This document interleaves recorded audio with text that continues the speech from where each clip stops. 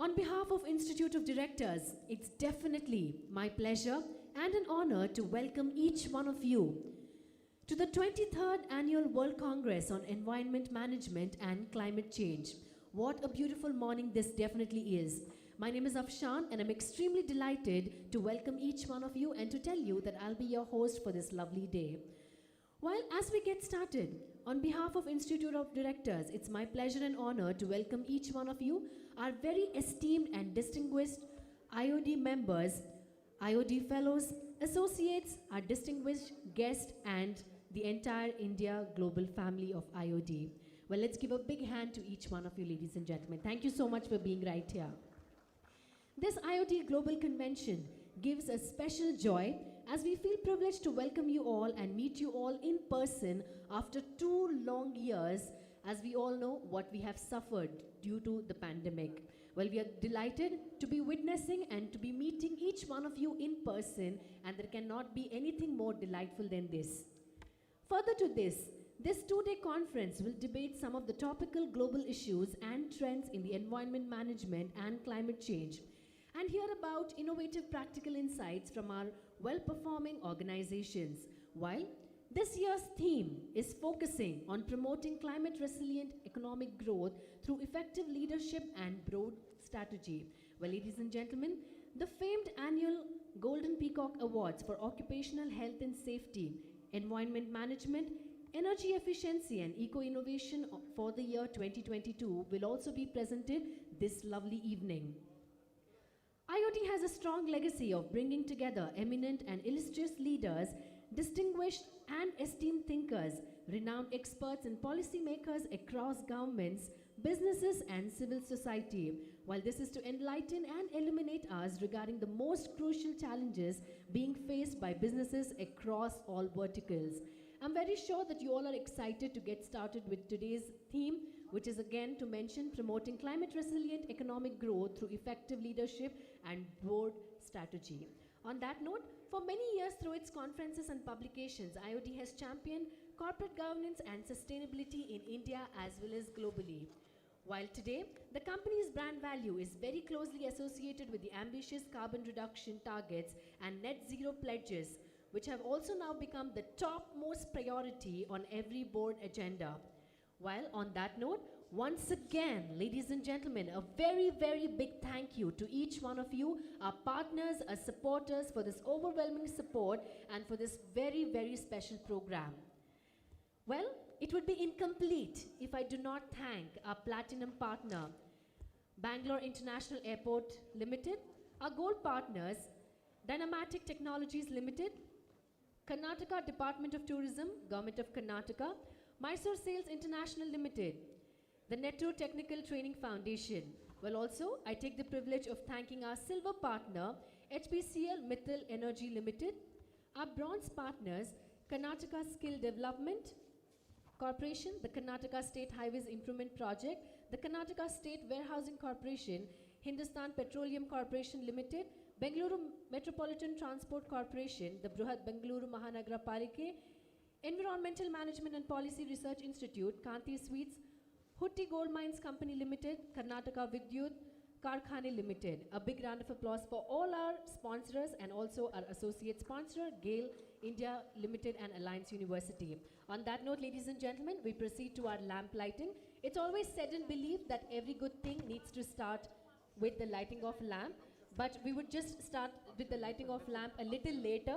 We would like to begin with our inaugural address. Due to the time constraint, ladies and gentlemen, we will just get started with the lamp lighting a little later.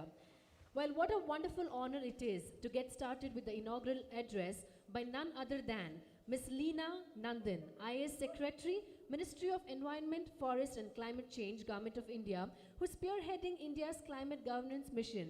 We're truly delighted that despite of her busy schedule, ladies and gentlemen, she agreed to be with us virtually.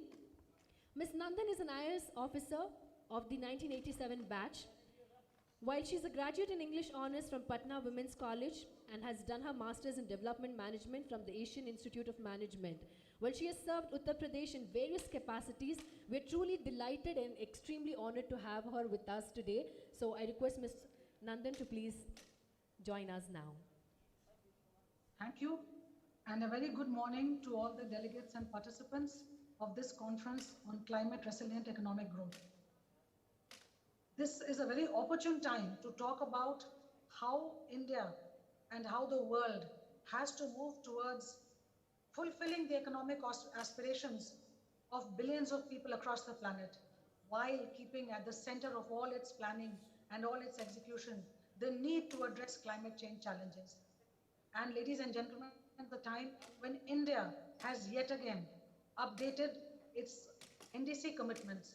And I would just like to take a step back and inform this august audience that while India had made its voluntary commitments initially to reducing the emissions intensity of its GDP by 20 to 25% by 2030, it has progressively and voluntarily been increasing its own target and achieving the target as well.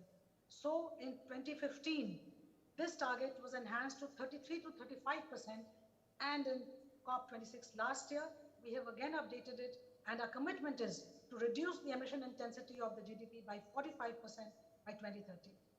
Similarly, the enhancement of our energy requirements is also matched with our equally unwavering commitment to meet our energy requirement from non-fossil fuel sources. And here, again, we have increased our targets, and now by 2030, 50% of the energy requirements of India would be met by non-fossil fuel sources of energy. This is a commitment to the world that India is on track towards fulfilling the economic aspirations of its people, and at the same time, all the priorities and all the planning and policies that require to keep climate change as the cornerstone of the planning has been taken into account. So today, there is yet another philosophy that we are bringing to the world, which was announced by the Honorable Prime Minister in COP26 in Glasgow. The message of the need for lifestyle for environment to become a global mantra. All of us in our individual and collective capacities can make a difference. We can become a core of pro-planet people who can bring the difference that we want to see in the world. And here I would also like to remind the august audience, and through you, the millions of people who you are going to influence, that what Gandhiji had said is so relevant for the discussion that we are having currently. Be the change you wish to see in the world.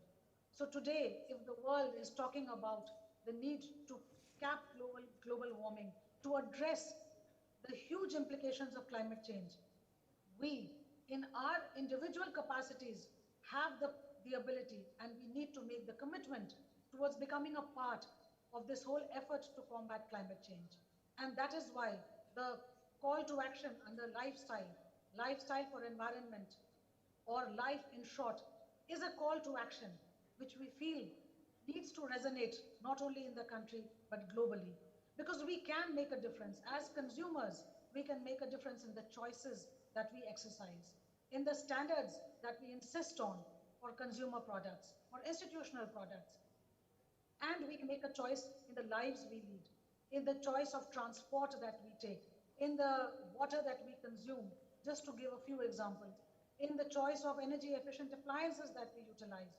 So today, we all have to work towards making this possible by embedding the principle of lifestyle for environment in every action that we undertake, in every message that we propagate. I'm very glad to see that the way this conference has been structured has taken into account not only the issues of technology and finance, but also best practices.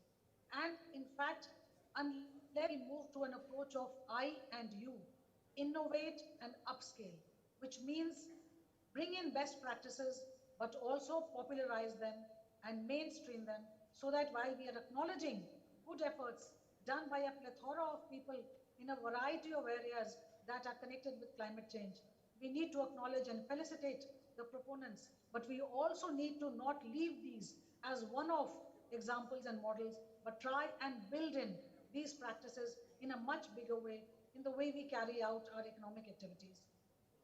policy also needs to take into account these learnings, and therefore conferences like this, which bring to the table these discussions, would also, I hope, and I'm certain this conference would result in very clear recommendations coming forward, building upon these good models, building upon these innovations.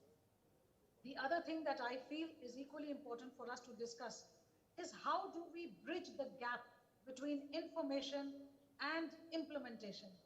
While there is a lot of discussion and there is a lot of availability of finance, how do we tap this finance? How do we bring it down to the medium and small enterprises which need much more support because they are grappling with the adaptation challenges and they need much more of the hand holding. So that kind of a discussion and discourse is very relevant, and I'm sure the conference today will bring out very coherent recommendations on this aspect as well.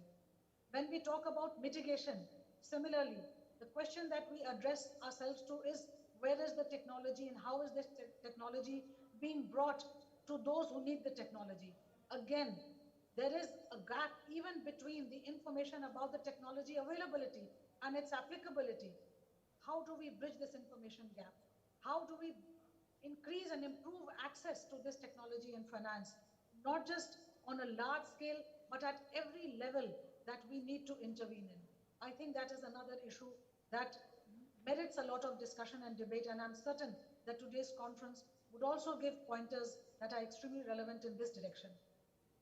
So I would like to thank this organization for consistently talking about environment management and climate change, and today focusing on the issue of how to grow, but how to grow in a sustainable manner, in a manner that does not threaten the very survival of the planet.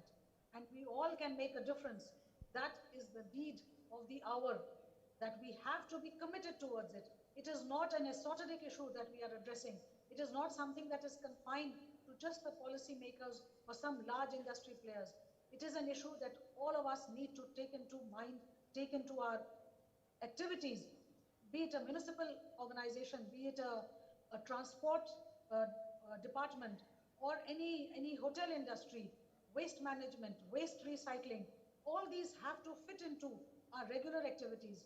These are not, we do not have the luxury, we do not have the opportunity now to think that we may or may not choose this way of implementing our policies and projects. We have to act now, and we have to act in tandem. So I'm looking forward to the recommendations of this conference, and I wish you the very best, and thank you for giving me the opportunity to address the distinguished delegates and participants. Thank you.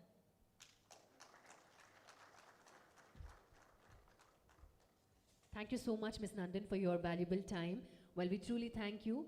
Despite having a super busy schedule, you still managed to take out some time for us. Now, ladies and gentlemen, I would request Mr. Arun Balakrishnan, Chairman, IOD Bengaluru Chapter, Founder, Chairman and Independent Director, HPCL Mittal Energy Limited, and former CMD, HPCL, to deliver the welcome address. Well, just to tell you a little about the gentleman, well, ladies and gentlemen, Mr. Balakrishnan, a stalwart with over 37 years of rich experience and varied experience in oil industry.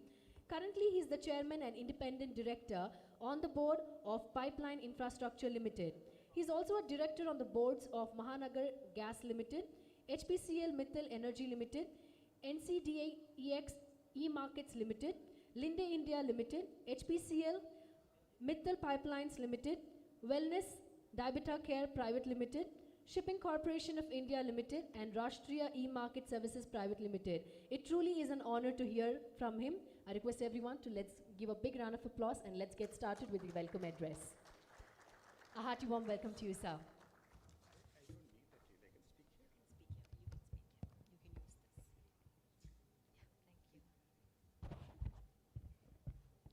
Thank you, and good morning to all of you, ladies and gentlemen.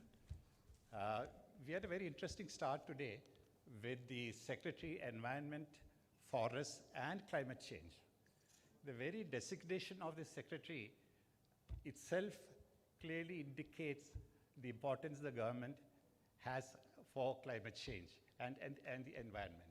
Long ago, when I was still working in HPCL as its director and chairman or the board of HPCL, we always used to go to the Ministry of Environment and Forest, as it was called then, for various approvals.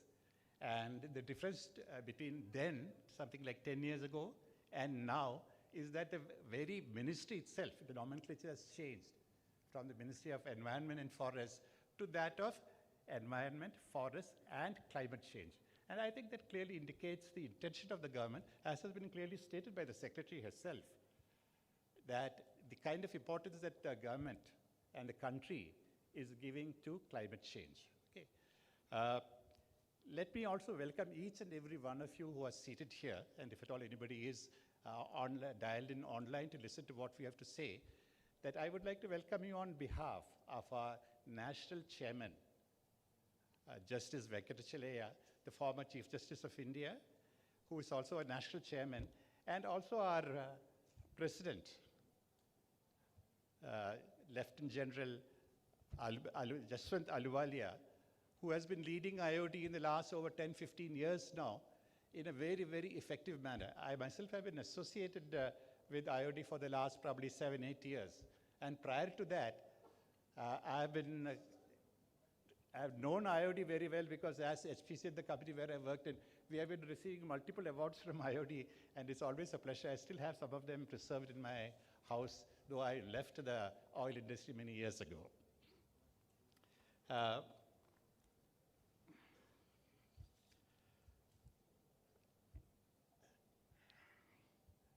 This is the 23rd World Congress on Environment Management and Climate Change, which only means that this is not the first time that we're looking at environment. We have been continuously inviting people to join us to discuss the various issues that are involved. But the focus here is on climate change because earlier it was environment, how to keep our environment clean. Though we still had a lot of work done as far as the environment is concerned. Like for the industry where I come in, petroleum industry, we made sure that we cleaned up a whole lot of our petroleum products by investing huge amounts of money in downstream activities. The kind of hydro treatment that the products that we sell has gone through, the quality of the products has changed immensely. And to add to that, the automobile manufacturers have made sure that the tailpipe emissions of cars, which are one of the greatest polluters for most countries, have been absolutely cleaned up. So we are in a situation wherein, okay, there has been a focus on environment, there has been a focus on forests, and now the impact of what we probably did not do enough is showing in terms of the climate change. Okay. Let me also welcome our esteemed speakers. We have two of them. One of the speakers could not make it in time. It was the Home Secretary who was supposed to be with us today. But we have today the top diplomat, the Consul General of Canada with us today, Mr. Kenneth Wong. He just now told me that he has been here only a few months since February. So he's just getting familiar with all our ways we do our business and we welcome people. Okay, but Canada as an investor, sir, for Bengaluru is, what shall I say, has been very impactful. Like, for example, the beautiful airport that we have is owned by Fairfax, owned by a Canadian-Indian, Prem Vatsa, who owns something more than 50% of the airport. And the airport is today, I think, one of the finest airports in the world. And we have all experienced it, and the expansion of that is going on. And I am sure there will be more Canadian investments. Another big investor, Canadian investor in India, is Brookfield Asset Management Company. I am pointing this out because I have a very close association with Brookfield, because I am the chairman of one of the companies they have here called Pipeline Infrastructure Limited. Though Brookfield is into many other areas, including roads and telecom towers and a whole range of it. So let me have the pleasure of welcoming you once again to this seminar, and we look forward to hearing from you as the day goes along. We have the top diplomat from Germany as well, Herr Frederick Berggelen. Es tut mir leid if I got that wrong.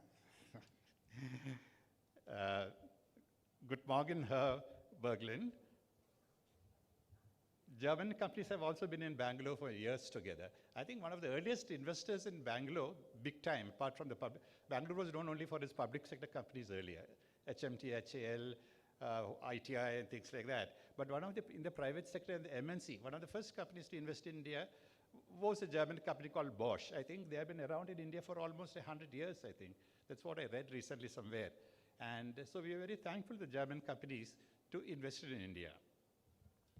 I was just looking up what all German investments have been here. Of course, all of us are familiar with their great cars that they market here in India, the BMW, the Mercedes-Benz, and we are also familiar with Siemens, one of the finest engineering companies that is here.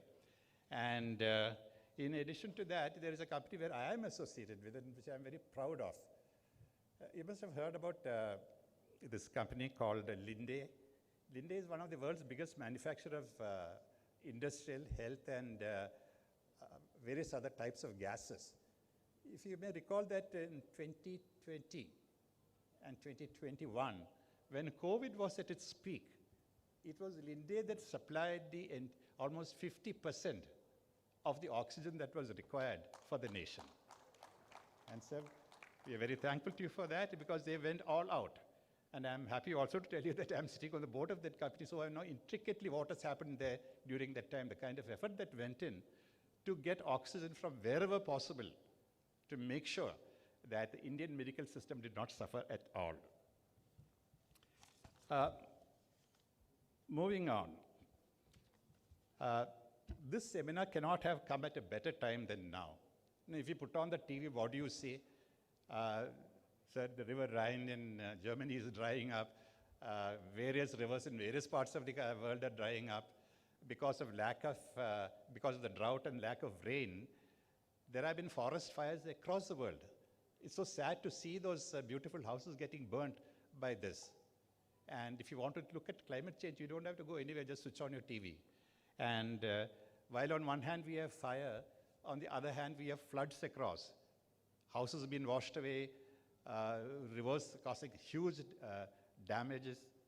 And if you really, for a country like India as well, there has this year, for example, in the last 5 years as well, we have had this additional rain, excessive rain, had tremendous impact on lives right from Kanyakumari in the south to Kashmir in the north.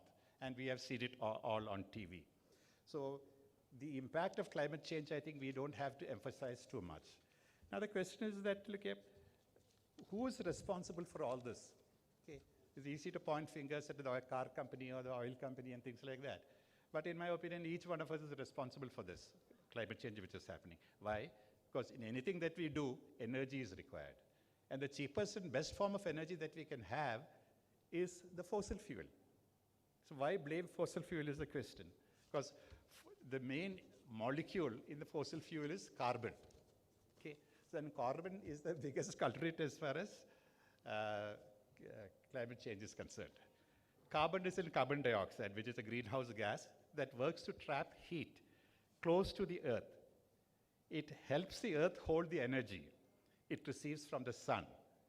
So it doesn't all escape back into space. It holds the warmth which the sun gives to a great extent. And they say if the carbon dioxide cover, greenhouse gas cover was not there, the oceans in the world would freeze. So we need to have a certain level of heat.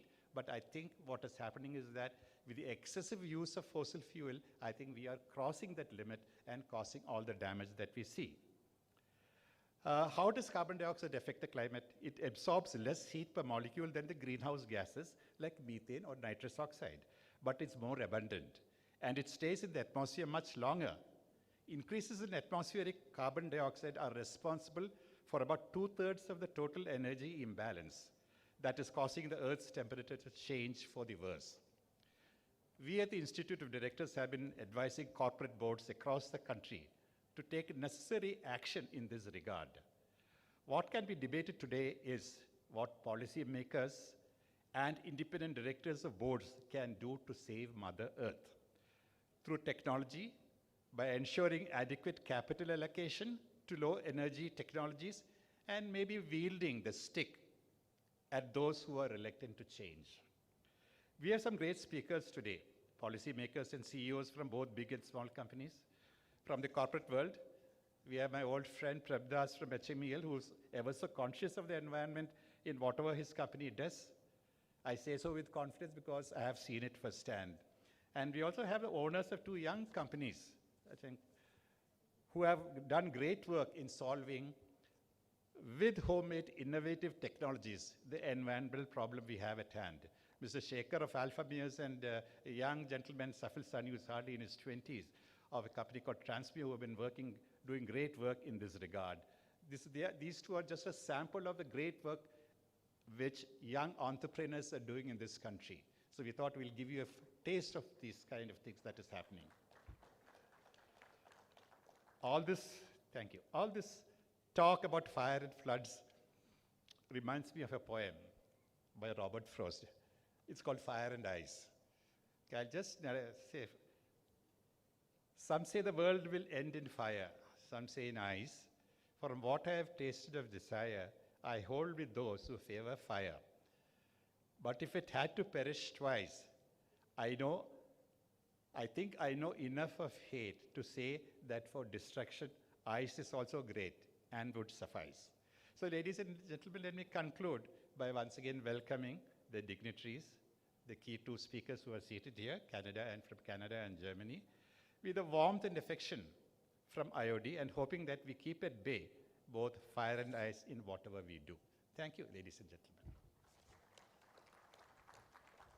Honorable guests, ladies and gentlemen, it's a great pleasure for me to welcome you all for this World Congress on Environment and Climate Change. I know we have been holding this since 1997. IOD has been holding it every year, and Bangalore must be holding it for the, I suppose, 7th or 8th time. So it's a great pleasure to be here in Bangalore and to host this very important conference on a very important subject.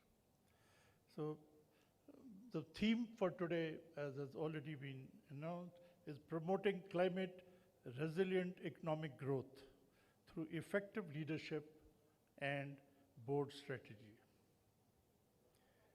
Nature is on a rampage, as the chairman of Bangalore chapter just mentioned. The warning us that enough is enough. This is what the nature is saying. It is striking, nature is angry. It is striking back with fury. This is what really is happening. Climate change has become the edge of a new frontier. So another war that has to go on by us is the climate change. The 20th century, that is the last century, was marked by both the recognition and creation of a host of environment problems. That was the last century. And the 21st century now bears the burden of resolving these problems. The current complex, non-linear change in the Earth system have unprecedented in human history. The media attention to environment problems has tended to emphasize catastrophic events, controversial individuals, or interest group conflicts. As the nation's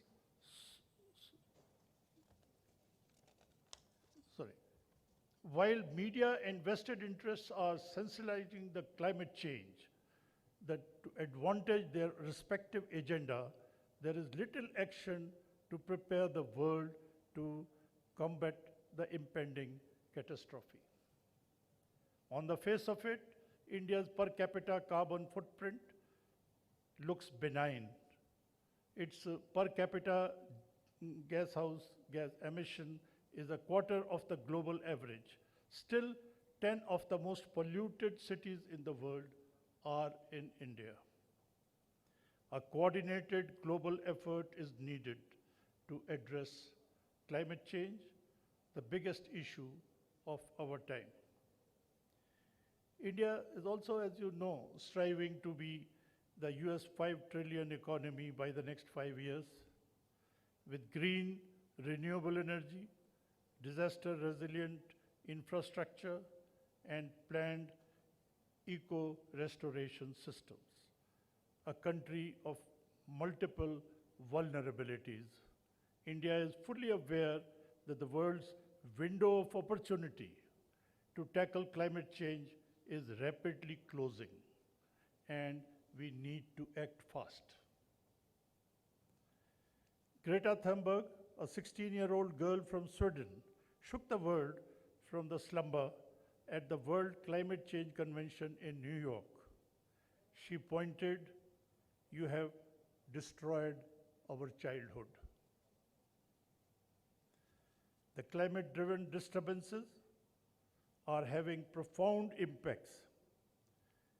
External weather events in India last year, as mentioned by the chairman just now, affecting 3.8 million people and damaged over rupees 50,000 crores of property. We had 4 floods in October, November last year, November 21, especially in South India, 60 days of incessant rain due to low pressure areas in the Indian Ocean. Honorable Prime Minister Modi, he set up the International Solar Alliance during the Paris Agreement in 2015 so that India becomes the global solar energy hub.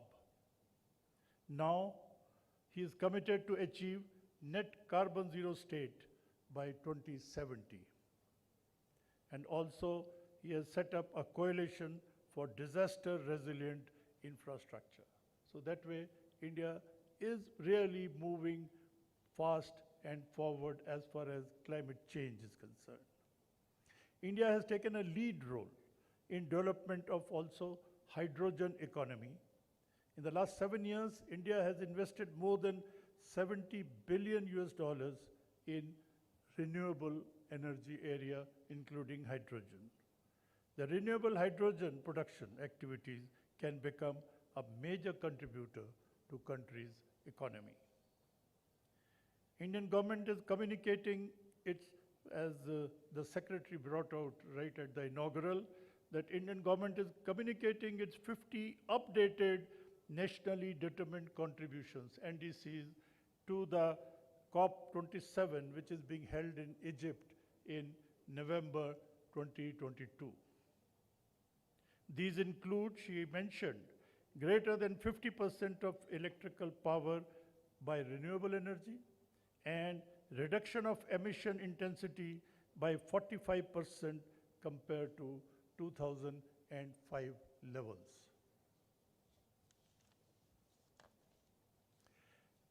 OECD, in its report on 8th June 22, that is just 2 months back, they focused on the implication of climate change on corporate governance, as far as we in the corporates are concerned. The implications of climate change on corporate governance, it says, are too many reporting standards are there on sustainability, focusing on their own target audiences, and none is actually assured by a third party.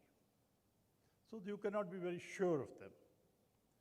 To achieve net zero targets, the corporate boards require, this is what we are going to be discussing for the next 2 days.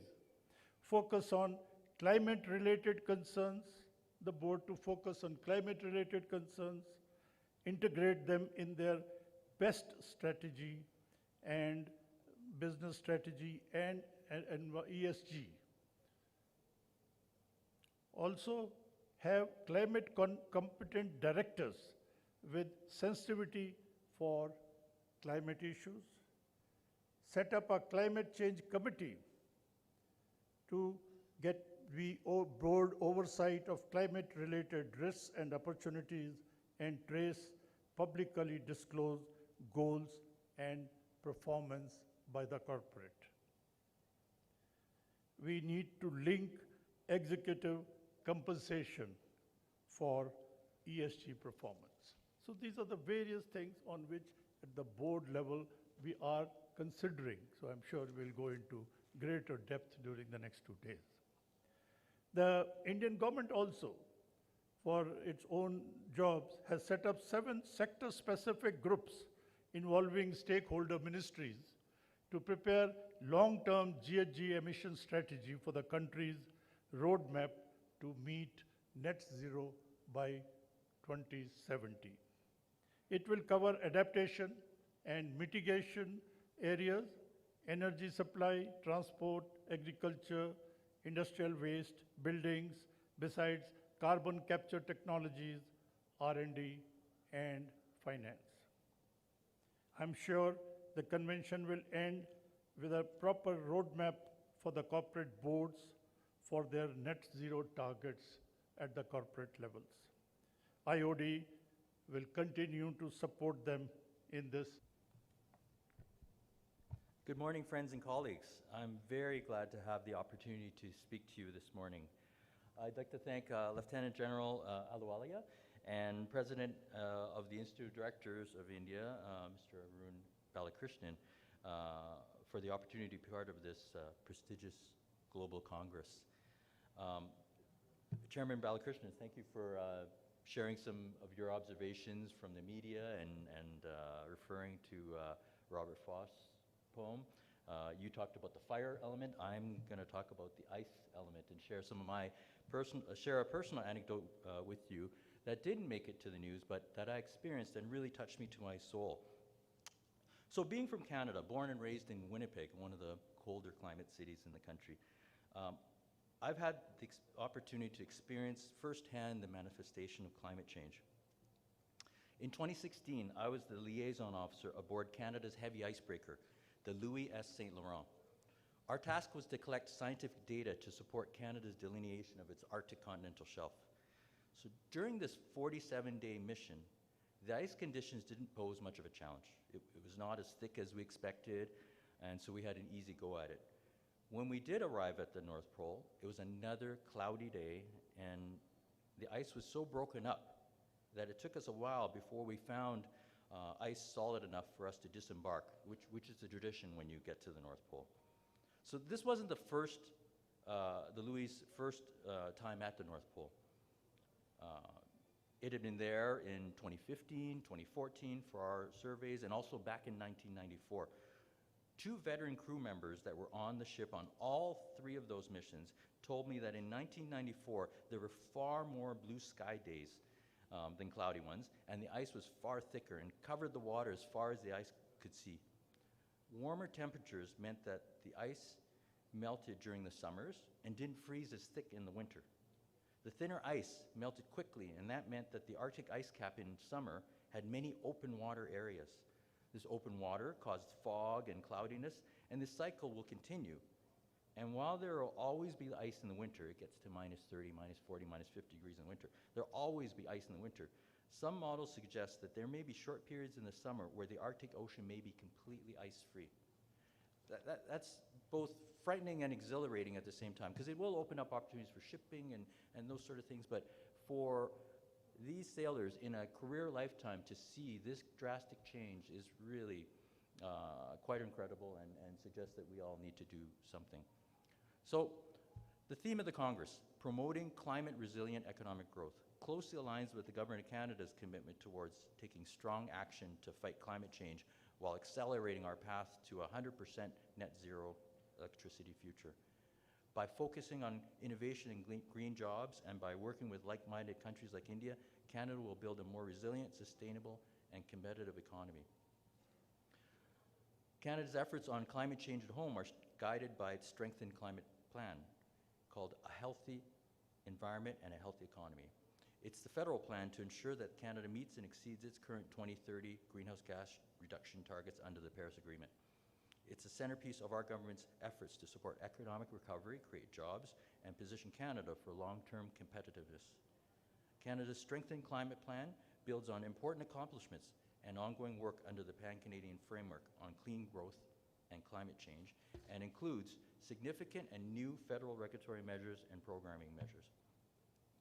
Canada is committed to the development of its clean tech sector and supporting its green recovery.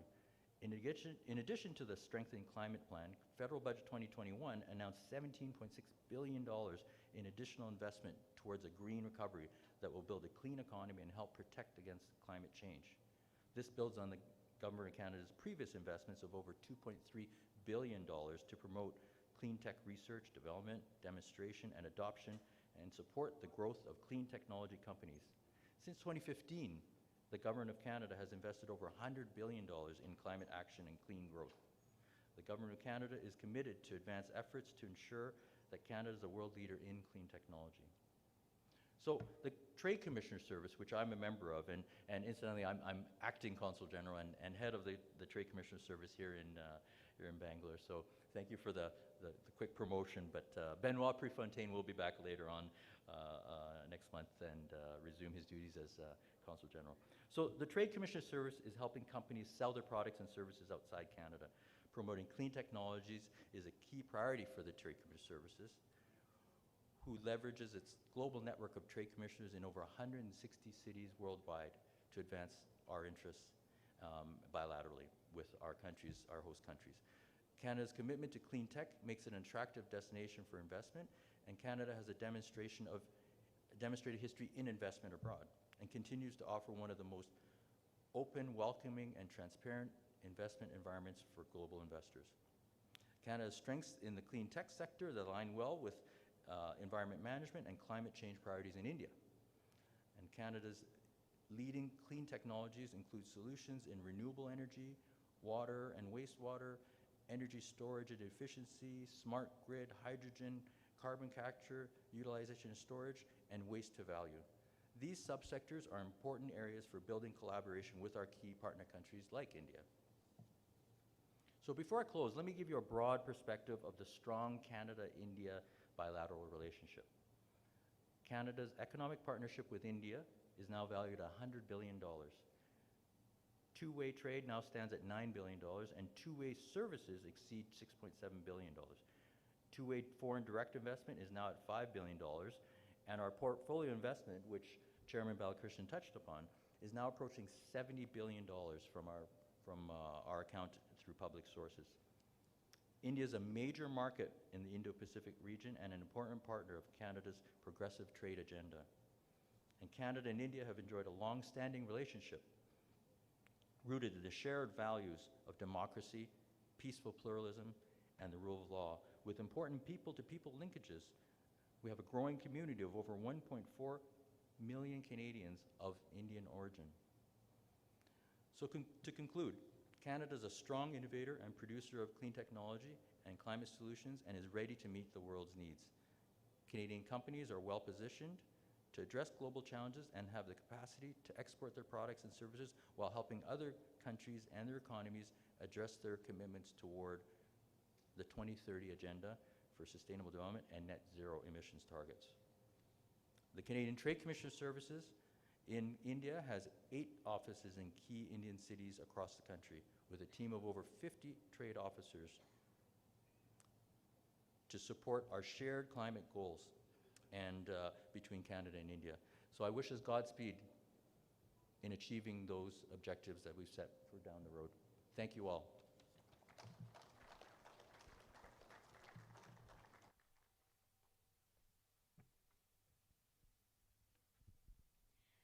Thank you so much, Mr. Wong, for your very enlightening address. And now, ladies and gentlemen, I would request all our guests on dais to kindly please release the convention souvenir. I request everyone to raise a big round of applause as we have our convention souvenir released, requesting all our distinguished guests on dais to please do the honors.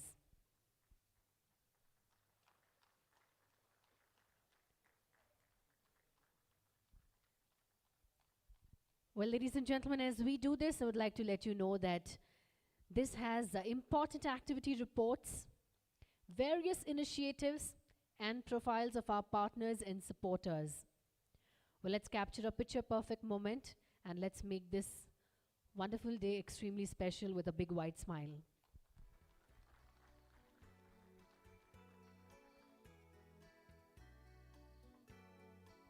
Thank you so much, dignitaries, for doing the honors. And now it's time again. I would request our distinguished guest on stage again to release the Winners Digest on Environment Management, Energy Efficiency, and Eco-Innovation for the year 2022.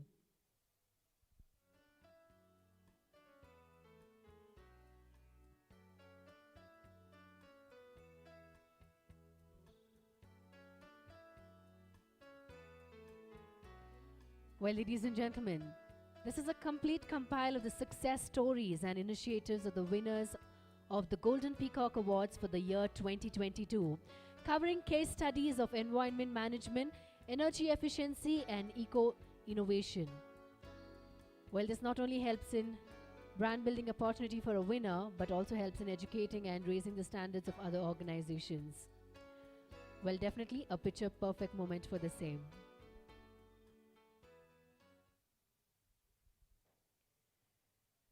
And now, ladies and gentlemen, I would also request our guest to release the Winners Digest on Occupational Health and Safety for the year 2022.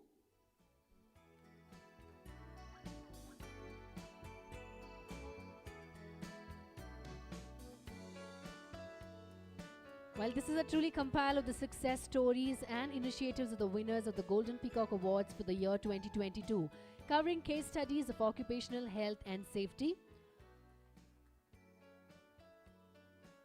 And with that, I wholeheartedly thank all the dignitaries on dais. Thank you so much for doing the honors and for releasing.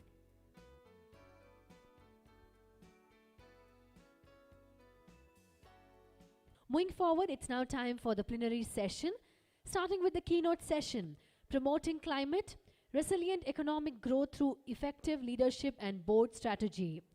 Well, join along with me as I invite our first distinguished keynote speaker of this session, Mr. Owais Sarmad, Assistant Secretary General and Deputy Executive Secretary, United Nations Framework Convention on Climate Change. Well, just to tell you a little about Mr. Sarmad, ladies and gentlemen, he is going to be live from Geneva.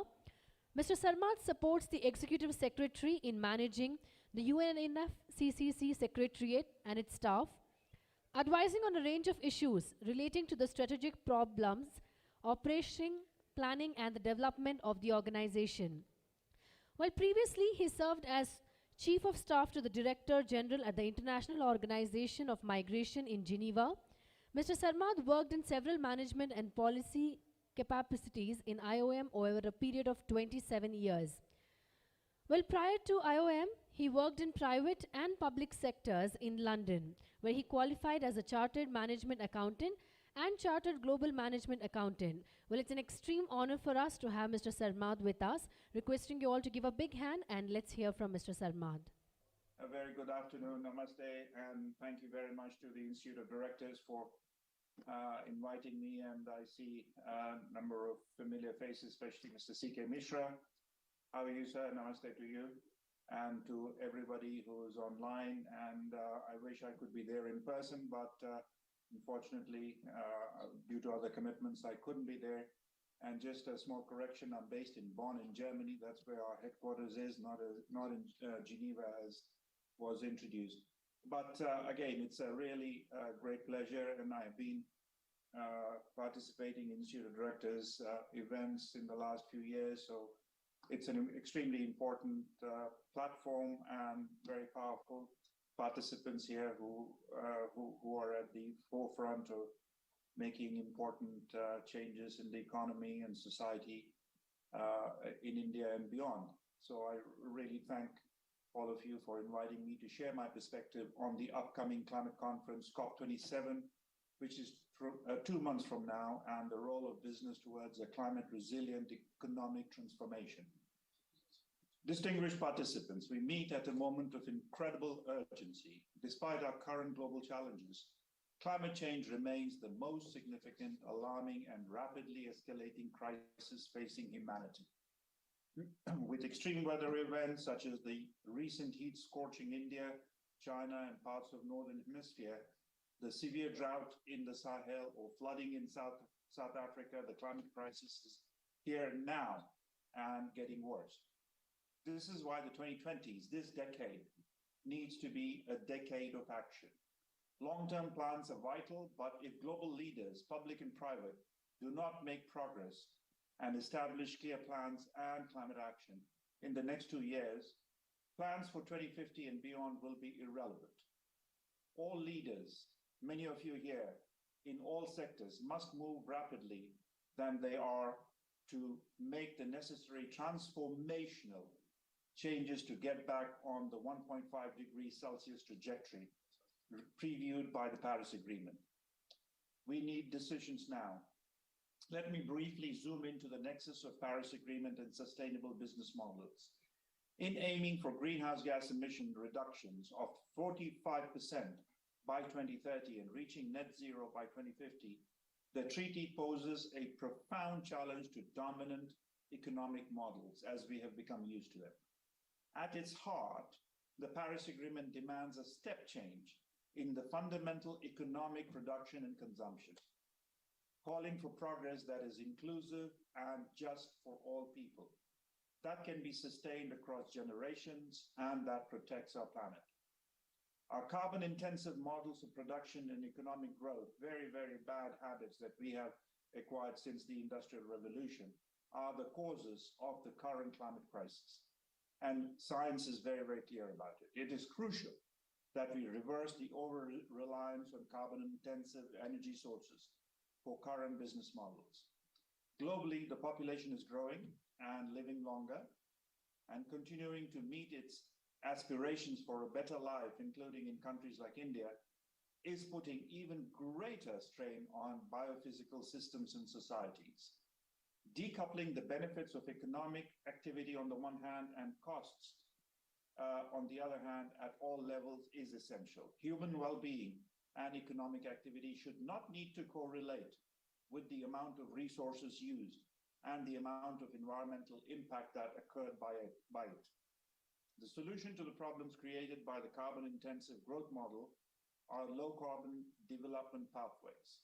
These focus on addressing and integrating climate action with development objectives, thus transitioning national economic systems towards a low-carbon, climate-resilient development.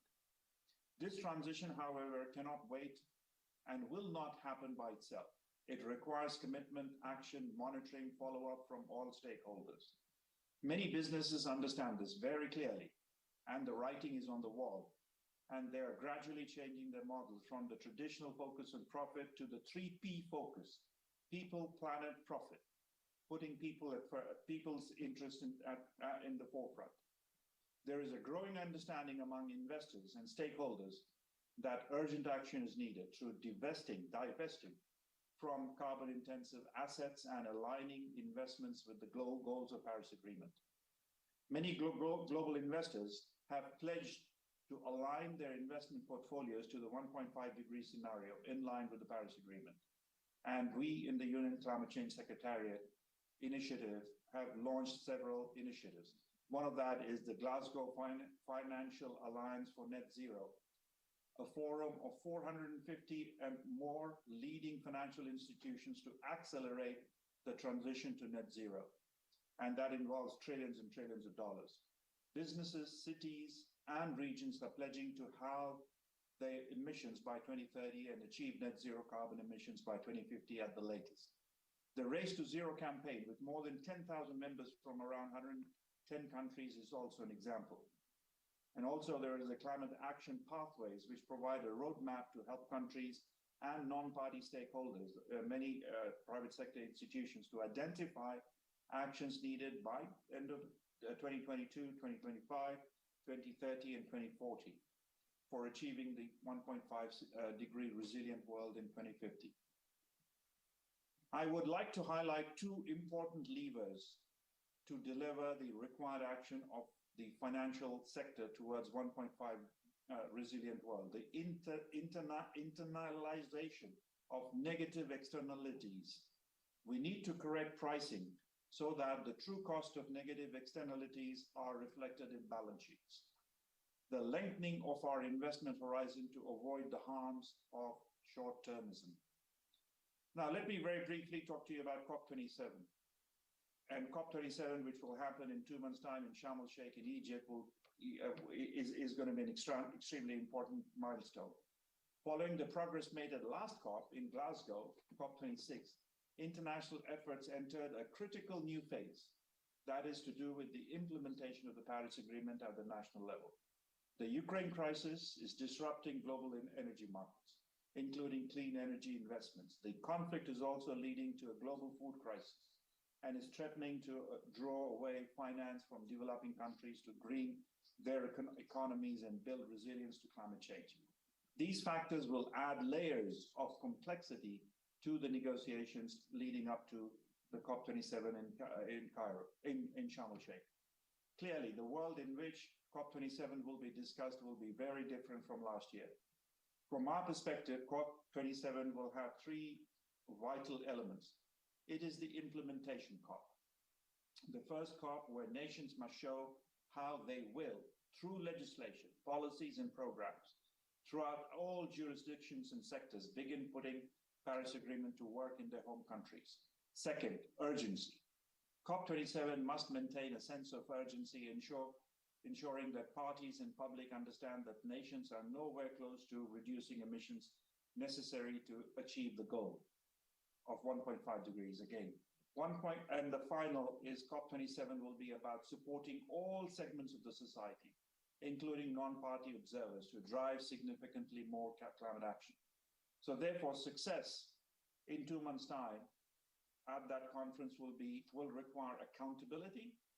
Nations are accountable to each other and to their people. This is why they need to set ambitious targets and implement them. Second, an honest assessment of their current plans to reduce greenhouse gas emissions in order to meet the 1.5-degree goal.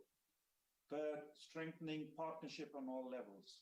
Nations, businesses, civil society needs to collaborate and protect the world against the deadly current and future impacts of change. Distinguished participants, to conclude, I want to share a few reflections from my personal perspective for you to take into consideration and explore further. First, we are capable of great things when we work together across geographies and generations. Second, we can limit global warming. There is still hope, but the energy transition needs to happen now. Third, the future is the sum of decisions made today, and you have the means to influence this through your activism and in your sphere of influence. Fourth, we need to reverse the over-reliance on carbon-intensive energy sources. And finally, decoupling the benefits of economic activity from its cost at all levels is essential. So I've talked a lot, and I hope I've shared some thoughtful reflections with you so that you can take that into your deliberations and more importantly, in your planning and supply chains and spheres of influence, and do the right thing, and hope we can work together in some fashion, some way or the other. And many of you might come to Sharm el-Sheikh, and I look forward to seeing all of you and hope to join you in person next time at the IOD event. Thank you very much and wish you all the best.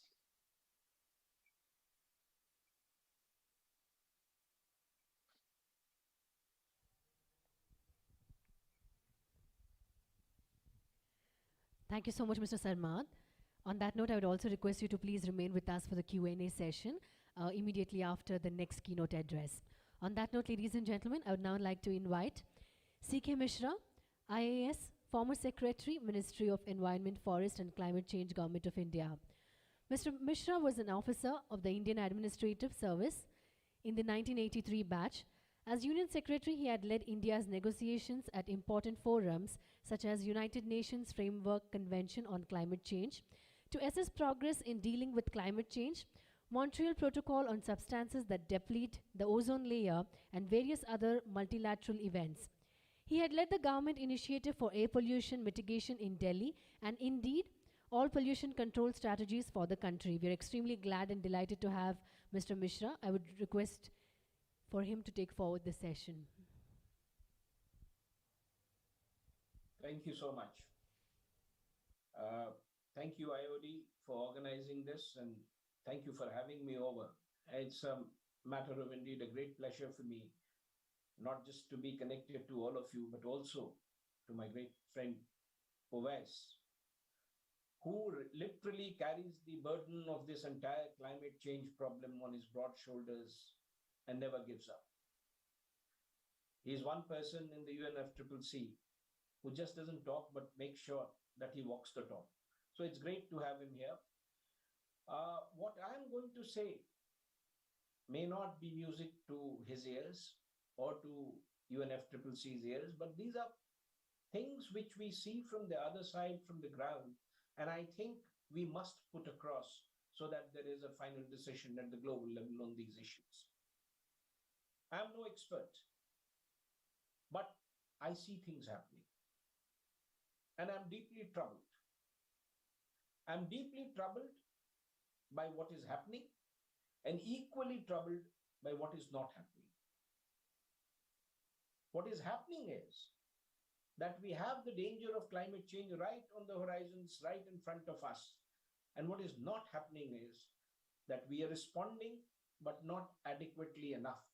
We recognize, but do not react. I think time has come when the globe realized that if we take this action slowly and do not react fast enough, it's going to hit us hard. Whether we like it or not, climate change is for real. It is there to stay, and there's nothing you can do except either face it or prevent it. So, year after year, we have this talk going on where nations come into conversation for a global strategy on this. The strategy since Paris in 2015 to Glasgow last year, and now to Sharm el-Sheikh next year. My own feeling is that we are recognizing the same problem time and again and trying to find solutions. But that solution is more in the change in language from one meeting to another, rather than actually saying who's doing what and who's accountable for what. And this meeting, particularly talking about leadership and board role, is very critical because the buck must stop somewhere. So it's about accountability. Who's done his role and who's not done his role. And it's about action. It's about leadership. When you know the problem, you know the solution, the only way to move ahead is effective leadership, which can carry everyone along and actually implement what you want to do. Global decisions, global concerns have to be converted into country concerns. And let me put it very bluntly at this stage, no matter how much global concern you have, unless it is led by countries, results will not come through. And how does country do it? It does it through its industry, through its organization, through its economic forums, through its board of directors who are responsible for decarbonization. So it's a very relevant role that they really, really play in preventing this imminent danger that is before us. The issue is, it's not just Paris, much before that and onwards, why haven't we seen as much action as we should have seen? And that is because while we agree, we do not do a finger pointing at the culprits who do not play their roles properly. Have we ever acted on any body or organization which, for not trying to decarbonize, even if they have the resources, not having the will to decarbonize? Has any country which really hasn't put its hand in its pocket, although they are full, and taken out some and put it in the pockets of others who had nothing in them to actually help decarbonize? We have not taken action anyone for finance not flowing. So as a global body, we need to now get serious about it and start taking action. Why don't we discuss projects in COPs? Why are we only discussing concepts in COPs? Wherever it is necessary, the country-backed legislations must come up. We've not had this legislation. I'm not saying that, nothing has happened. The point I'm trying to make is not being critical of the system, but trying to say that these are things which should have happened and have not yet happened. That is the entire point I'm trying to make. The entire globe is going through a debate between development, growth, ecology and climate change. I think this entire debate is a non-starter. There is no reason to think that growth will happen only at the cost of destruction of ecology. And globally, this has been proven. We need to take, for example, what India has called the path of responsible growth. And that is what the board and the leadership need to get into. We need to actually see economic development and climate resilience and see how they can achieve common goals. It's possible to do it. Technology is there. You have to put in resources, and there are people willing to do it. We have to develop infrastructure because that is an imperative. People have not seen fruits of development for so long, they need those infrastructure in developing countries. We can't deny it to them. So while we don't deny it to them, are we ensuring that this infrastructure which we are creating is climate resilient? Are we able to really maximize economic benefits from climate resilience projects? To promote it, to boost it. And on the other side, I think there is a strong need today to create a climate resilient workforce and also a resilient community which can withstand all this. But to do all these, ladies and gentlemen, there are two critical elements that we need. One is finance, the other is technology. Unfortunately, globally, the promised finance has not so far come. I'm an optimist, and I think it will come, although year after year my optimism is decreasing, but I still hold on to my view that someday it will come. And second is technology.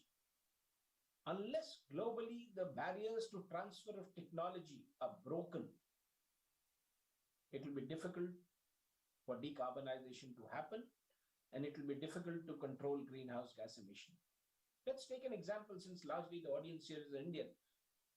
Can you imagine the largest group in India, that is the MSMEs, decarbonizing and getting into reduction in greenhouse gas emission without technology being offered to them?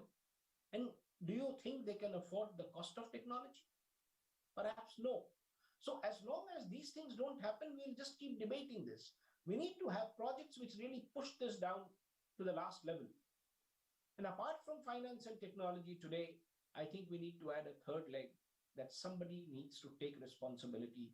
We need to develop a leadership which will take us ahead in the climate field. Well, what are we looking at really? When we say resilient economy, everybody's talking about it. I read articles which, I wish were demystified for everybody to understand. One of the biggest problems globally, and I hope Oais is listening, is that we are unable to demystify and put across the issues relating to climate change in a common man's language. Unless we do that, the responsibility will not flow down to the last person. Having said that, what are we looking at? We are looking at a quick recovery from the adverse impact of climate change. We are looking at processes which can withstand climate change. And we are also looking at a thought process which is futuristic in nature. One which can assess what is going to happen in future in terms of onslaught of climate change and is able to protect itself right from the beginning. This system has to be a system which is continuously learning, continuously educating itself. And this is where the criticality of the role of a leader comes in, which can assimilate all this and put it into a broader thought process. When you talk about decarbonization, that's the buzzword. Everybody's talking about decarbonization. And some knowing fully well what they are doing, some not so fully well. But still, everybody's talking about it. So, we are looking at green technology, which is not the easiest thing to get, particularly for a developing nation. We are looking at huge investments, and we are looking to reassure the system that we will reduce greenhouse gas emissions, as Mr. Owais was pointing out, that industries and other outfits need to really work at it. The other issue that we keep talking about is net zero. Some countries say 2050, some say 2060, some have said 2070.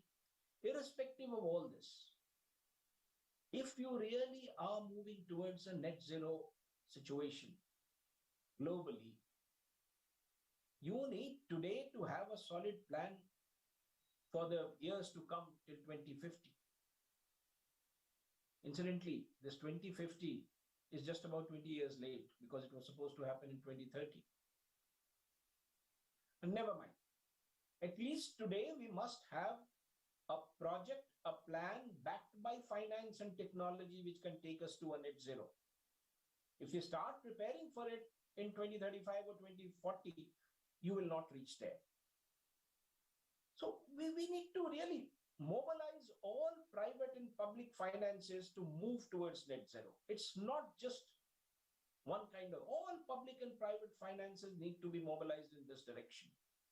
And we must realize that the annual clear energy investment in this world has to increase by 4 times if you really need to get there.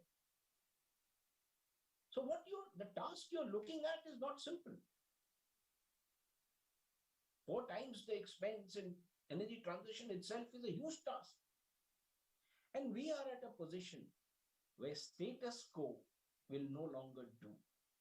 We are at a position where slowly decarbonization is not going to be the solution. We have passed all that, and there is a sense of urgency with which we need to decarbonize, and not just decarbonize, couple it with all other climate-friendly actions which will help us live in a better world. There's a lot of work to be done.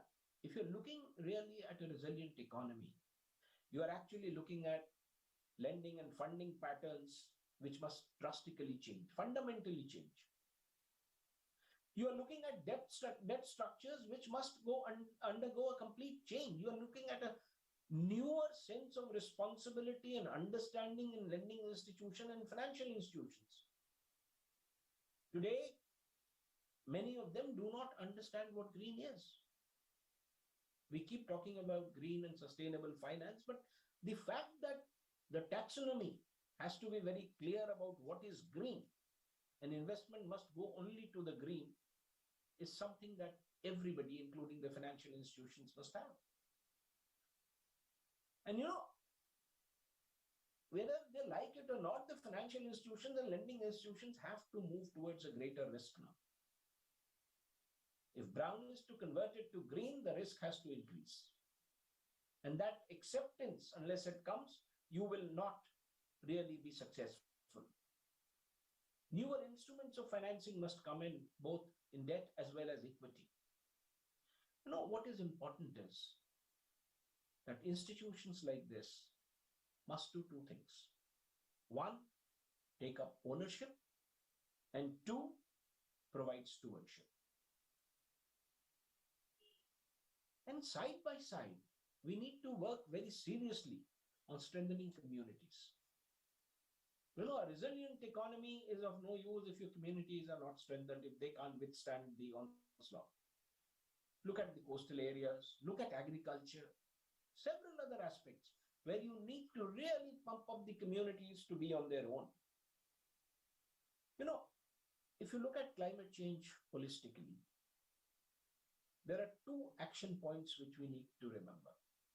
One is prevent additional damage, which means halt the adverse impact of climate change. And the second is prepare for the climate impacts that are already there. In larger word terms, if you ask me, it is the same old problem of mitigation and adaptation. The globe today is focusing on decarbonization. Even in if you look at the kind of investment that has gone on in climate change, I think the only worthwhile investment that have happened is in clean energy. And I guess one of the reasons why it is happening in clean energy, it is visible and also profitable. We are not getting investment in other fields.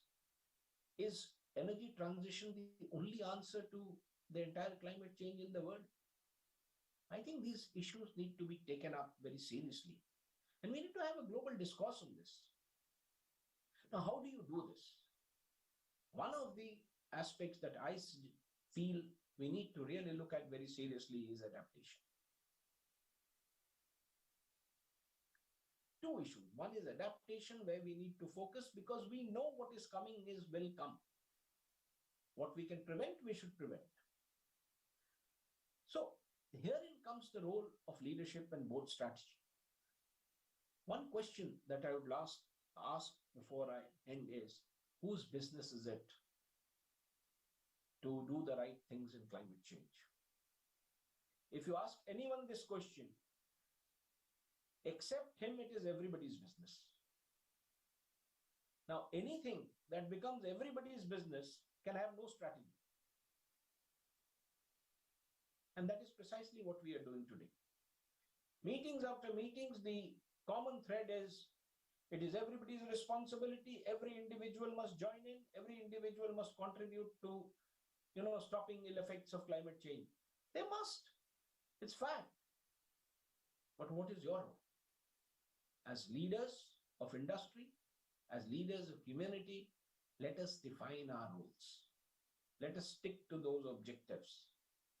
The buck has to stop somewhere. If organizations have to decarbonize, a determined leadership must emerge in those organizations. And that is where I think very specifically the role of the boards come in, and the issue that knowledge must be centered there is very critical. Today, whoever I talk to from big industries to small industries says, we are deeply into ESG. What is ESG? Does ESG mean hiring somebody who's knowledgeable in environment front and thinking that you've done your job on ESG? I mean, this is something that organizations need to think, leaders need to think. What are we talking about? I mean, I would have been very happy today if there was a larger speaker representation from the industry and leadership and the board members, but I'm sure they are listening. The business of climate change is not government's business alone. The day it becomes government's business alone, it will not be successful.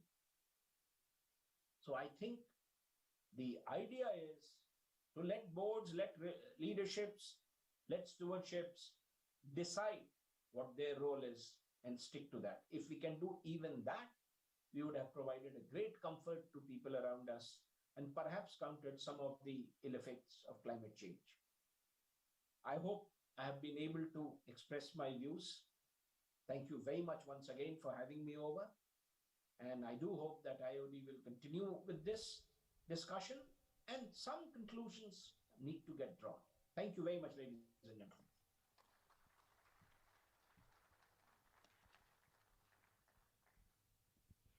Thank you so much, Mr. Mishra, and thank you so much, Mr. Sarmad, both of you, for the wonderful session. Well, also to just inform everybody, ladies and gentlemen, Mr. Sarmad and Mr. Mishra have worked together on several projects, COP26 and framing policies for Paris Agreement. And now the floor is open for questions. Well, just in case if you have a question, you can just put your hand up in the air. We have our volunteers who will assist you with the mic, and we can proceed forward. Well, also I would like to mention that our IOD members are extremely excited to have both of them together, and hence they have a lot of questions as well that they want to ask you. Well, firstly, let me take the pleasure of asking the first question from the members. Well, to both of you, what remains the outlook for India towards COP27, especially after Honorable Prime Minister of India has pledged that India would meet 50% of its energy requirement from renewable energy by 2030?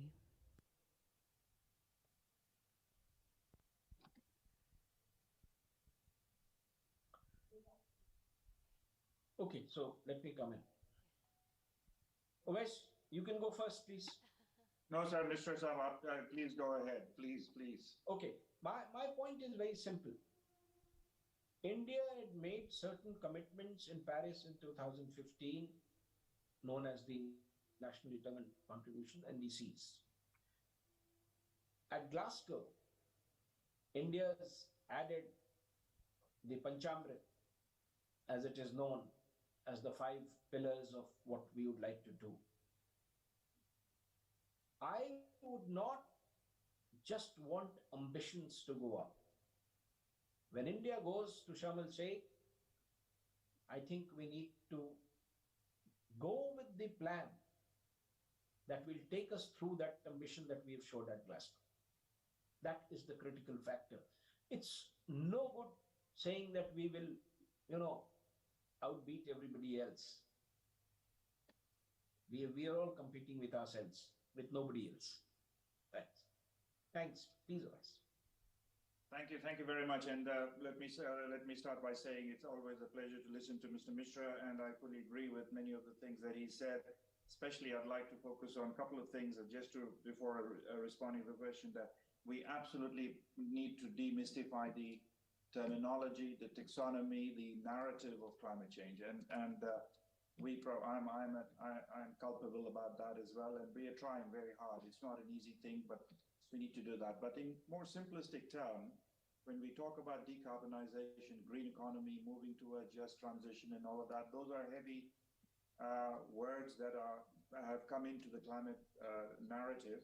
Basically, fundamentally, it means we need to go back and look at our individual, and in this context, at this platform, the companies, the board of directors, as was said, they need to look at the profitability of the companies, the supply chains of the companies, and ask simple questions.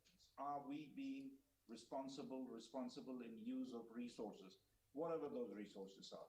And are we making the right decisions to make sure that those resources are not exploited, they are not harming the environment, and the trajectory there has to be the lesson from Kodak. If companies don't do that, the societies are realizing that this cannot continue the way it is, so therefore things have to change. So the companies who do that, make that change, will be the leaders in the forefront. So many of you in the room, you know this, and that's what I would expect, and I hope you can all get together and do. Now, with regard to the question about India's expectations in COP27 in Sharm el-Sheikh, I agree again with Mr. Mishra. Yeah, talking about ambitions and even plans and all of that, we need concrete plans. The beauty of Paris Agreement is note, it is not a binding treaty. It does not require any government, any actor to do something, so there is somebody who's watching and penalizing if you don't do it. It's all voluntary. So therefore, the beauty of it is that who takes that action at what level and displays it in a very transparent way. So that is where the moral, ethical, and societal leadership. So that's what India has been doing and doing very well, and I expect that will continue in Sharm el-Sheikh with some really groundbreaking announcements and to show that it can be done in a country like India.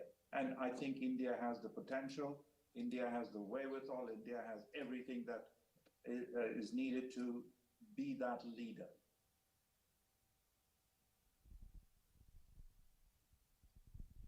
Thank you so much, both of you, for answering. And now, ladies and gentlemen, the floor is open for questions. In case if you have any questions, please put up your hands in the air. Could we have the mics passed, please? Yeah.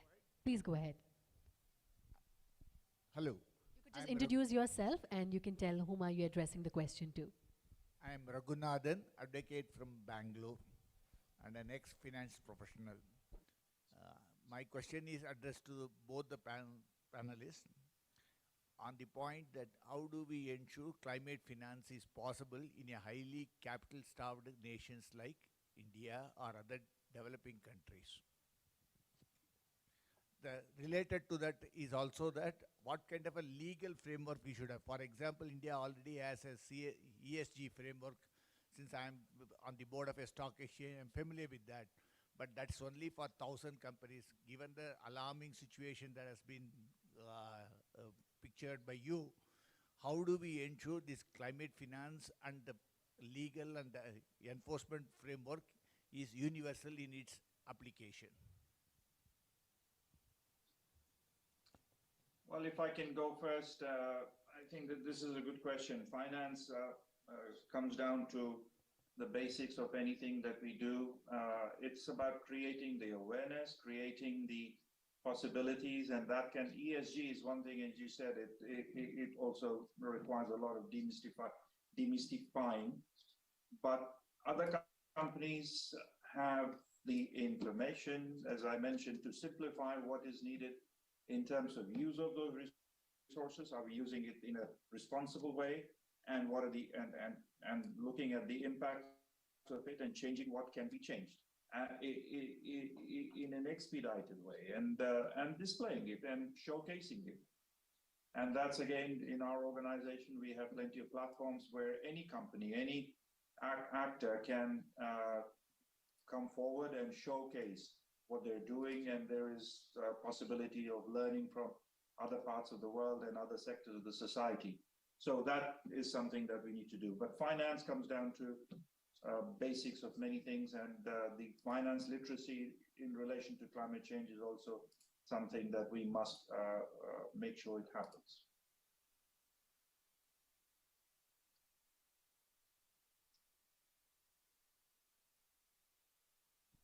I absolutely agree with what Ved had to say, because the critical element is finance. And just to share with you, in India, we are making this effort at sustainable financing. There's a committee which is going on, and I happen to chair that committee. We are looking at sources of green financing, both the definition of green financing as well as sources of green financing. We are looking at both institutional finance from within the system in India, both private and public, and also looking at finance from outside by creating new instruments of debt as well as equity. And this green finance, the idea in India, I'm just sharing this thought, is to make the IFSC at Gift City Gandhinagar the hub of global green finance. Currently, like exchanges like Luxembourg are working on this. So we are trying to do that. I mean, that might get us some finance, but unless we have A, external funding, and B, some amount of legislation, or let's say not even legislation, some amount of government direction to push this finance to come in, it will not happen anyway.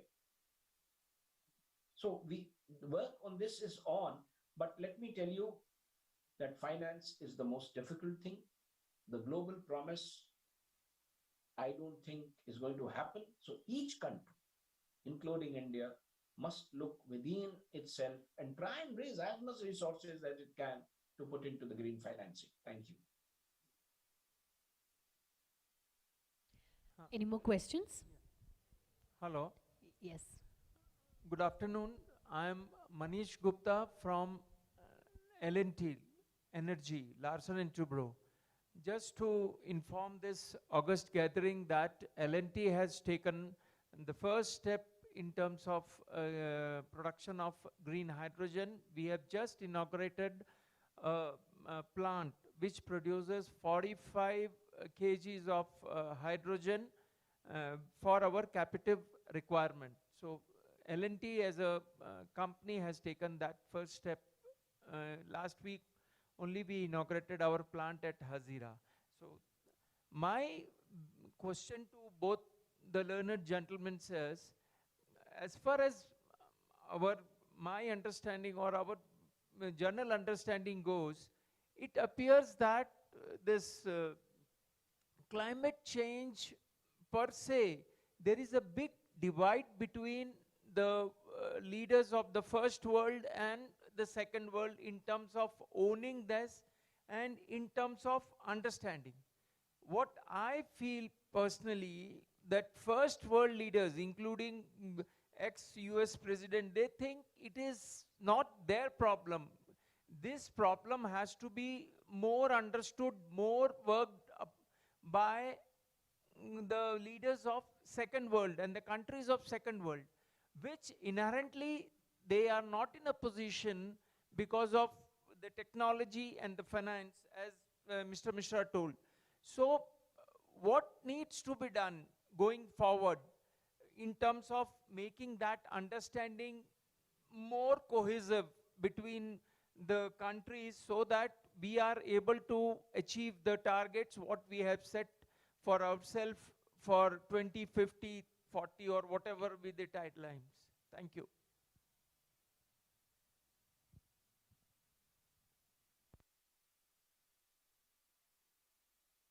I think this is an ideal question of this divide between the developed and developing nations for UNFCCC to answer, and they've been taking up this challenge for a long time. But in a lighter vein, you are right. The first world countries, as you point out, they do not seem to be taking responsibility. And the reason is that they are responsible for where we are today.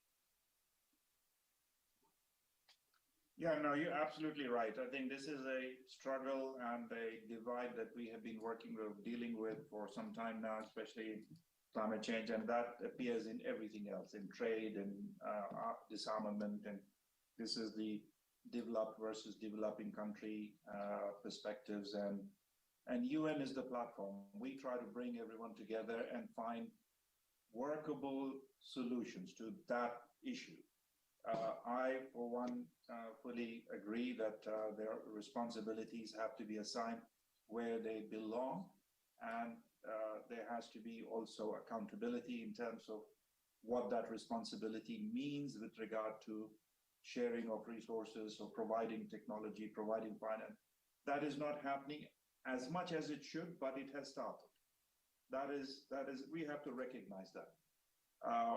There are many targets that need to be still fulfilled, but from my perspective, where I'm sitting, I see that trajectory changing. Now, here is the most important thing, and I appreciate very much what L&T is doing. Continue in that path. Green hydrogen has been quoted as the future of green energy and so on. Yes, that is one of the mixes in the equation of addressing climate change. But what is more important is that companies like L&T need to make sure that they really internalize the change, the transition, and make those changes that are transformational. And I think that is very important. And those who are in leadership positions have a greater responsibility to do that.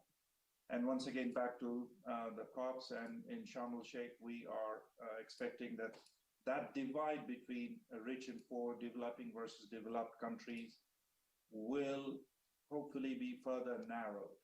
It won't go away. That is, we have to understand that, but we need to continue to work on that. No, I fully agree. I mean, UNFCCC has been the only platform which has been advocating responsibility at the correct doorstep. And if you continue pushing this, whether or not the responsibilities are taken over, I think some responses will start to come. And that is very critical in our fight against the ill effects of climate change. Count on my support. I'm continuing to do that, yes, and ready to become criticized about it. So no problem with that. No, we all should be ready for that.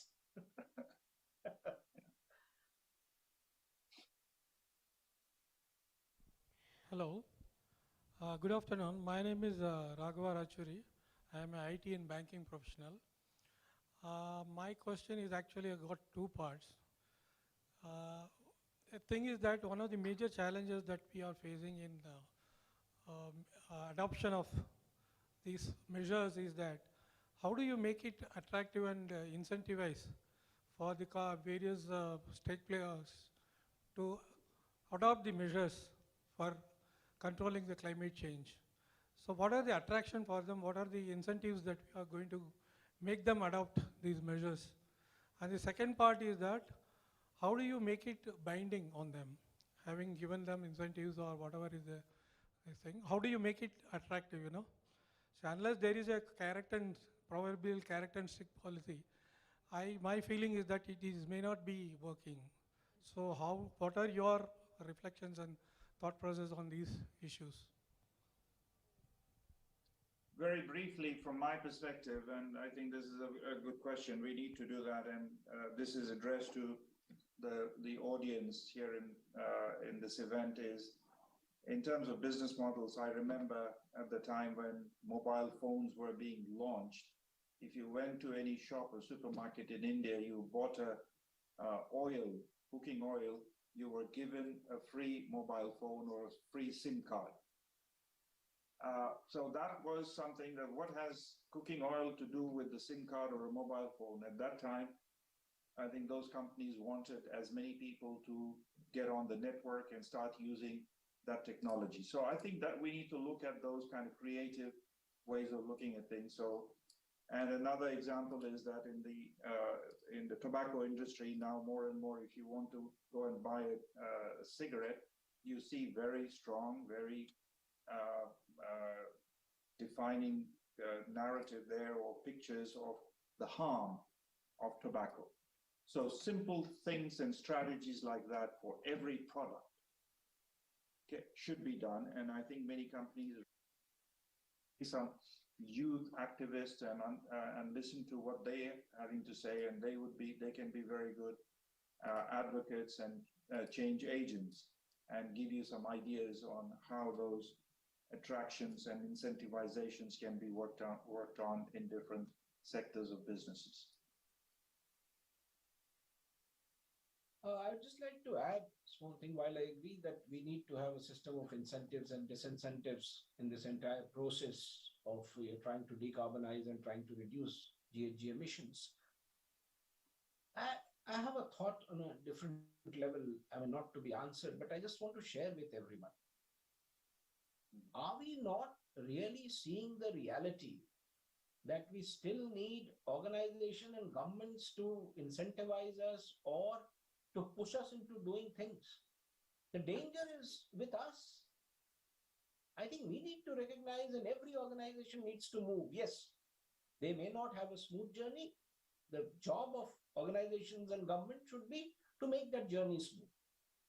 But the realization that it has to be done, I mean, I can't understand the word binding. There's no option. Every unit, every industry, every organization must do it.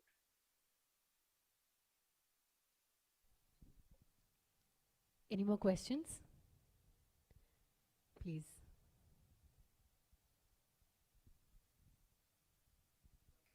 My name is Dr. Gurunath. I am from Srinivas University.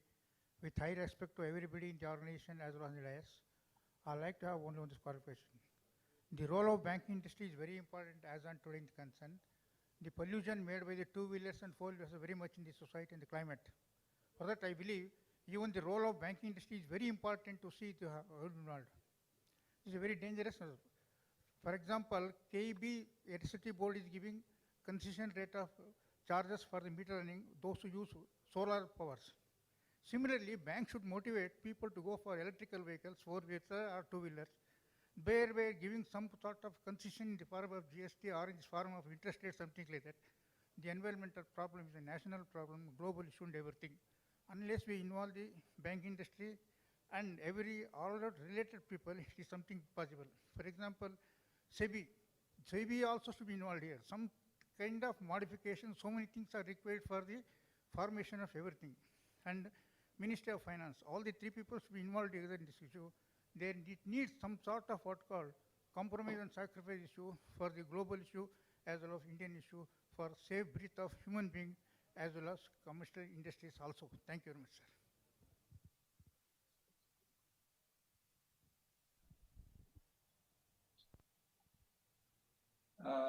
Not sure I fully understood the question. Again, I think it reflects similar to previous question about the transportation of vehicles, 4 and 2 wheelers, what incentives. So I think I already shared my perspective there, but I really did not quite understand the specific question. Maybe someone can clarify, but maybe Mishra Saab. I guess what he was trying to say is that the banking institutions and other financial institutions also, while providing debt, must look at what they are providing the money for and push people into green procurements and green purchases. That's the point. And nobody can have a dispute with that. Right. No, I agree. I think if those financial institutions who are in the room or are listening, they need to do that as well. And that is already happening in many parts of the world. And yeah, it should happen. It's a good question. And at the same time, this requires priority over corporate social responsibility from banking organization. For everybody has to breathe properly, including industries, everything. Thank you very much, sir. Thank you. With that, we would like to move on to the next question.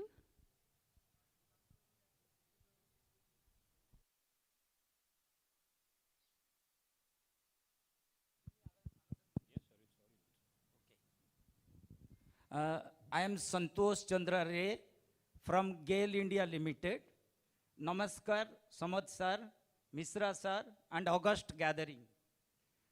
My sincere thanks to Misra sir, whose words are loud and clear. And I will request everybody to give once more an applaud. He has brought out, everybody is agreeing, realizing, and shedding crocodile tear. You have concluded everything within 15 minutes. Nothing is left. C.K. Misra sir has still hope that before we, all of us, leave this planet Earth, we will live at least in same condition when we were born 40 to 60 years back. Some of our friends, they are less than 40 years. Without legal framework and punitive measure, nothing can happen, at least in this country, India, because I am seeing this country as a professional from 1986. Sir, I will submit to the August gathering, and Misra sir, Samad sir, sir, CSR got streamlined because a framework came into place. We have to invest, we have to spend rather 2% of our profit after tax, PAT. Similarly, another contradiction I will place before this August gathering, carbon emission reduction, CER certificates came as voluntary. I means GAIL, when we put up 100 megawatt wind energy, we went for CER, and what happened? Nobody purchased, not we. So many companies who were supposed to purchase CERs, who are producing carbon, they are not purchasing. Therefore, I will request at government level, there should be harsh and punitive measure so that this planet which nature has given us can be restored. Damage तो हमने कर दिया है, and ये irreversible भी हो चुका है to some extent. But further damage को रोकने के लिए मैं अभी सबमिशन करूंगा ये अगस्त गैदरिंग को आज और कल हम जाने से पहले ये एक वर्किंग पेपर सबमिट करे गवर्नमेंट ऑफ इंडिया को. Thank you all.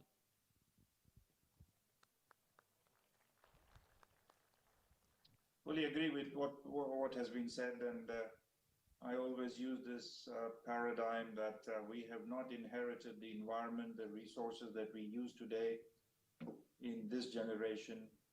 We did not inherit, and in fact, we have borrowed it from the future generation. And in a country like India, with many wise people in the past and also now, we have a huge moral and ethical responsibility, as was said by the speaker just now, to protect that environment, to protect those resources and handle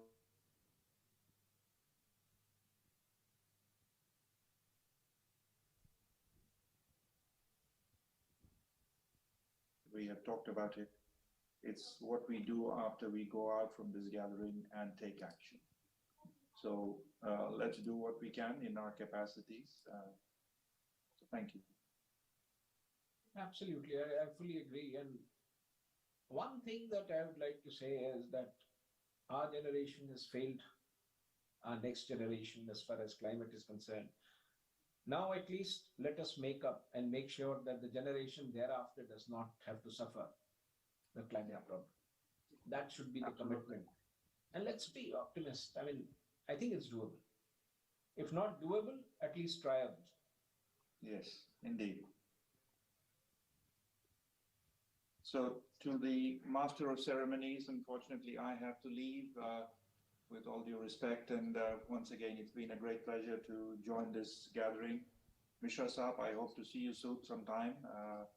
And to all of you, Certainly. all the very best. Thank you. Look forward. Thank you. Thank you so much, Mr. Sarmat. Let's hear a big round of applause, ladies and gentlemen. We truly appreciate and thank you for your valuable time. Thank you so much for a very wonderful, interactive, and a very informative session. Thank you so much once again.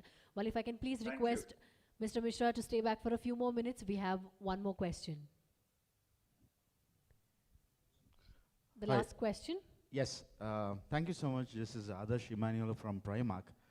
My question is, I'm sure because of the requirement of climate change and sustainability becoming a huge business module, the big players have captured the market, having an immense achievement in achieving the targets in economical growth.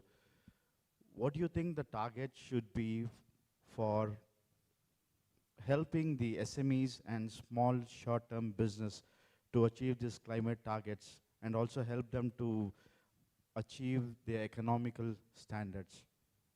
Thank you. See, I really don't know in what context you have mentioned the big few are capturing the market. I feel we have a huge market and there's scope for everybody to play a good role in it. So it's not a restrictive market. It's a huge, large market. And I feel that even if everybody plays his role, even then it will not finish. But one critical point that you have raised and which India must seriously look at is the issue of MSMEs. Because that is where we come from. That's our strength. And also, in terms of climate impact, that's our weakness. MSMEs are not resilient enough or financially strong enough to bring in new technologies. So I think something has to be done in terms of providing finance at concessional rate or maybe green finance at some grant. I don't know a structure, but I think there will have to be a structure of incentives, at least for the MSMEs, if we really want to decarbonize fast. Thank you. Well, ladies and gentlemen, just before we break for lunch, we have one last question from Mr. Rajan. Over to you, sir. Oh, I thought I was interacting with a group of people who would give me answers. Please go ahead, sir. Can I have them? It's coming now. Coming, yeah. I'm R.G. Rajan from IOD. So every 4 years, the US policy on climate change undergoes a change, with a change in presidency. Earlier, Mr. Barack Obama was in favor of climate change legislations, Mr. Trump came and denied about climate change, and now Mr. Biden is very positive. So how do you make the world's biggest say polluter and biggest energy guzzler make fully commitment to the climate change? See, I don't think politics should have any role in climate change. But the fact on the ground is it does. We have to create a situation, an environment where the naysayers have no place. Those who have contributed to the entire process of carbon-intensive economy, if they are not willing to accept responsibility, I think the world needs to put pressure on that whenever required. Now, I feel the people are wise enough. I mean, it's not going to happen so easily that politics will just take away the impact of climate change. You spoke about US. I wonder if after the recent events of floods and extreme events that US has seen, any political system will deny the impact of climate change. Good afternoon, ladies and gentlemen. I think we start the third plenary session for the day, and we have very distinguished speakers here with us. We have about an hour for this session, and we have three very distinguished speakers as well. So probably we can, each speaker can have about 15 to 20 minutes, or rather 15 minutes. That would take us to 45 minutes out of the 1 hour, and the balance 15 minutes we can have a Q&A session. But before getting into the session, inviting the speakers, a little anecdote which happened a little while ago. Somebody came up to me and asked me, "You're having this program on environment, and what are you doing with the plastic bottles of water here?" So I said, that's a very good question. But we had debated this quite a bit within IOD even 2 days ago. And the reason we still have a plastic bottle here is that, thanks to COVID, nobody would like to touch a glass bottle which somebody else may have touched. Okay, that is one. Second is that, being from the oil industry, and we have a very large petrochemical plant as well, the petrochemical industry in India is saying is that it is not the plastic that is bad, as in plastic bottles, but what we do after that. You drink a bottle of water, and what happens to the plastic bottle after that is the question. If you can take care of the afterlife of the bottle, then plastic is not a problem. And this, I think, is the key to good environment management as well. So that is why we are having the plastic bottles here. Now, ma'am, may I request you to do the opening?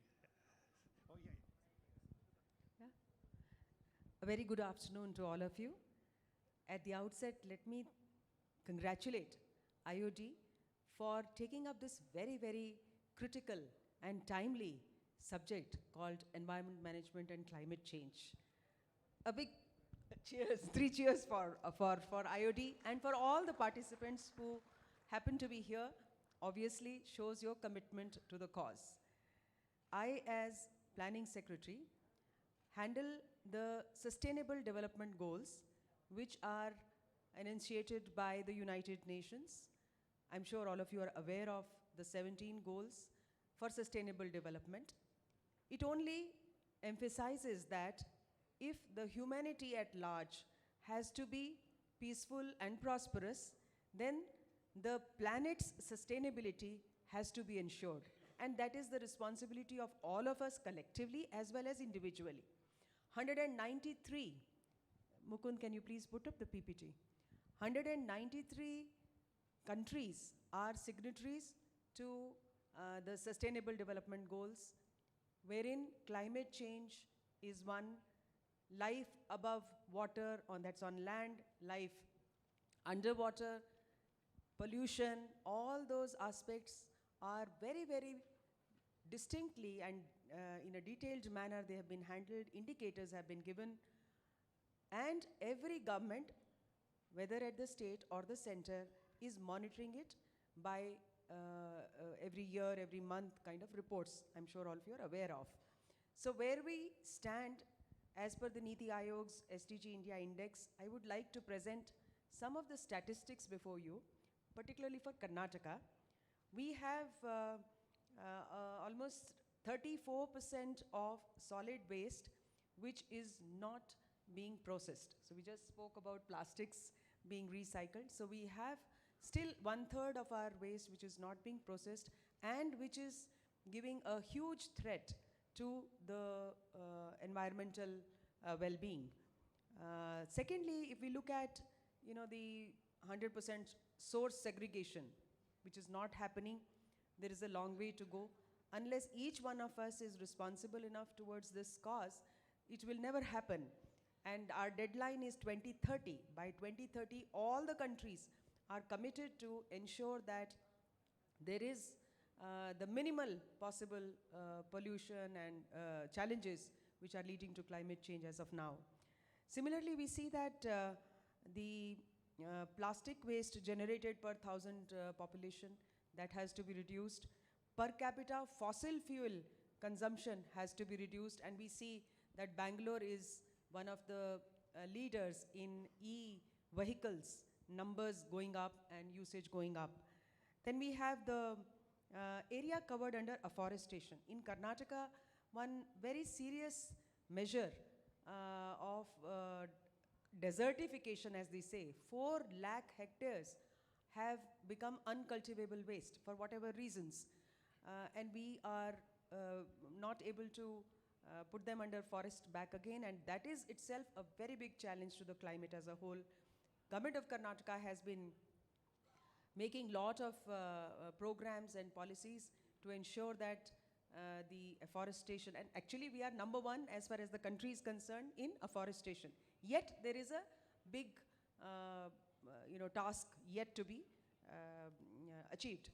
Now, I would like to share some of the best practices that we have created in Karnataka. That will be a good learning point for many of us in the corporate sector or in the NGO sector to replicate. Why reinvent the wheel? So we have some of the agencies like Bharatiya Jain Sangh. They have been working across the states, and we find that they have taken the water bodies, our tanks, our lakes, for rejuvenation.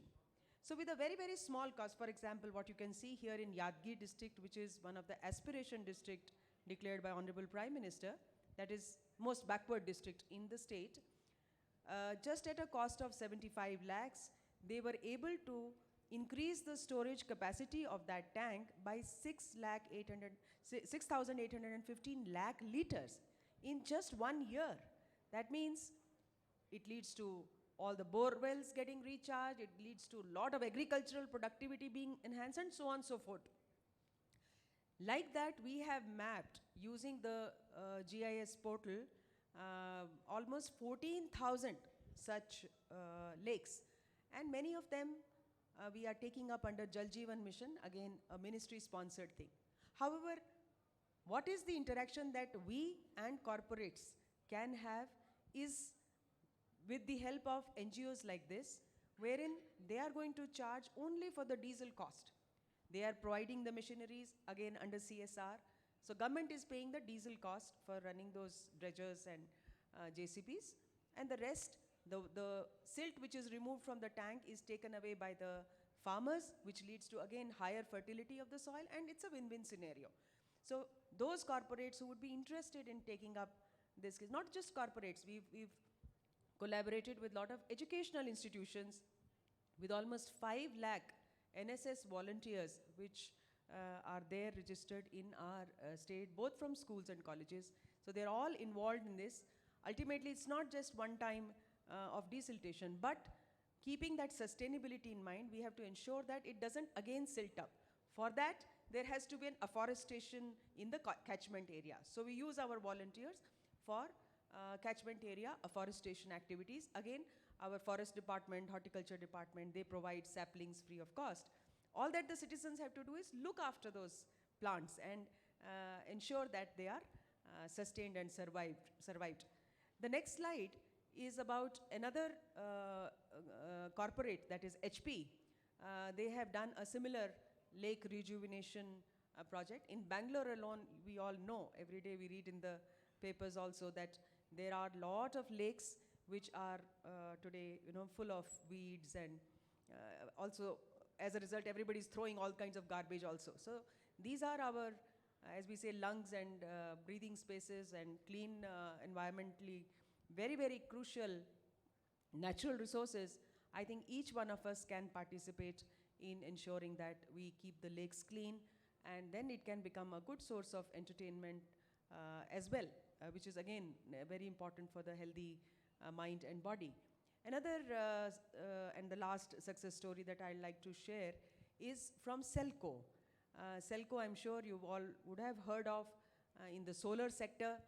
They have come up with a beautiful project, again under CSR, where they have converted all the primary health centers as well as the educational, our schools, primary schools, into solar power backed institutions.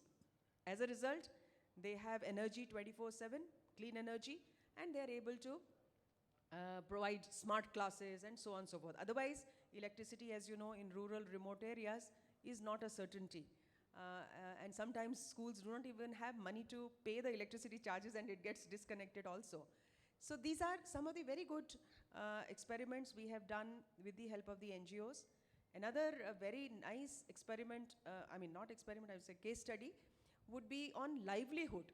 So Selco has also partnered with some organizations wherein livelihood projects using solar energy, it can be roti maker or it can be sewing machine, all run through solar energy, being done for very, very poor people, where Government of India as well as Government of Karnataka schemes exist, where up to 10 lakh an entrepreneur can get, or a self-help group can get, and they can get into these small little livelihood projects. So having solar refrigerators as small, cold storages can be a very big boon for farmers. Otherwise, you hear of, farmers throwing tomatoes on the, or onions at the roadside because they're not getting the right price.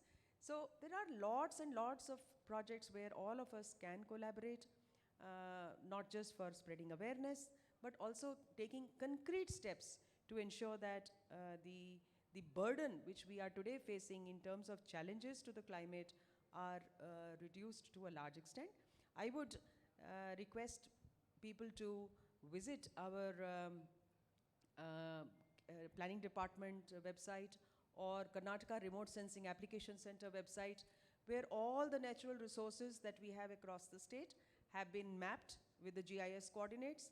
Their intercorrelations are also shown. And all this data you will find on a portal called www.akankshakarnataka.net.in. This is a portal which the planning department has created to bring together. Can you reduce the sound, please? I would like to explain. Reduce the sound. Continue. This portal was launched by the Honorable Chief Minister in the presence of the Chief Executive Officer of the Niti Aayog. And the idea was to bring together the corporates, the government employees, as well as the NGOs who are registered, together to work on the Sustainable Development Goals. So the simplicity of this project and this integrated platform is that the best practices that I have just mentioned to you are uploaded by the concerned stakeholders. It can be the foundations who would have done a wonderful job. We encourage them to put their best practices onto the portal by registering. A very simple process of 2 minutes. You just have to give the name of your corporation and what you have done and your contact number with an email ID, and you can upload. The second facility that is available here is that the NGOs who are registered and are working, like I mentioned, Selco or BGS or any other, they also register there, and they will also talk about their best practices that they have, success stories that they have already implemented. And then the third and the most important pillar of this portal is the CSR partners. So we have mapped all the CSR partners of the state according to the guidelines issued by the Ministry of Corporate Affairs. Karnataka should be getting at least 5,000 crores per annum in terms of the CSR.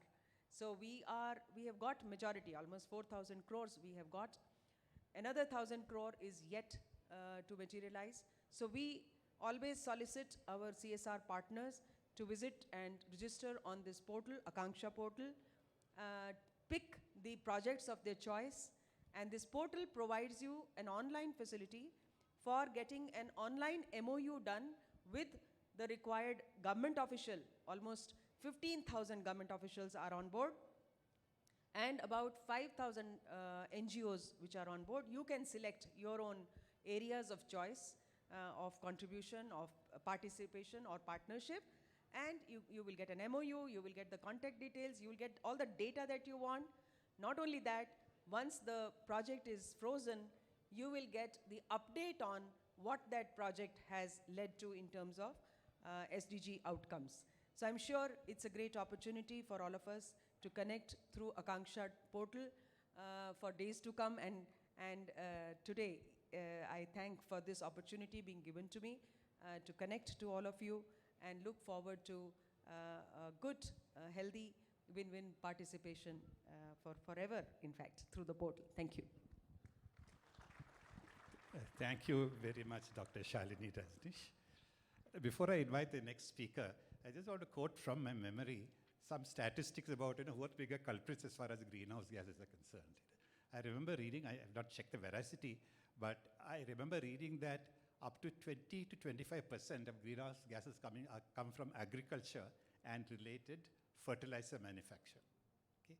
And another 15% or so is from animal husbandry, growing food, raising animals for food purpose. Okay? And after that comes the usual culprits of coal for power generation and oil and gas for transportation and power generation as well. So these are very interesting statistics. And this was been referred to by The Economist magazine. And they said, when you talk about ESG, don't worry about S and G.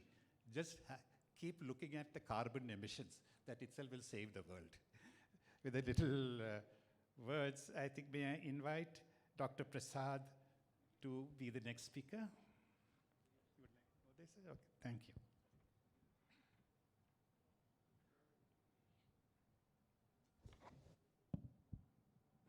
Good afternoon, all of you.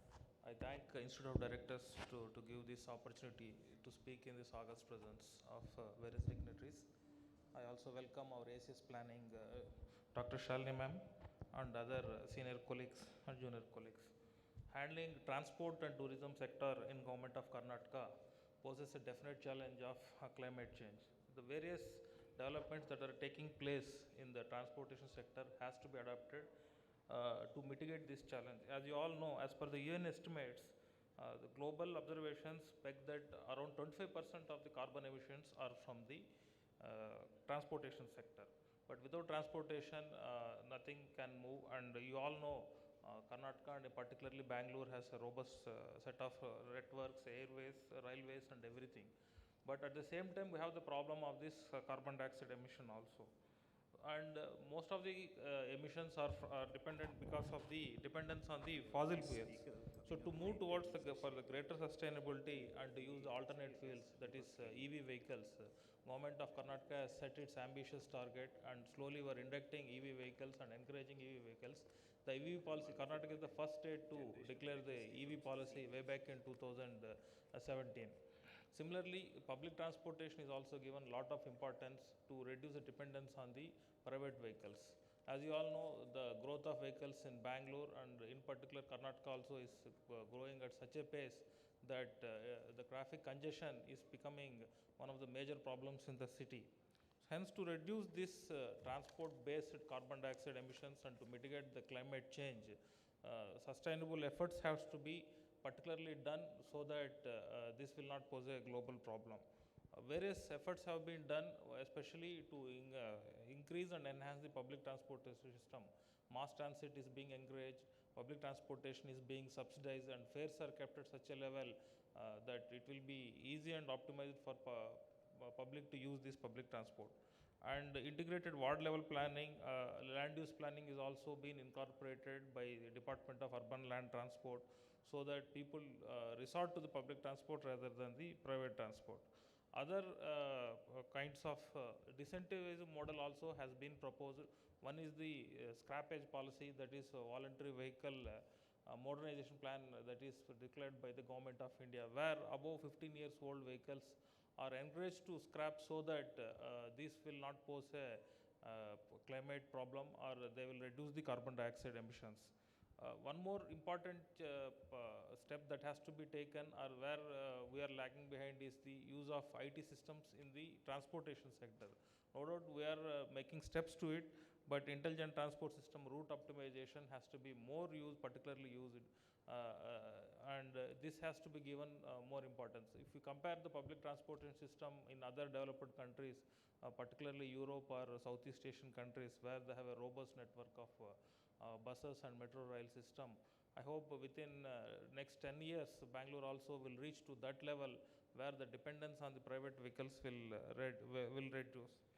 And you should also try to use, we are also trying to use this artificial intelligence technology, blockchain technology, and route optimization, use of spatial data, and other emerging technologies for the implementation of EV vehicles and a reduction in the private vehicles. Apart from the transportation sector, we also know that tourism sector contributes to the pollution around, as per the statistics of COP that held in 2019 in Paris, CO2 emissions from tourism are forecasted to increase by 25% by 2030 from the 2016 levels. No doubt COVID-19 has brought a halt for almost 2 years in both these sectors. But once we are out of the COVID phase, slowly getting back to normalcy, I feel that this carbon dioxide emissions will be further enhanced because of people resorting to individual to public transportation, and also more interested to go for tourism sector. And we all know that the tourism sector is one of the biggest contributors to achieve the sustainable development goals. So as per of the 17 sustainable development goals as mentioned by our ACS planning, the sustainable development goals of 8, 12 and 17 definitely mention about the role of tourism, where 8 mentions about decent work and economic growth, 12 mention about responsible consumption and production, and 17 and partnership for the goals. So in this, where will we fit? Tourism sector will fit, and also the transport sector will fit. So accordingly, a lot of initiatives have been taken by government of Karnataka to mitigate this. Karnataka tourism policy that was 2025 has been amended, and 2026 because of COVID,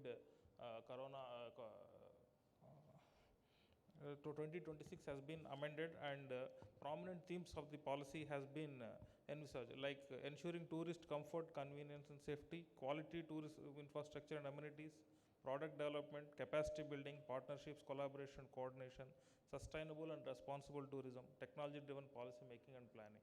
So to achieve these themes, the department is working so that we achieve a responsible tourism rather than a tourism that leaves a carbon footprint on the pristine locations. Various recommendations and efforts are being made to promote ecotourism and to preserve those locations, and also to attract and increase the tourism, which is a big challenge for us.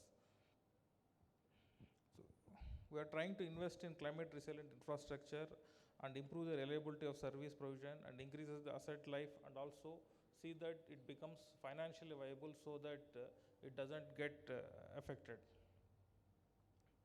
Further, we are also assessing the various vulnerable and resilient and adaptive methodologies to increase the tourism potential in the state.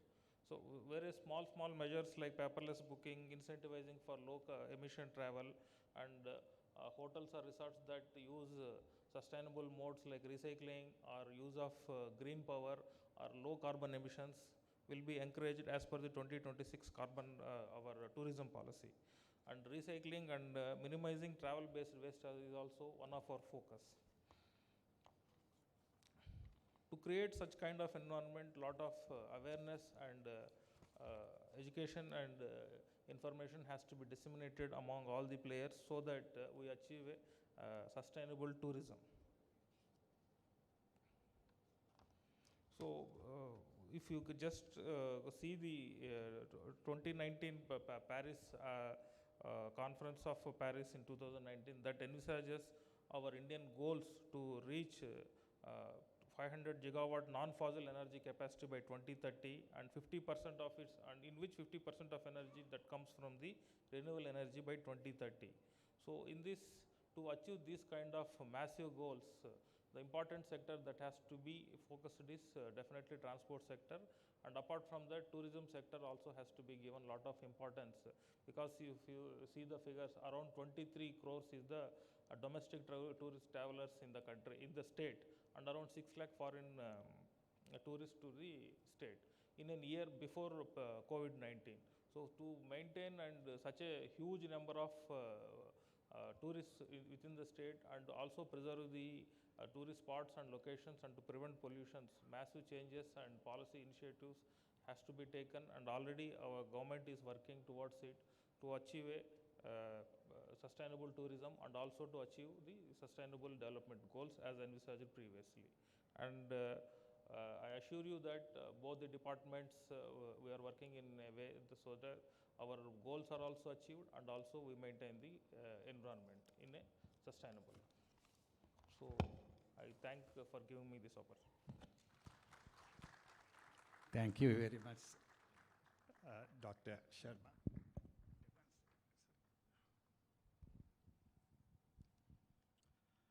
Thank you very much, Dr. Prasad, for those very informative words and the challenges faced by you as the head of Tourism and Transportation Department. I think any economic activity automatically would result in some kind of emissions coming out and greenhouse gases coming out. With these words, let me go on to the third speaker, Dr. Jagmohan Sharma, IFS. He's the Director General of Environmental Management and Policy Research Institute. Sir, please.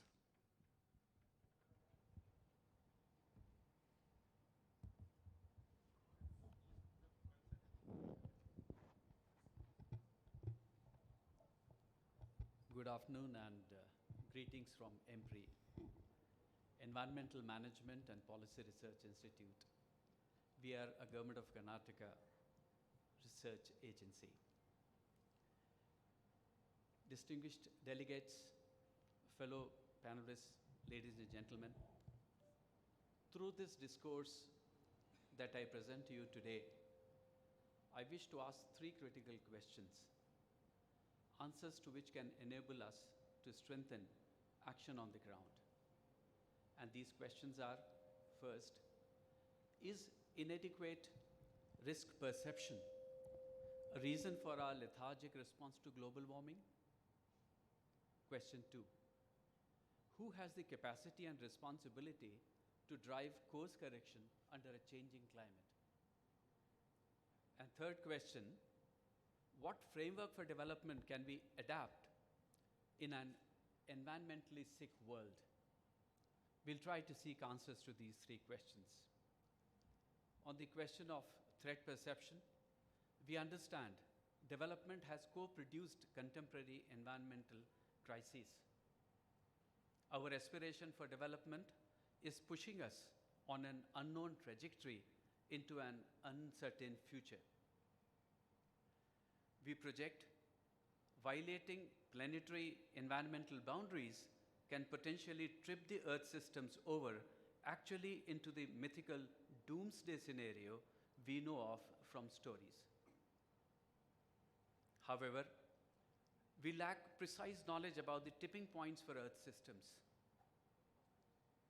Under an increasingly warming world and a changing climate, future is uncertain, and we are not sure what it might take to deal under such uncertainty. We need to decide which is a better bet, preparing to deal with the uncertain and unknown future, or working to avoid it. In a world that is unseen in the past, any amount of preparatory planning may not prove adequate. Moreover, providing now for mitigating future risks remains limited by our knowledge and our capacity to anticipate. Considering the above, the choice is clearly in favor of avoiding further warming, as responding for avoidance would limit the risks and enhance the predictability of future. Despite clear risk projections, we don't appear to be perceiving the threat adequately. This is contributing to deferment and delay when the narrow window available for action is fast closing. The urgency is well grounded since 2015 Paris Agreement. However, the Global West, formally identified for promoting enhanced climate action under the principle of differentiated responsibility, continues to default. While the pledges made on funding adaptation activities remained unmet, fresh pledges were traded at the 26th Conference of Parties at Glasgow. We are not sure whether the wildfires and scorching heat waves and the dry riverbeds experienced by Europe this summer would enhance the outcome of the 27th Conference of Parties, which is scheduled to be held at Sharm el-Sheikh this year. Or would we, yet again, remain high with words and low on delivery? How would Russia-Ukraine conflict, China-Taiwan-US tussle, and the inflationary pressure on global economy constrain the opportunity for globally coordinated action?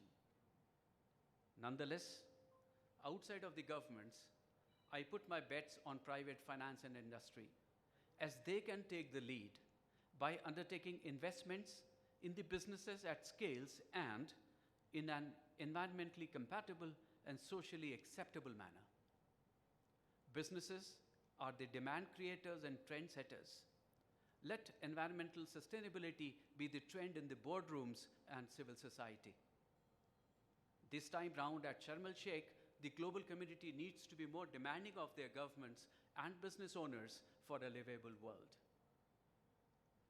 Now, on the second question on capability and responsibility for course correction, research suggests that about 72% of the people live in the countries that have both ecological deficit and below-level incomes. For them, the challenge of rising above poverty is proving unsurmountable, and they are in a situation of ecological poverty trap. Without provisioning and opportunity, they are destined to starve.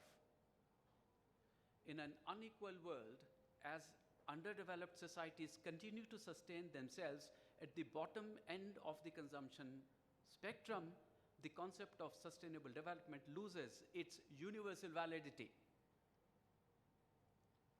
Self-centricity, apathy, and greed, echoed in my nation first approach of countries, leaves sustainable development and global order with a slim chance for success.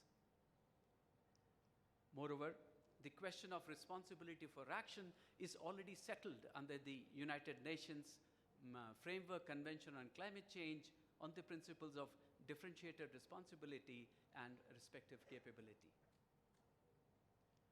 The responsibility for course correction, therefore, primarily rests with the governments and industry in the global West. They can care about it by at least temporarily limiting IPRs and profit margins, and by saving human lives being lost to impoverishment and scarcity. Now, ladies and gentlemen, on third question about the framework for development in an environmentally sick world, in my view, the discovery of the framework happens when we focus on dealing with the underlying causes of crisis rather than addressing the negative impacts of the crisis through innovation and technology. Because addressing the negative impacts takes us into a realm of inventing yet another activity, the unanticipated and unknown implications of which often give rise to fresh problems. For example, several technological solutions are under consideration to deal with the global warming. They include injecting aerosols into the atmosphere and storing carbon captured from atmosphere underground. While these technologies hold high potential to retard warming, they are fraught with physical, technological, and geopolitical risks. Instead, dealing with underlying causes not only minimizes the risk from unknowns and avoids distraction and implementation delay, but also informs us about the sustainable development pathways. irresponsible production and consumption is identified as the cause for present environmental crises. Biocapacity and ecological footprint assessment-based tools are available which guide us about responsible production and consumption. Planet-level assessments suggest that while per capita biocapacity availability is 1.7 global hectare, the per capita ecological footprint is 2.86 global hectare, creating a per capita ecological deficit of more than 1 hectare. This suggests we have to bring our ecological footprint down to planet's biocapacity. There are two ways to achieve this. One, the footprint is reduced by reducing consumption and waste generation. And two, restoring the natural environment for supplementing planet's biocapacity. This approach, further supplemented by decarbonization of the economy by substituting sources of energy to renewable sources and enhancing the efficiency of processes, can help us achieve net zero carbon emissions. We at EMPRI are deeply engaged in biocapacity and ecological footprint assessment with the objective of developing guidance on the limits to development in a landscape. We are in the process of developing a framework for co-management of mining activity and biodiversity conservation for mineralized landscapes. EMPRI's engagement with conservation of tanks and lakes in the state of Karnataka for a resilient water supply is continuous. We at EMPRI are also working on biodegradation of plastics, a blockchain technology-based traceability and chain of custody for wood and wood products, short-lived climate pollutants, and wastewater treatment. EMPRI is indeed happy to have partnered this important event with the Institute of Directors, who play a critical role in articulating and influencing boardroom discussions for sustainability of social, environmental, and financial bottom lines of India Inc. I trust the entrepreneurial resources available in the society, private funding, and a supporting regulatory framework can help us pursue a socially robust, economically viable, and environmentally sustainable development. Thank you very much for your attention and patience with me. We at EMPRI wish you all the best. Thank you, Dr. Sharma. That was a very insightful talk, and whatever you do will improve the quality of all of us living in Bengaluru. Ma'am, would you like to leave now? Yeah, thank you. My officer is here from SDG. Okay.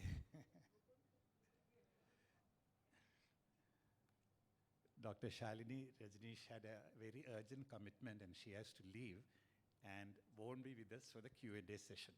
Now that our speakers have finished their presentation, we can open up for questions.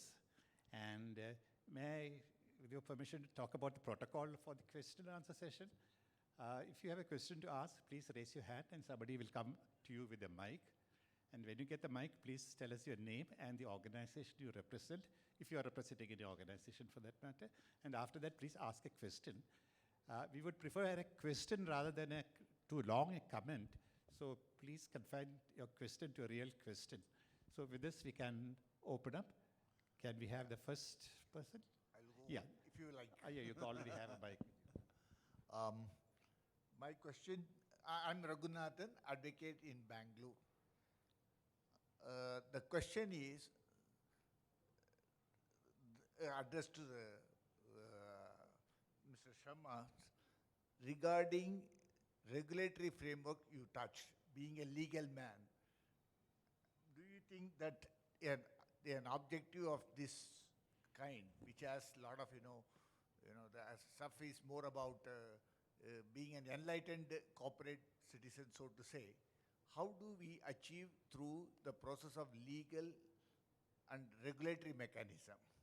That's my question to you. Can I also supplement one more question with the permission of Chair? He answers that, please. That Okay, welcome.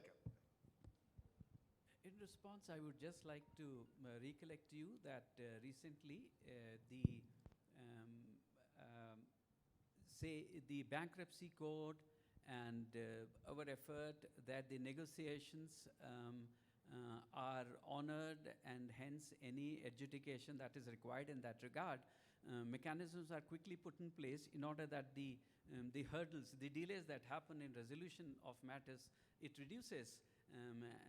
And then further, say in case of vehicles, Government of India trying to continuously bring in higher standards, are the actions which regulatory authorities would like to put in place. The only question is whether industry would lead the regulator, or the regulator would ask the industry, compel them to fall in line. So those are the questions which become very important when we have discussion in these kind of gatherings. Yeah, you can ask a second question as well. Yeah. Question is addressed to the Transport Secretary. Pollution control, we have all tried through various mechanisms, even in the carbonized world. Do you think the government will have to prepare a regulatory framework for the EV vehicle also, and with what kind of implementation mechanism that should be thought of going forward? Sir, as rightly pointed out, EV vehicles, why you are opting for EV vehicles or why you are incentivizing EV vehicles, you know that the government of Karnataka has already exempted EV vehicles from registration fees so that EV vehicles are promoted or inducted into the system. As far as your regulatory framework, that they are all of zero emission vehicles, and to the point that even the charging infrastructure or charging power that comes to the EV vehicles also should be from the renewable source of energy, so that the EV is really EV rather than depending on the fossil fuel. That to that extent also, NITI Aayog has also formulated a plan where that India Electricity Mobility Index that shows that how far a EV vehicle is being charged from what kind of source of power. But the pertinent question that may come up in future is about the disposal of the EV batteries. As you said, these lithium-ion batteries that we are presently using in the battery technology of the EV vehicles, maybe government will also come up with a separate plan how to dispose of these EV vehicles, because that is not as a big problem, because the penetration induction of the EV vehicles is not that far. Another thing that it be, but definitely we look into the matter of how to dispose of these dangerous batteries also. The second question is how to, as you said, for regulatory framework, more than 15, we had a policy discussion at our level also in Secretariat also. We observed that there are more than 1 crore vehicles which are of above 15 years, if I am correct. Maybe I need to check my figures, which are not registered. See, the registration of any vehicle is given by the road transport authorities for only 15 years. Vehicles should come back for registration and get their fitness certificate check. Then only they are eligible to ply on the road, and even if there is no registration, there cannot be any insurance, and driving an unregistered vehicle is obviously an offense.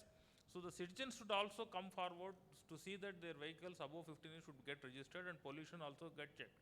And there is one more plan that I have already spoke in my speech about the voluntary vehicle moderation plan. That is nothing but scrap policy, where vehicles which are unfit for maintenance or which are posing environmental threat, the citizens should come and get it scrapped.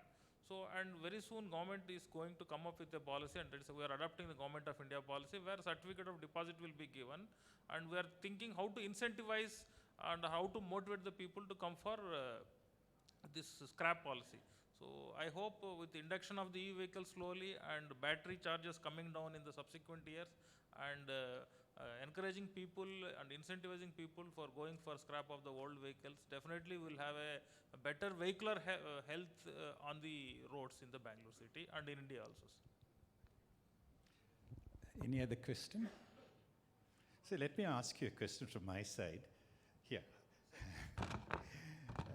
See, if as per our aspiration, 30% of the new vehicles are electric cars by 2030, will the electricity grid in Karnataka be able to take such a huge load? Definitely, I didn't work in energy department, but I am sure, sir, as of now, Karnataka is, with my experience in various meetings, 30%, if I'm not wrong, 30% of energy is already from renewable energy.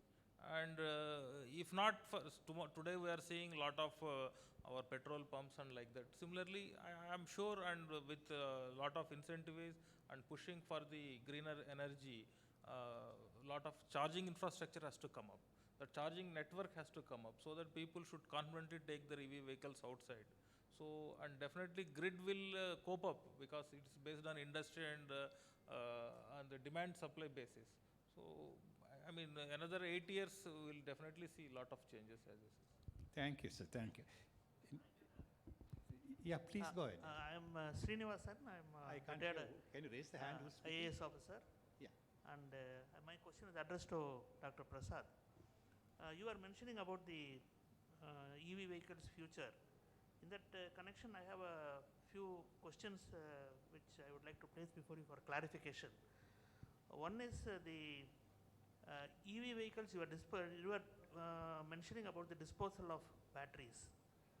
Now, the battery sector, as you know, the size of the battery so far is a big concern, and it has not yet been technologically made viable for a suitable size. Normally, any vehicle will require at least like a stepney, it will require 2 batteries, provided your EV vehicles are not going to be confined within the city. Sooner it will go beyond the boundaries of city, it will connect to 2 cities. Second is, at present we are facing a lot of problems even in disposing of the small lithium batteries of mobiles. They are also causing a very big environmental concern. Now, if you have a plan for disposing of the huge lithium batteries, electric, but the EV vehicles, that is going to be a big problem. Yes, sir. Second is the space by giving subsidies to EV vehicles. Now there is a lot of debate about freebies and subsidies. This is an area which is a vacuum. So the big players will jump in. They will take away the cream of the development because any new technology will first of all be purchased by the upper middle class and the affordable people, and then the rest is left for the rest of the population, which when prices may go down, may be driven down, but it may not be affordable for them, and it will become unviable also in the long run. I mean, I'm being a bit pessimistic on that score. So that is one issue which I would like you to respond. Sir, I'll let you, sir. One small last question so that I don't have to interrupt you again. The third is the infrastructure for charging. Now, in physics, the energy cannot be created out of nowhere. Somewhere you have to pay the cost of energy to get energy. Whatever may be the source, it may be fossil fuel, it may be renewable. Even renewable has a very big cost. If I may just elaborate, it's not a question, just an observation. Even the windmills, you know, the huge blades which you sometimes when you go on the road, you see a large truck carrying one blade and followed by another 2 other blades. Now these blades get pitted and they are not subject to being recycled. I am told in US there are, where the deserts are, the Arizona desert which are unpopulated, they have become graveyards for these blades which are just dumped and new ones are built. Now a country like India which is overpopulated, which has a diverse population, I don't know whether it can take the cost of such environmental hazard in future. I am not against EV vehicles per se, but there is no cogent plan for EV vehicles for a third world country where even the Western countries are still struggling to establish it as a success. So these few points I thought I will place before you. I would like your reaction. Sir, if you see, sir, within 5 years, what was the capacity of EV batteries and what has it come? See, that was the pertinent question, whether EV vehicles are sustainable in the public transportation also. So as you go on, as you pass each year, the capacity of batteries are becoming more and more flexible and their capacity is also increasing. That is why we are now inducting EV buses also into the public transportation. So as technology improves, further more fuel cell technology will come, hydrogen based fuel cells also will come, and that will address the problem. That is an R&D question where cost of batteries will eventually has to come down for us to sustain, because we can't even from public transportation perspective, I'm saying that we cannot run public transportation with diesel prices soaring up to 90 rupees, 100 rupees per liter. So 2019 it was 53 rupees when I was MD BMTC, now it is almost 90 rupees. With this we cannot run public transportation, which becomes unviable, and the cost of batteries were definitely going to come down, and that will become sustainable. As far as this question of safe disposal of the EV batteries, since it is in nascent stage only, initial stages of only, so government has already come up with how to dispose of these vehicles also, and the scrap policy also, the EV batteries, how it has to be disposed also will come up, and this policy is in pipeline, and Honorable CM has also instructed us to bring this policy. And next month, Government of India is organizing a big seminar conference about the scrap policy and also all the transport related issues in Bangalore itself. In that also this issue will be discussed. And regarding, as you said, the only alternative for us apart from the fossil fuels is this kind of battery only. As you said, energy can't be created or like that. If not fossil fuels, the other only source will be the EV batteries or EV vehicles only. For that, we need to develop technologies also, and we have to put in a regular framework where how it will be disposed of. And as you said, if somewhere in US this blades of wind energy windmills are not being disposed, we should come up with, when the need comes and need arises, definitely the policy framework will be there, so that how to dispose of it in a scientific way so that it doesn't pose an environmental hazard. First we need to address our energy issues also, at the same time we should also see the sustainability issue also. Anybody else? Last, I need, yeah, please, I have a meeting with CS. Okay. Oh, you have to leave now? Just take one last question, sir. Yeah.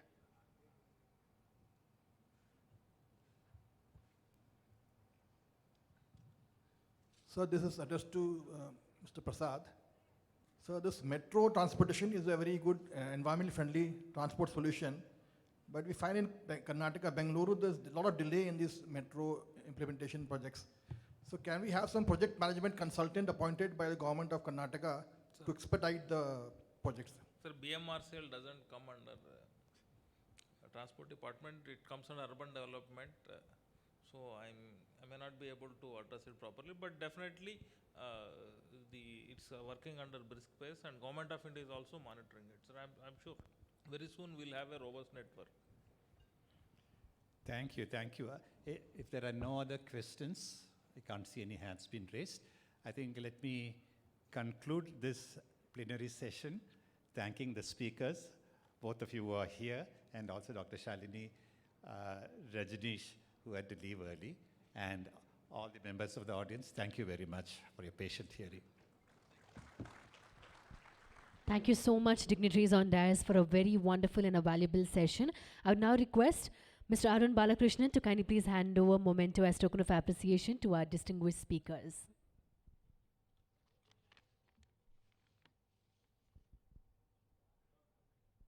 Once again, I would like to thank our distinguished speakers for this session, for making the session so lively and absolutely very interactive.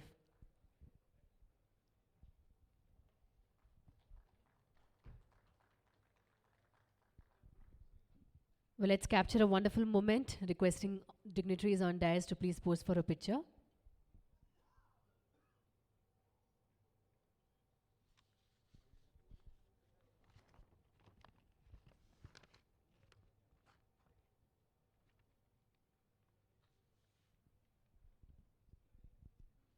Thank you so much, dignitaries on dais.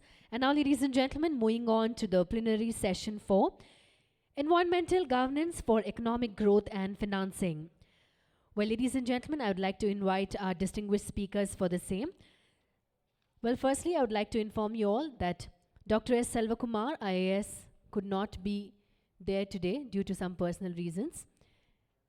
Well, we have with us Mr. Ashwin D. Gowda, IRS Managing Director, Karnataka Skill Development Corporation, requesting everyone to give a big round of applause and welcome Mr. Ashwin Gowda. Mr. Ashwin joined the Indian Revenue Services in 2011 and completed his training from the National Academy of Direct Taxes in 2013.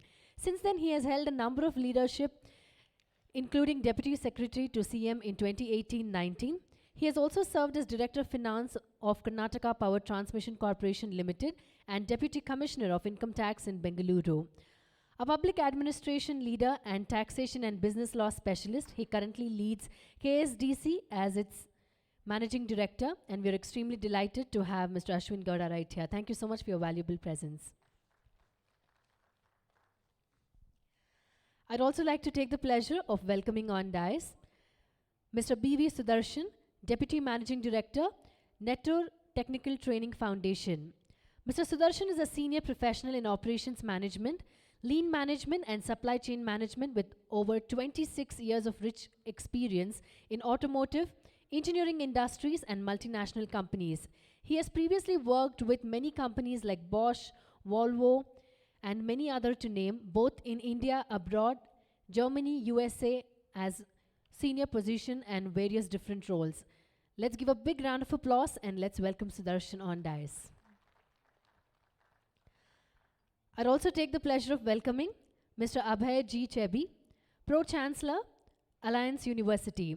Mr. Chebi has held several key positions before assuming a leadership role at the university.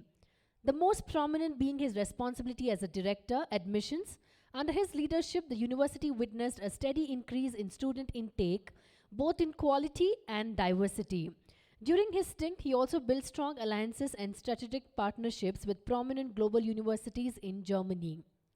He has mastered the art of sound entrepreneurship coupled with social impact outreach. His efforts to uphold the United Nations Sustainable Development Goals witnessed Alliance University being elevated to a founding member status at PAC 2030, an initiative by QS to promote institutional participation in fulfilling the Sustainable Development Goal. Let's hear a big hand for Mr. Abhay. I'd also take the pleasure of welcoming Mr. Safil Sani, CEO and founder, Transmeo IT Solutions Private Limited. Transmeo IT Solutions Private Limited is a futuristic, technology-oriented product company with comprehensive solutions designed to redefine detection in pipelines with the help of AI, ML, and smart IIoT devices. Mr. Sani's previous experience includes Microsoft India, Bridge Global mainly in app development, building architecture, handling multiple delivery teams, training, mentoring teams, proposal, and also planning generation, identifying risks, contributing to process improvement principles, and various techniques. Let's hear a big hand and let's welcome him on dais.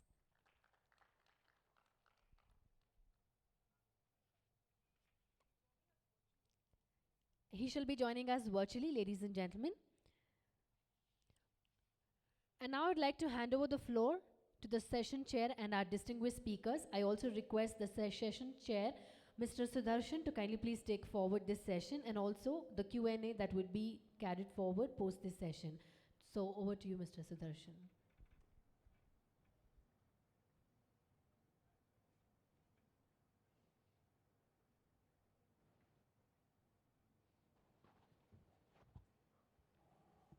Good afternoon.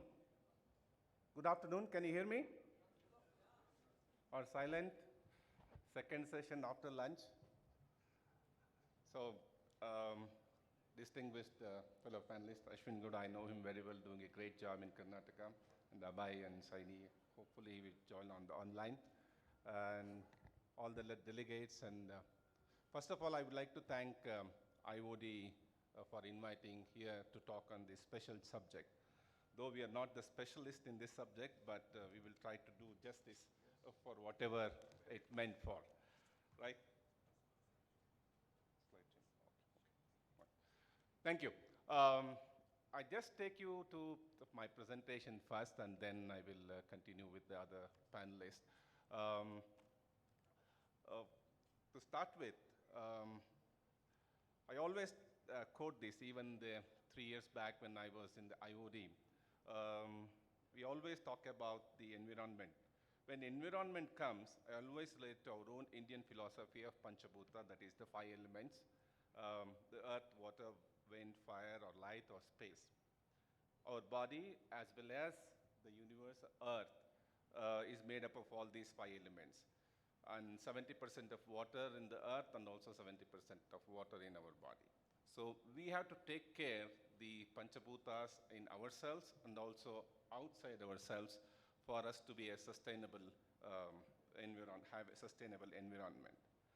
Also in ancient philosophy, we have a Vasudhaiva Kutumbam, the family of Mother Earth, the original global village. And Sarva Bhuta Hita means welfare for all beings, right? Once we understand the Mother Earth's protection of life, we can understand how humans should act towards one another and other forms of life. That is also very, very important. Thus, we arrive at Sarvabhuta Hita, that is the enhancing the common good for all beings. So that's the worldwide talk of today and the climate change or saving the earth. Okay, moving forward. So you see all headlines today, globalization, global warming, everything. Even I had attended a CIA conference just now. All the panelists were speaking on the environment and how the businesses are tackling the environment. So who will suffer the worst? So we will survive at our generation, but it will definitely going to be, if we don't take care of this, it will affect all our next generation, and our grandchildren are going to face the problem. So I wanted to pay a little bit attention here. Everybody is talking about energy for living and transport. But our food choices are responsible for 30% of man-made greenhouse gas emissions. We have the potential to reduce the food-related emissions by at least 50% if we make smart choices. These choices can reduce carbon emissions more than any technological advancement ever will. Like previous speakers have also spoken that food supply chain triggers 1/3 of all world's greenhouse emission. So no advancement in transportation, no energy revolution meet the potential to slow down the global warming, like awareness of smart food choices. Right? The most impactful answers to the Paris Climate Accord are hidden in our refrigerators, not in our garages or heating systems. So if we make better choices, we can not only reduce our climate impact, but along the way, we can also improve general sustainability, health, and animal welfare. With educated seasonal and regional food choices, we can reduce climate impact by more than 50%. Food is the most efficient way to reduce greenhouse gas emissions to reach the goal of maximum global warming, right? At least by 2 degrees, that was the Paris climate says. So now don't remember what is our lunch we had or what dinner is going to we have, but it's always better to have a smart food choices. But also address the supply chain on the food linkage and the animal husbandry. And then the water scarcity. Globally, we have enough fresh water resources, but water is not evenly distributed. So that also is a serious concern. So to combat this problem, we need to reduce worldwide dependency on scarce water by 50% from 182 liters to 91 liters per person consumption per day. Of course, we talked about this rainforest. We are just left with 17.7 million kilometers square of tropical forest. It is the home for 2/3 of world species. It not only blinds the massive amounts of carbon dioxide from the air, it also provides fresh water resources and sustain vital weather patterns. That is why forests are called lungs of our planet. And coming to the next, animal husbandry, the chair mentioned, every day over 177 million chickens, 4 million pigs, 800,000 of beef or cows, or 2.8 billion fish are consumed by humans. I'm telling it is right or wrong, but the way the food chain is organized for this consumption is creating a lot of greenhouse issues. So we need to address the awareness on the entire food supply chain. If we attack this only food supply, 30% of the problem would be sorted out. So the important thing we are assembled here on the what corporate strategies can do. The KPMG has interviewed many business leaders of more than 500 global companies on the risk and opportunities the climate changes poses to their organization. The survey found that corporate leaders are well aware of the risk associated with the climate change.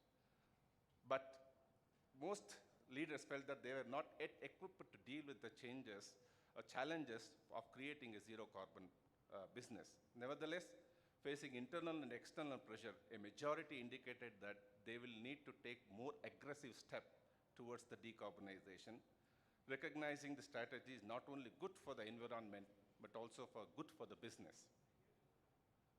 Why good for the business? There are some statistics. If companies does not act towards the climate change, they will face challenges of reputation and other risks of branding, capital investment, operation efficiency, and to attract the global talents.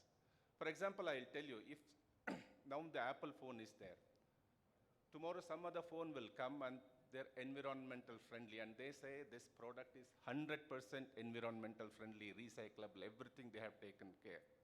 So most of us would go for this brand because whoever cares for the environment, so the brand is associated with that. So tomorrow, the people will attach to the brand who cares for the environment and the society.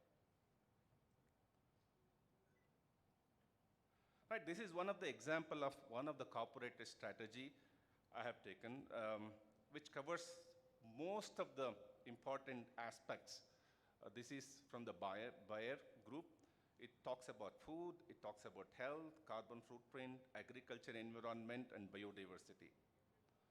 Hope many corporates take these kind of steps so that they address all aspects so that we can work towards the environmental aspects and avoid climate change.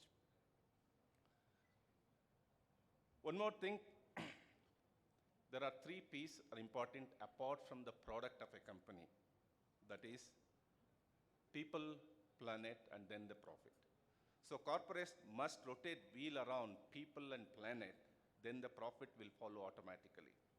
Like for example, Volvo has made a vehicle in Sweden with a complete green steel. It may be expensive today, but people should be ready to accept this and encourage more so that it becomes competitive and then it becomes a way of life. Also, corporates should support complete supply chain to become sustainable because big corporates have a muscle and money power to take more and more initiatives. But what about the MSMEs and small-scale industries? They will struggle to adapt to this climate change or the environmental aspects. So as a big corporates, we need to hold on to the MSMEs and other complete supply chain to come up to the level and work towards these environmental aspects and the green energy. So this is about this corporate strategy. I just quickly take this opportunity to talk about a little bit about our organization, what we do and what we do for the environment. We are an entity of an Indian Premier Technical Training Institute. We are spread across India with about 800 trainers purely into technical training. Every year we train about 20,000 students across India into various skilling technical aspects across India. I just don't want to talk more about company, but also talk about what we do. We are also environment ISO 14,001 certified, which we take care of environment around us and within us. And a lot of other emission norms we follow, and also sewage treatment strictly followed and reuse of the water effectively for water harvesting, and completely LED lighting system in our premises so that the energy consumption comes down. And then the pit system for the gardening and afforestation. So frequently we do this drive across our campuses, and all our vehicles, we ensure that it is emitting less and green compliance. And then we also encourage the nesting and birding system so that it provides houses for the birds. Also what we eat, food management system. And all of the Bangalore campus, both the campuses are completely solar powered on top of our roof, providing good energy and green energy. And whatever the machines we buy henceforth, we ensure that it contributes less energy and contributes to the environment. And then we also started using electric vehicles for all our executives. So with this quote, I conclude. So as a corporate, it's just not a CSR tag, what we need to follow, but we need to put into action. Thank you very much.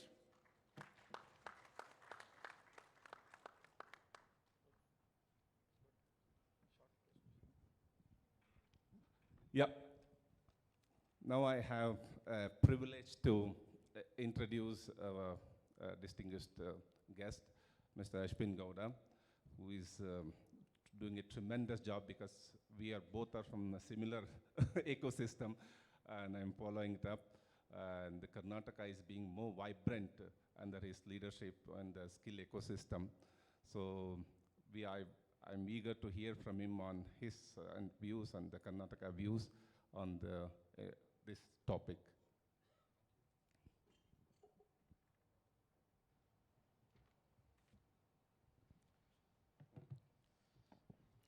Thank you, Mr. Sudarshan, for the kind words. Respected dignitaries on the dais, a very good afternoon to all of you. So at the outset, I take this opportunity to sincerely thank the organizers for organizing this event, which is the need of the hour.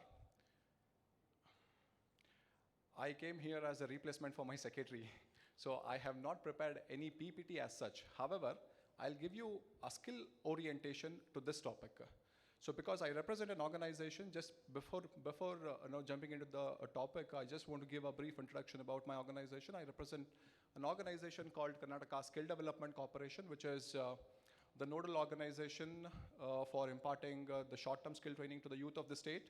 And on an average, we do provide short-term skill training to almost 60,000 candidates, youth basically, the unemployed youth, across 27 sectors and 350 plus job roles, be it agriculture, aviation, apparels, telecommunication, IT, ITES, tourism, hospitality, you name the sector, we are there. So we are providing training, including the green jobs too, okay? So in this scenario,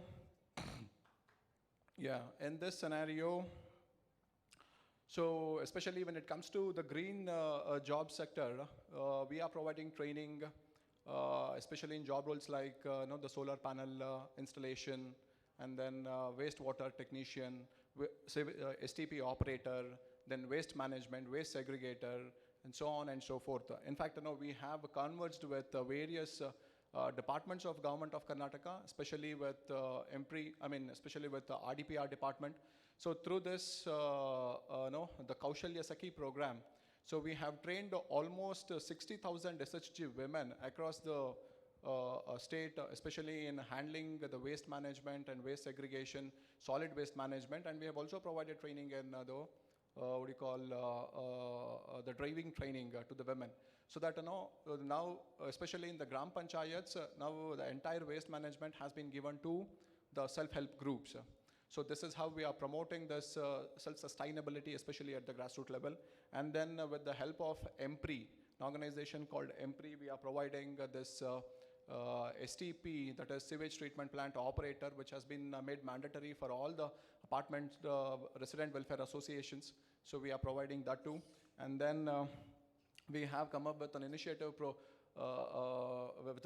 called innovative program, basically. So it's called Skills on Wheels, through which we are providing training in solar panel installations. And then we did interact with CREDL, that is Karnataka Renewable Energy Development Corporation. And then, so through them, we had an interaction with all the green energy, especially the companies which are into solar energy and wind energy and those who are running the windmills. And currently, actually, we are reaching out to them, and we are coming up with this Center of Excellence in CREDL to provide the technicians who are being required by this companies. And then you must be knowing Bangalore is also sort of, has got huge amount of garbage. So once upon a time, we were also known for this garbage thing. So now actually, with the constant support from Government of Karnataka and the BBMP authorities, now we have started this e-waste management training to the Safai Karmacharis and the Paura Karmikas in our city, and then currently we are into that too. And then you must be knowing that as part of the CSR, the Tata Technologies, so we have upgraded almost 150 ITIs, which provide the blue-collar workforce to the state, so to the companies. And in that 150 ITIs, see, one of the major initiatives is with respect to the green jobs. So we have started this EV technician, electronic vehicle, motor vehicle repair and technician program, and through which we have already placed almost, let's say, 500 candidates across the state. And then, so these are basically the skill dimension to the climate, the green jobs that we are, the skill dimension to today's topic that we are providing basically. So apart from that, so I just wanted to discuss a few more things on this topic.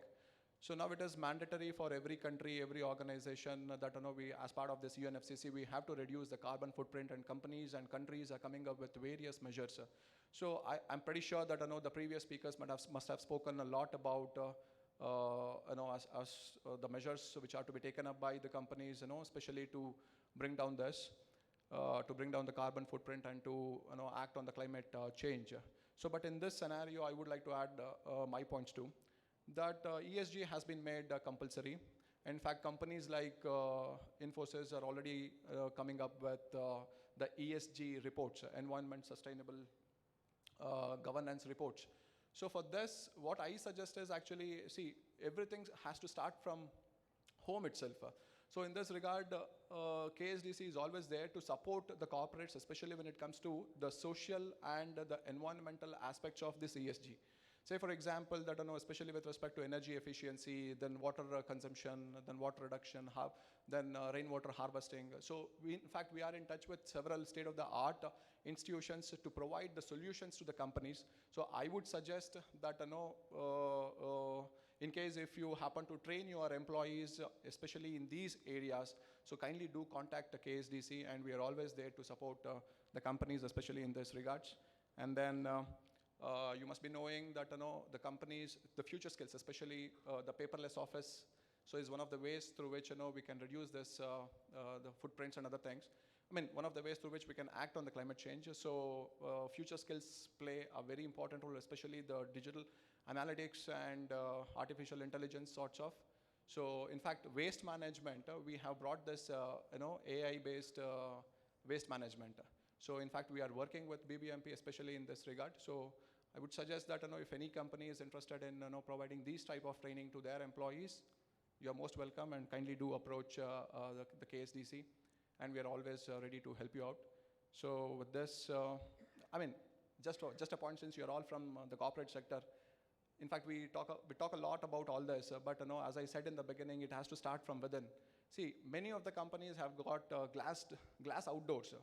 So again, that you must be knowing the the repercussions, the environmental repercussions of having that. And again, we come up with this air conditioning and also proper ventilation, proper lighting is what we require. So that has to start from the companies itself. So energy efficiency, water conservation, water reduction, reduce, reuse, recycle, all these aspects have to be started from within. So I'm pretty sure that you have taken all the measures I mean, you must have taken all the measures, especially in this regard. So in whatever way, as I have told you already about the ways through which the KSDC can help the companies. In case if you feel that we are of some help, kindly do reach out to us. And once again, I thank the organizers for giving me this opportunity to speak on this topic. Thank you. Thank you. Thank you. Thank you, Mr. Ashwin. And I also remember one thing, you have also started the initiative on the renewable energy skilling, Ashwin, so we were part of it. So you want to say anything on that? Yeah, we were together. We are coming up with this Center of Excellence. Yeah. So Mr. Sudarshan actually was there with us when we had the discussion with all the companies in CREDL, that is Karnataka Renewable Energy Development Corporation. So at that time, all the companies came up with a lot of requests, especially with respect to the technicians to operate the windmills and other things. So at that time, we had a lot of discussions and deliberations, and based on those discussions, now we are coming up with a Center of Excellence. We are coming up with a model in CREDL so that even the individuals, because many of us actually want to come up with sort of a solar panel and other things, especially in our homes itself. But we may not be knowing as to whom to approach and all. So in such a scenario, now we are coming up with this state-of-the-art Center of Excellence in CREDL, so that which is a model for even the commoners to come and adopt these technologies for their home consumption too. So Mr. Sudarshan actually has given, a lot of value. We did have meaningful discussions. So, yeah. Thank you. Thank you, Ashwin. Now I request Mr. Abhay Chebel, Pro-Chancellor, Alliance University, to speak about this subject.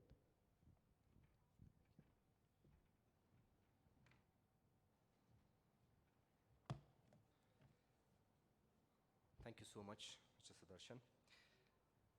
Mr. Ashwin Gowda and Mr. Sunny, distinguished members host, friends from the corporate, from the academic institutions, I welcome you all. Well, this is a topic which is very dear to me, to the organization that I represent as well. So I take this privilege and honor to be speaking on the 23rd World Congress, where the central theme is on promoting climate-resilient economic development through effective leadership and broad strategy. The landscape that I represent, higher education landscape, like any other sector, is as much responsible to ensure a sustained environment. We are a private university located in Bangalore. As any other institution or sector, I must say that we are equally responsible and play a very significant role in promoting environmental protection, preservation, and management.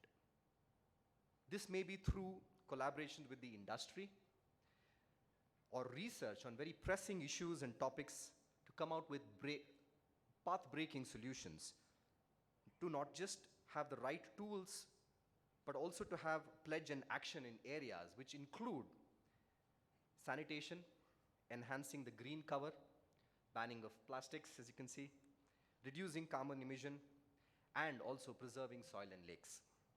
In addition to all this, we as educators play a very moral, responsible role in producing future citizens, citizens who protect and harness natural resources towards creating a sustainable planet. Well, according to the Brandsland report, which sort of defines sustainable development as development that meets current demands while not jeopardizing future generations' ability to satisfy their own needs. Think about it. So crystal clear. Sustainable development has the 3 R's that you're all very aware of. Mr. Ashwin, I think you referred to this. That is reduce, reuse, and recycle. Reduce, reuse, and recycle. And the 3 key issues which actually need to be addressed as part of sustainable development are economic growth, number 1, environmental protection, number 2, and social equality. These 3 are very, very integral issues that we need to sort of look at. The Indian legal system, in fact, and frameworks do provide for several pertinent governing mechanisms. However, it needs continuous review. It needs support from all stakeholders, be it the government, corporate, NGOs, academic institutions, societies, and individuals at large. The environmental excellence, in fact, is defined. I'm taking a lot of these definitions coming from education. The environmental excellence is defined as a cohesive environment, right? A cohesive environment, or the cohesive organizational policy and culture that enables a sustainable thinking into all activities of that company. Taking this up, we at Alliance University are conscious of the measures we have taken to promote environmental excellence and have also identified future course of our action. Measuring our progress using the environmental excellence maturity model, we realize that we are somewhere in the transition between the process change state to the continuous improvement stage. The 3 key aspects that we are very closely monitoring are promoting a green cover, water management, and energy management. To give you some examples which have been spoken at large, examples are to restrict the use of fossil fueled vehicles on our campus, to use electric vehicles as much as possible in bicycles. All the buildings of our campuses of the university are designed and developed in such a way that rainwater can be harvested and bore wells are recharged. The wastewater, in fact, is treated and used for gardening and other purposes. The environmental excellence, which is the 5th process, we are making strides to ensure that we accomplish this in the following manner. Green campus. To achieve zero discharge status and attain zero carbon emission. Water management that I spoke about, to adopt drip irrigation wherever possible to save water consumption and move towards a sustainable alternative to harvest every millimeter of rainwater. Next, energy management, 100% renewable energy to be used for lighting interiors of the campus and use solar energy to harness maximum electricity with enhanced capabilities. Well, examining the green growth within India as a nation, the statistics rather are quite alarming, signaling therefore immediate collective action from all quarters. The India ranks among the top 10 nations with the most pollution as on the 2022 year. The EPI, Environmental Performance Index ranking 2022, is quite distressing, with India ranking the lowest, indicating that our economic policies must take into account green growth initiatives and environmental protection on a very urgent basis. While the 6th assessment report of Intergovernmental Panel on Climate Change, the IPCC, a United Nations body responsible for assessing climate change, has clearly highlighted the dilemma arising from climate change, global warming, and other things. The Glasgow Summit 2021 and the Paris Agreement 2015 have also brought to attention global development path which has necessitated the governance of the natural environment as one of the major concerns plaguing humanity. Moving forward, some of the common market-based instruments for environmental management that have been laid down that are present are as follows: pollution tax, fees and charges. Examples include emission taxes, wastewater discharge fee, and solid waste disposable fee. Second, water tariff, applying monetary charges on the use of water services or resource creates incentives to avoid excess consumption. Environmental subsidies, government provide financial support for environment-friendly activities such as pollution abatement and development and adoption of green technologies. Subsidies can also decrease consumer prices or rather also support trade-exposed sectors by lowering costs both for firm or households. Payment for ecosystem services.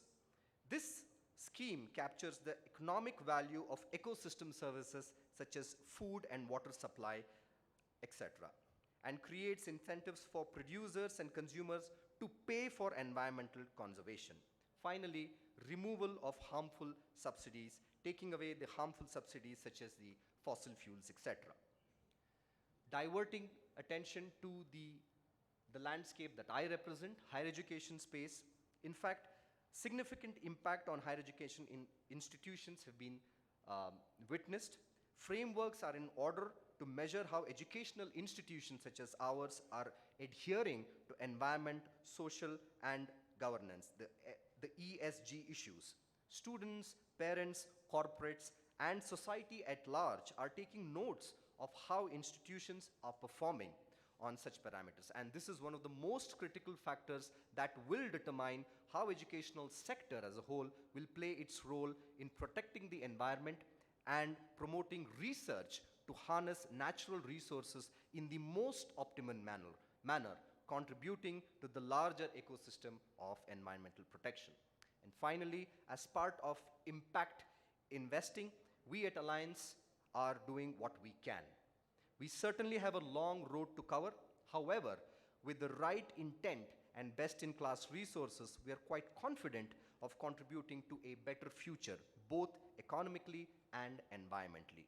Having adopted villages, working closely with the NGO partners of repute, rather, in and around Bangalore, our ongoing work addresses several SDGs of the United Nations.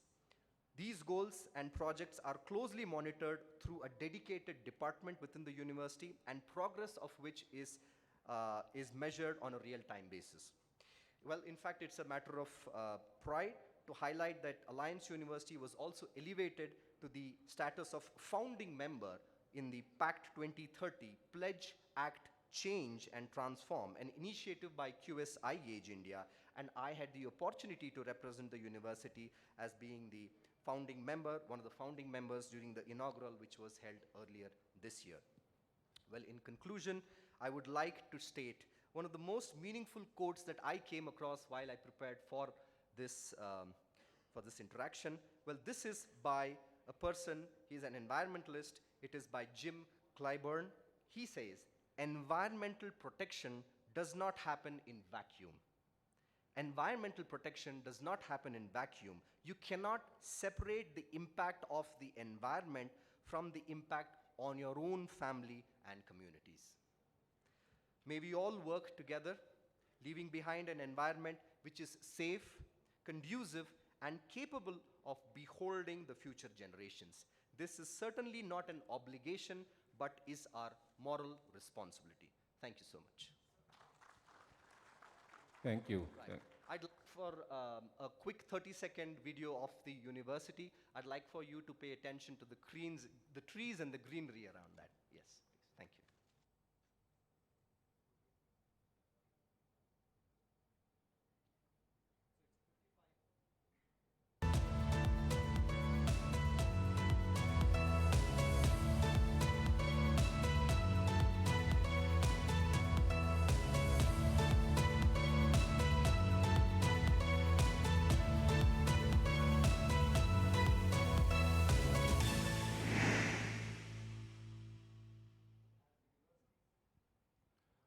Abhay, one more speaker is waiting. All right, very well. We can take questions. Thank you so much. Thank you. Thank you. That was a wonderful presentation. Triple R, RRR, everybody will remember because of the latest movie also. Reduce, reuse, and recycle. That is very, very apt. I don't want to take much time. I think the Mr. Sapil Sunny is waiting online. So if we can have him on screen and ask him to present his perspective.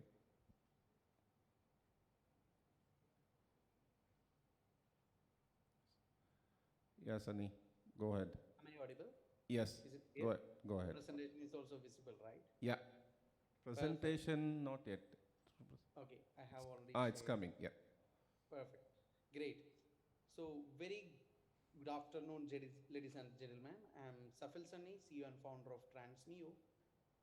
So, we are world's first artificial intelligence and machine learning powered anomaly intrusion detection solution for the oil and gas companies to identify the leaks, intrusions happen in their pipeline.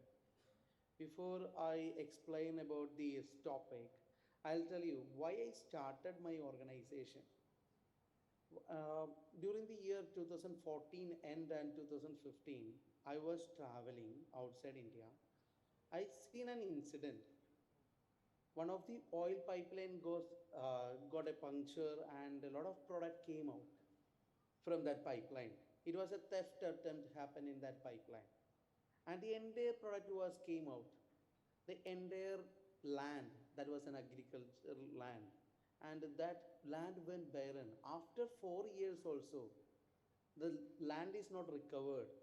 So the damages that caused for that particular land was tremendous. Likewise, I have seen many incidents, the fire generating in our forest because of the 11 kVs fall down in the forest and fire is getting caught. We are unable to manage these kind of things very effectively. So we, as a company, as a founder, I was running behind why people are not even able to identify these kind of things.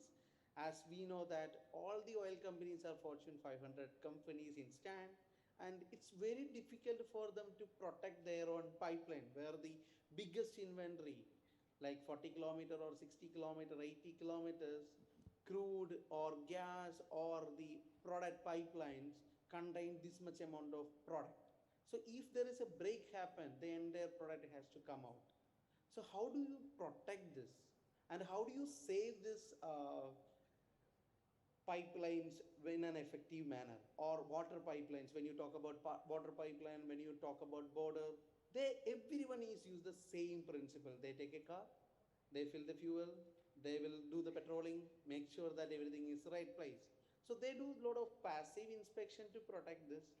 So I was just curious to know how we will be able to put some sort of technology on top of it to solve this problem. So we started with one of the smallest installation. where there was a technology called fiber sensing technology and IoT. Yet most probably everyone is familiar with IoT, that is the old buzzword. Now people are talking about photonics, crypto, and all, right? So we take a very old technology which is came in 1882. It's a fiber sensing technology. You don't require any battery, any connectivity. You use the typical optical fiber cable. That will help you to make sure that if there is a small leak happened or someone is like doing some sort of activity in top of your pipelines, in your borders, in your perimeters, in your rail track, you will be able to identify these things. Securely protect your pipeline from pilferages and all. So when I had a detailed study before I start coining this product, this was not only happening in here in India. Across the globe, this is happening. More than 5 million kilometers of oil pipeline itself is happening there. And a lot of leaks, periodic maintenance, protections, these kind of things are happening here. So, but as I can say that we are not least worried, we are worried about environmental things, but the thing is like, actually, are we taking the right stand, right technology to protect this? So we made a breathing capability for all these oil pipelines, water pipelines, product pipelines, borders, perimeters, etc. by leveraging the technology capabilities.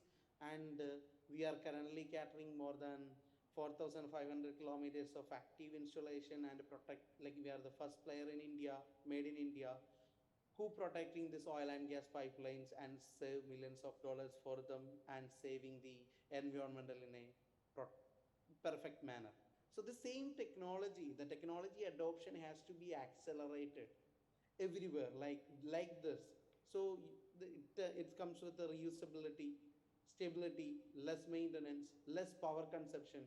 You don't require some sort of any power supply requirement for hundreds of kilometers. You just power up with the 220 watts to cover the protection for the 100 kilometers. Likewise, each and every step, if you are able to consider and protect our environment in a better way, that will be the much reasonable way to scale it up. So this is how we have coined, and then now I can say that we have reduced the carbon footprint to 90% because regular petroleum has been obsoleted by the our own customer, and the periodic maintenance activity has been brought down. Unexpected pipeline exposure has been brought down tremendously. 90% of the leaks incidents has been brought down because the product is not even coming out from the pipeline. Before that, we are able to identify. And protection of the water supply, like we have a water pipeline also, a huge water pipeline also. So the thing is like make sure that the water is the very precious, right? We need to make sure that this also has been properly distributed without any leaks and managing the sewages in a proper way. So all those things can be properly addressed using the technology. Now we are diversing to the other domains where we will talk about the stability of the power transmission lines, etc. The pilots are going on. So I'm not getting into detail about the technology, and thank you for giving this opportunity to speak about our company Transmeo, as well as how we are contributing for customers to save our nature properly. Thank you. Thank you, Pisani. That was really interesting from a different perspective. You wouldn't know what's happening in that pipeline and oil industry and how it is polluting and how you are controlling and contributing. Thank you very much. Am I audible? Yeah, still audible. You be on the line, maybe some people will ask you a question. Now we come to the question and answer session. I think we have 5 minutes more. Anybody wants to ask question, raise their hands. The mic will come. Am I audible? One is there. Yeah, you are still audible, Sunny. Be online. Yeah, great. If you have any questions, feel free to.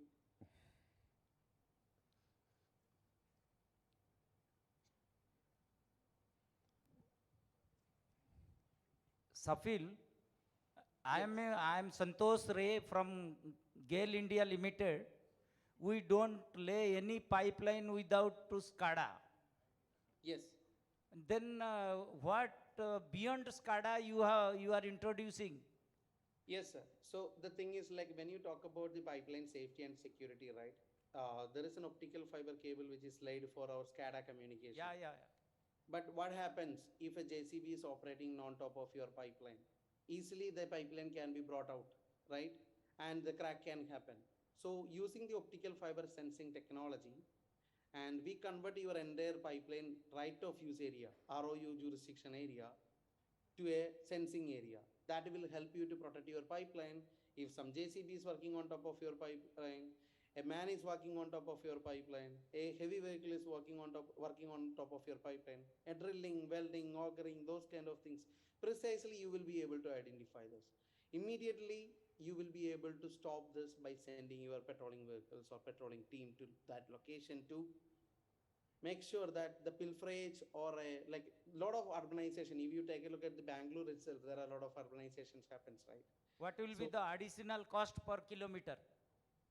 So typically what happens is for 100 kilometers, you require only one hardware, typically range between 200K US dollars, something like that. And you can re-incur around 7 years, 8 years. It can last without any problems. Okay, thank you. Thank you. One more question is there? There, please. Yeah.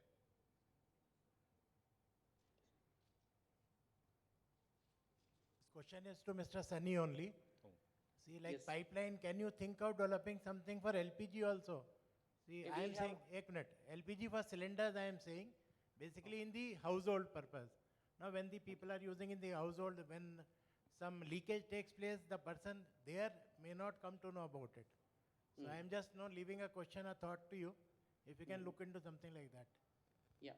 So currently, we are serving oil, LPG and CNG pipe, LPG and crude pipelines only, But we will definitely consider your request, sir. So we will look into that feasibilities also. Thank you. If no questions, because you can also ask the questions in the coffee break we are heading for. I think 2 hours you people are sitting and patiently hearing the speakers. I think with this, we conclude this session. Maybe we made up for the session already because one speaker less, and we are concluding on time. I thank all the co-panelists for giving their valuable presentation and inputs and insight. Thank you very much. Thank you so much, dignitaries on dais. I would like to thank each one of you for your valuable time and for making the session really interactive and very informative. Good evening to one and all, and thank you for the round of introductions. I'm sure that the panel with me is a distinguished panel, and these are all known faces in the state of Karnataka, both from the government and other sectors. And the topic of the entire climate change and waste management is a very relevant topic of our times. And as administrators of the state, we do come across tremendous challenges in terms of implementation of certain policies which are laid out in terms of protection of environment, in terms of waste management, because we are far away from the ideal situation. I'm glad to be chairing this session. My only role will be to moderate and ask our distinguished guests and speakers on this panel to address small areas. And since I am opening this session, we have various topics. So I will initiate it by talking a bit about the e-waste management and in terms of the hazardous effects that it has. And thereafter, the other topics that I've listed here in terms of water resource management and sustainable options, then eliminating single-use plastics. We will go speaker by speaker, and then after we can open it up to the larger audience for questions. So in my professional capacity, earlier to the post that I was holding presently, we looked at the larger ambit of solid waste management. My senior colleague, Mr. Manoj Kumar from the Indian Forest Service was in fact heading the Pollution Control Board, and there were frequent questions being raised in terms of how the local body manages waste, and that used to be a huge kind of a debate, and we really learnt a lot in terms of what the law mandated us to do, but where we are, and there was always this gap which we are trying to meet. And as all of you know, solid waste management, you have primarily, we are aware of dry waste, wet waste, then there is a sanitary waste component. But 2016 changed that all, because it brought in a series of legislations which talked about beyond solid waste management, which was of course the overarching goal of the government, but it brought in rules of biomedical waste management, e-waste management, plastic waste management, and it was detailed out to the last point. And that is when a lot of awareness drives were carried out.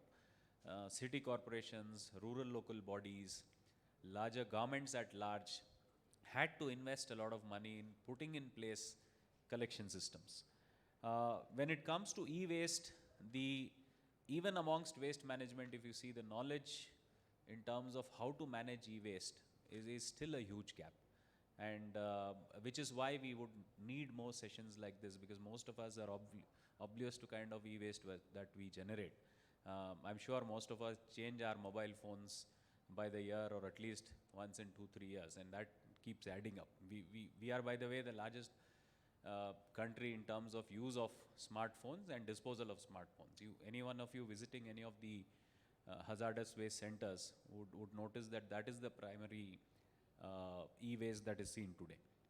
Bangalore being the IT hub, we all know in terms of the hardware waste that could come here, and also being the manufacturing hub, that has its own challenges. Now, where does all this lead to?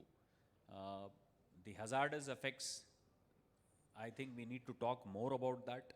We need to talk about the toxic substances that are there in e-waste, how we can make our manufacturing better to ensure what is the liability on the manufacturer today in terms of ensuring that some amount of funds are again pumped back into the safe disposal of these hazardous waste. And is that happening? And that is why you have regulatory authorities like the Pollution Control Board to ensure that we do this and do not neglect it. Anywhere between 1,000 to 1,200 toxic substances are found in any of the e-waste, and these will contain heavy metals which, as all of you are aware, unlike biodegradable waste, tend to be on Mother Earth for years to come. And then that is something that most of us need to be aware. From my earlier role in the urban local body to my present role, where I'm looking after the health of the state government in terms of rural health, what we are seeing is there is a direct correlation in terms of people working in these sectors and on the actual health. We are seeing respiratory problems, we are seeing some thyroid problems coming up. There has been research to link the e-waste, hazardous waste linkage to stillbirths, premature births. So a lot of research papers are in now, and we need to be aware of this. And what can actually be done at a broad scale to improve the situation? I mean, some of the things that I could just jot down before the session. Can we regulate the e-waste issue? Basically because a lot of high-income countries are today kind of trying to push it to the low-income countries. Behavior change advocacy. Can we limit the use of electronic goods to a minimal extent that is possible? Can we incentivize collection of e-waste as a segregated waste from the point of generation? Because as long as we don't do that, we will find electronic waste getting mixed with the general waste. And once it is mixed, it cannot be fixed. So let's also ensure that we have dedicated collection centers so that it can be disposed properly. Can we look at the recycling sector as a whole? I mean, there is a huge informal recycling sector in India. We need to tap into that and ensure that e-waste as is a resource which can either be reconverted and reused, or there are specific ways of disposing them, and that needs to be focused upon. And finally, how to look at reducing the exposure of people to such waste. So probably this kind of sets the tone for the talk, the session that we are going to have today. And each one of you, if you have to take back something today, is please ensure that right from your homes to your workplaces, please ensure they're segregating their waste, because everything starts from that. The minute you are going to have mixed waste, it's going to be a huge effort that goes in to first resegregating that and thereafter disposing it. Whereas if you have these nice little pockets, I always keep telling this to my colleagues. We don't keep something which is meant to be placed in the bedroom in the kitchen, or something in the kitchen in the bathroom. Then why do we mix various types of waste? So please ensure that you all do that, and all of you can be champions and ambassadors of change. So I will now move on to my senior colleague, Mr. Manoj Kumar, who has a great experience in the regulatory body. I had the pleasure of working alongside him when I was in the urban local body, which is the Bengaluru Mahanagarapalike. And at many a times we used to, I would not use the word confront, but many of the times we used to be cornered and said that we are not doing enough in terms of complying with the statutory rules. And let's hear from Mr. Manoj Kumar on his inputs relevant to this subject. Over to you, sir.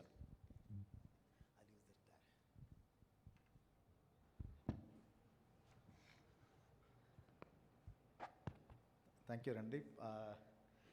In fact, I was asked to talk on the environment and then pollution issue, but I refused. In the sense, I wanted to talk altogether different topic. This is very close to my heart, because before joining the Indian Forest Service, I was scientist in Soil and Water Conservation and Training Institute. And my first posting was to this district called Bidar, which is the northernmost district of Karnataka. And when I reported, the deputy commissioner of the district was supplying through tankers water to almost like 47 villages and hamlets. So I thought, Bidar being my native place, I thought that's my primary duty to address the water issue. So I'm just sharing few case studies so that it can tell you how satisfying that particular work when you take care of the drinking water issues of the people who are remotely located in a place like Bidar. There was one small hamlet called Sevanagar. There was an open well, no water. There was a small check dam built by the department. People had broken it. When I asked, why did you break this? They said, sir, there is a water will stand and our children will drown in that. That's why we have broken it. I just said, you have to repair this. I got it repaired. Small work. Then clean that check dam, remove the water, created an infiltration well, spending just 10,000 rupees. There was a rain.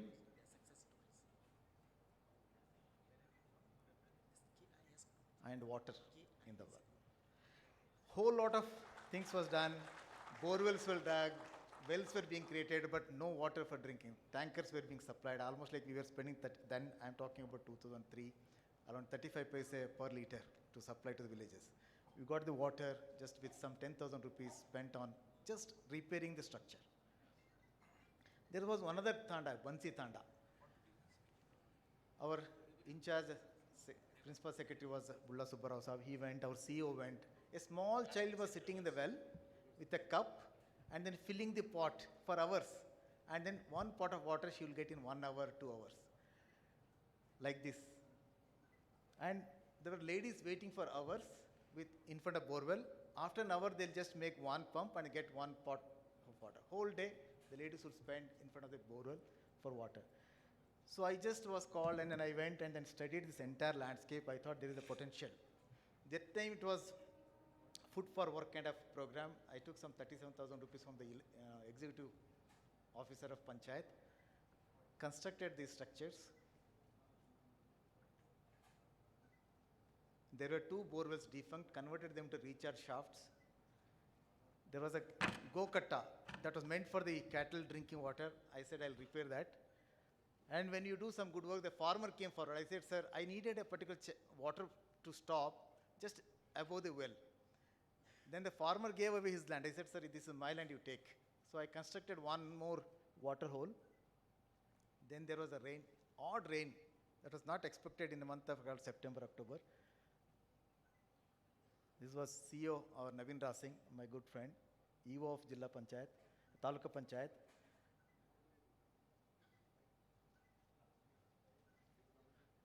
This is the well. The child who was sitting inside the well, I went little 2 days late actually. They were telling that that well was overflowing. I missed because I had some other commitment, so I went 2 days late. Then I called the same child who was sitting inside the well. This was a child. She just took 1 meter rope and then was taking away the water. So like this, we could address most of the villages. Then I thought this was small work, site-specific works. I thought I'll take up the larger work, addressing the water of a particular village. So Hokrana was another village where the farmers were highly motivated. They had a farmers sangha and all those things. When I visited, they said, sir, you are doing small work, why not you do an entire village?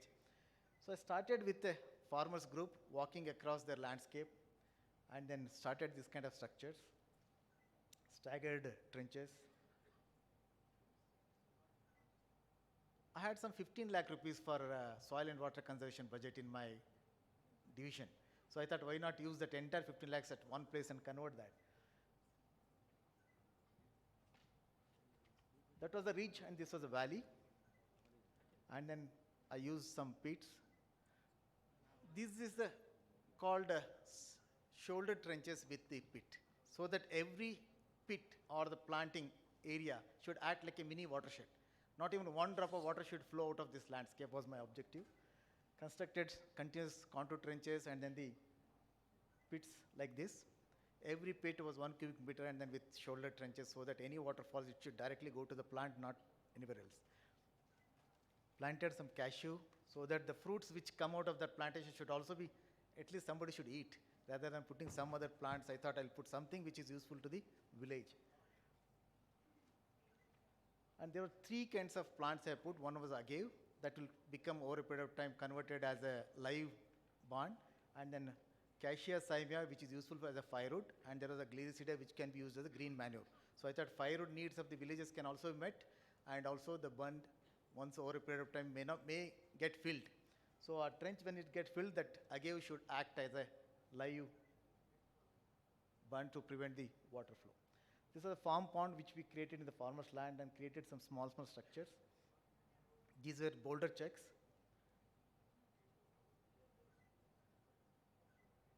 There was some check dam. These check dams was my CEO and good friend Naveen Raj Singh. He himself was a civil engineer. So I would select the location and he would design the check dams. This was all designed by him as an engineer, civil engineer. This was a vented arch check dams. We took all the Zilla Panchayat members also, so that we thought what we are doing, let them also be aware of it. These are infiltration wells. You can see the color difference of the water above the boulder check and below. The soil was getting filtered, only the clean water was coming out. The same pits, once they filled, not even a single drop of water was going out of the land. These are all check dams which are filled.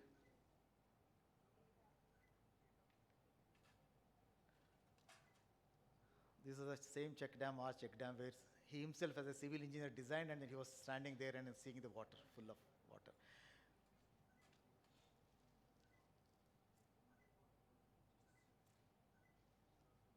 Now that entire village is now having the borewells who were having 2-inch water, 1.5-inch water, we are getting 4-inch, 4.5-inch water.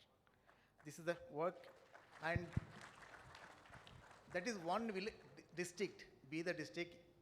In every department we started working with this kind of initiatives and is consistently showing improvement in the groundwater. You can see the geological survey of India's report. They are showing consistently improvement in the groundwater in this district. Because everybody realized the importance of this, then every member would say, sir, these structures you do it in my village, in every village. So Jilla Panchayat has been consistently doing these structures, and then there has been a considerable improvement in the groundwater in the district. And I have been monitoring, because as it's my native place, now the deputy commissioners are not supplying any water through tankers. All villages are getting sufficient drinking water, at least through these kind of initiatives. And I had to practice myself. So I live in Jakkur as Arkavati layout. Other day, BWCSB bill collector came to my house and he knocked my door and he said, sir, I have to change your meter bill. I said, why? Sir, it's not showing any readings. There is no bill coming. I said, it won't come. I said, how? Entire rainwater harvesting goes direct to my sump. I have been drinking for the past 3-4 months rainwater only. And my wife says other day, after coming to this house, I'm seeing my hair, there is a growth in my hair and there is no hair fall. I said, thank the rainwater. So that's the rainwater harvesting benefits which we are reaping. And I'm sure these case studies are of some help to some of you.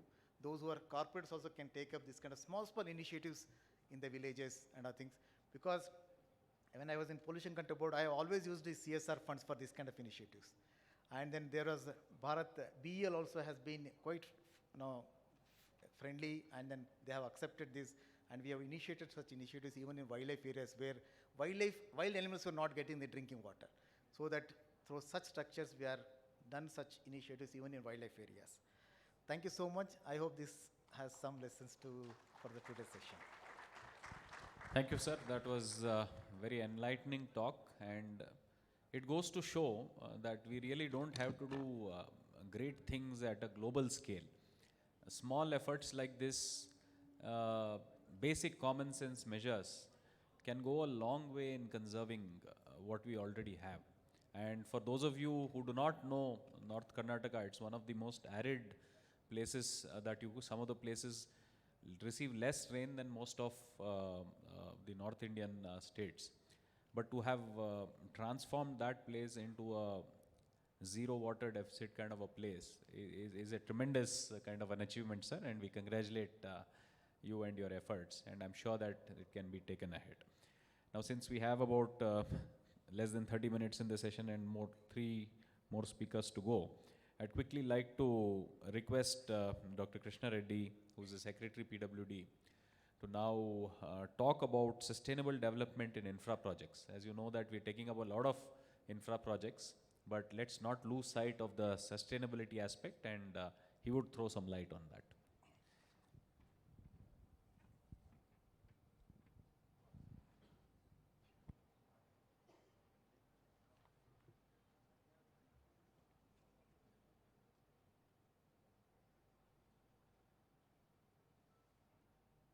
This one? So the top one. No, about the green one. Okay. No, the bigger one. Okay.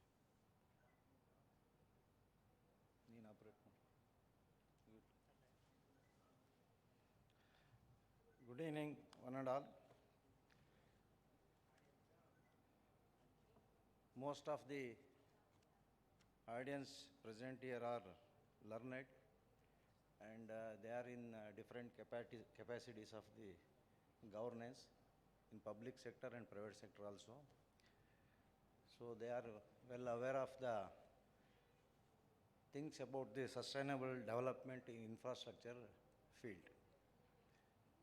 So you all know United Nations started convening world conferences to bring down the greenhouse gas effect, carbon emissions effect, and negative impacts of the environment. It dates back to 1972, started in Stockholm. Again, after 50 years, again recently, in the month of June, I think so, again in Stockholm, they conducted one conference. And India is also party to it. We signed Kyoto Protocol, Copenhagen Protocol, you know. So we signed that India will adopt the policy of the sustainable development in infra projects, and also as much as possible try to reduce the carbon emissions and also helps in crediting the carbon. So based on the principles, Karnataka government, particularly in our department, PWD, Public Works Department, we adopted to have a sustainable development in infrastructure field. So the agenda is the first slide. The agenda is, so I am throwing light on how the PWD department is structured in our state. So Karnataka road sector overview, agencies managing the roads, key milestones of PWD, and now I am concentrating on those two last agendas. One is impacts of lack of adequate planning and environmental management. So how it impacted the negative impact on the environment, and how we are able to curtail it, and how we are moving forward to reduce the carbon emissions and greenhouse gas effect. Yes, next. So this is the road network in Karnataka. It is almost 3 lakh kilometers in length, and it is giving statistics about the different categories of the road network: national highways, state highways, major district roads, rural roads. Next. And this is the road density in Karnataka, around 188 kilometers per 100 square kilometers of area. We have the road network of 188 kilometers, and it is far above the national average. And I have given the comparison with the neighboring states also. Next. Next. And these are the lead agencies in PWD who are engaged in different activities with different objectives. Communication buildings, highways, K-ship, SADP, and KRDCL. They are mainly supporting the building of the road infra in Karnataka. And the last one, Planning Road Asset Management Center,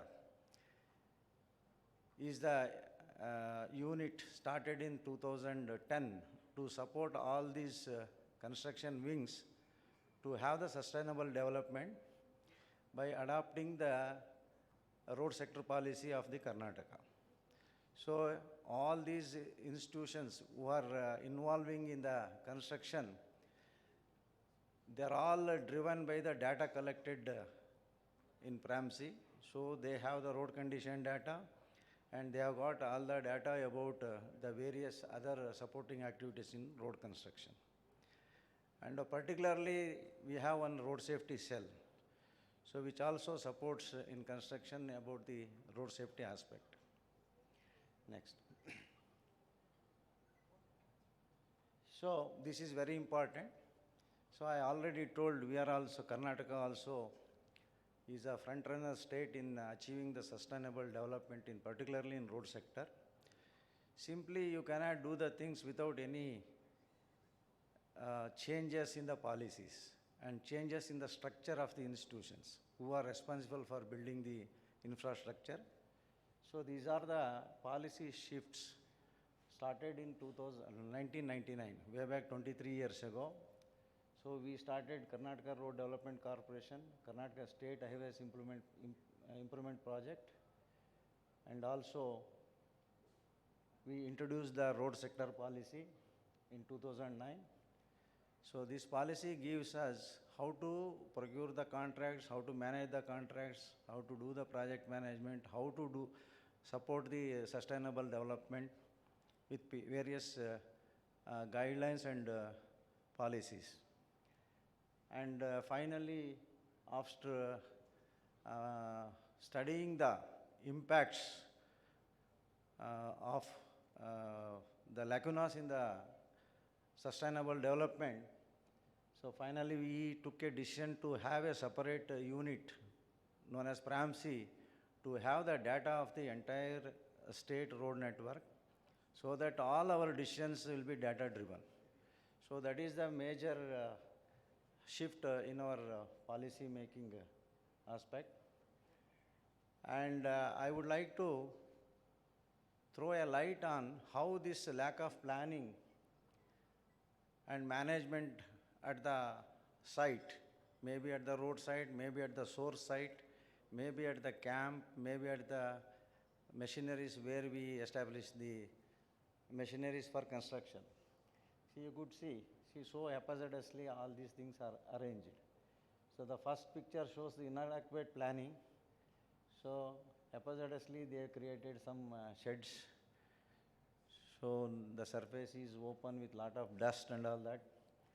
In the second, at the work site where some cross drainage work is going to happen, so haphazardly they have done. It adds to the dust in the environment, and injudicious removal of the borrow pits and also disturbing the local vegetation, and this vehicle maintenance ads. So all these things are contributing to increase the level of pollution in the air. So naturally it affects the sustainable development. So again, these are some pictures. You could see these lubricants, fuel storage and all that. So they are not done in a very systematic way. And also this hazardous materials, usage of hazardous materials, and solid waste disposal at the campsites. Next. So again, digging the earth without any proper thought, so reducing the fertility of the soil and adding pollution of the environment. And you could see that hot mix plant and RMC plants, so a lot of pollutants are released, so and affecting the greenery also. Next. And this is also how this sulfur dioxide, nitric oxide, carbon monoxides, and other particulate matters and all that relates to the environment because of the improper planning and improper management. Next. Next. So this is one of the site where all the dug up earth is leveled and some landscaping has been done. And you could see the water body, so that also we developed. So particularly whoever visits Dharwad and going to Saundatti, there is one village called Aminabavi. So there we have done very beautiful work where we supported the harvesting of rainwater and filling it to the pond, already existing pond, by repairing it. So that helped in increase in the level of underground water table. So this is one example of that. Next. So here, so what we have done is, we are using so many waste materials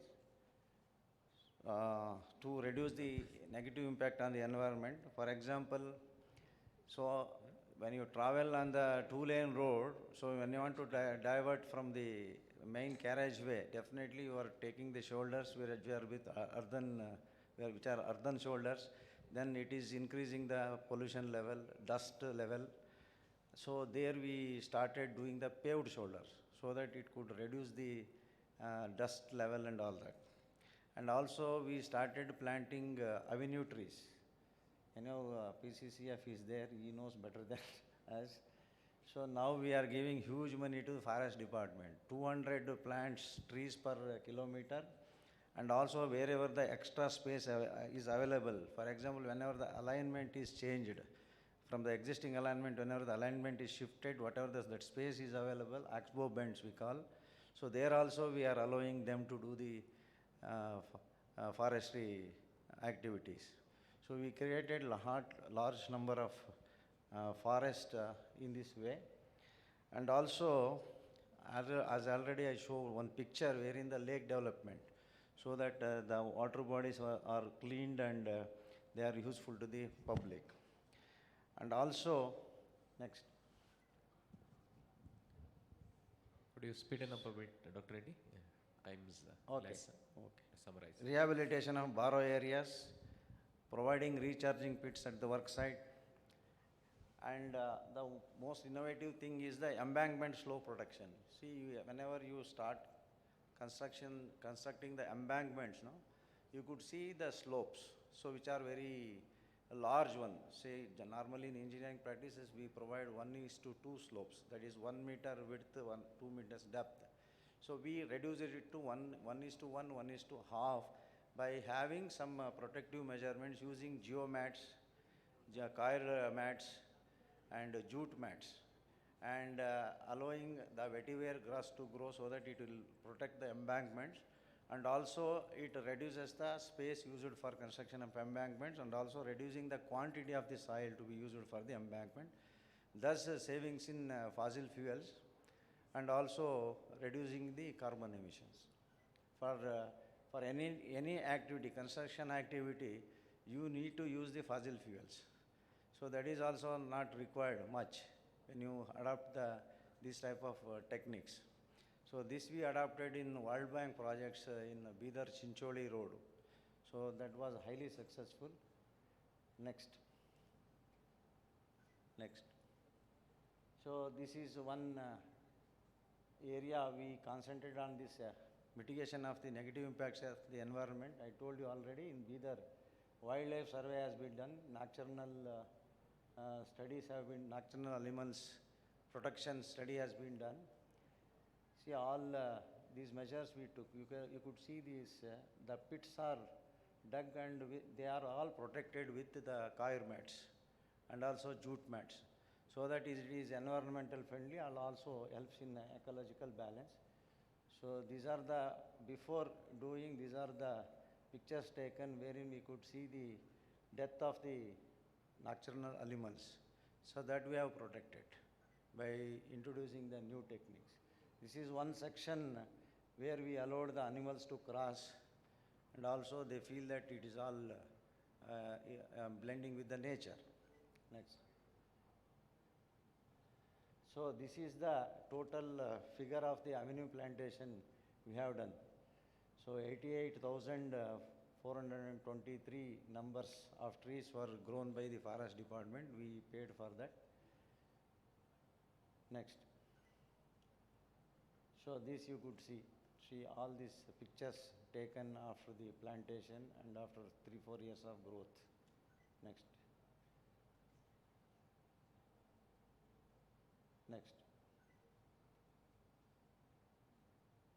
So these are all the improving the water bodies, rehabilitation measures taken for the ponds.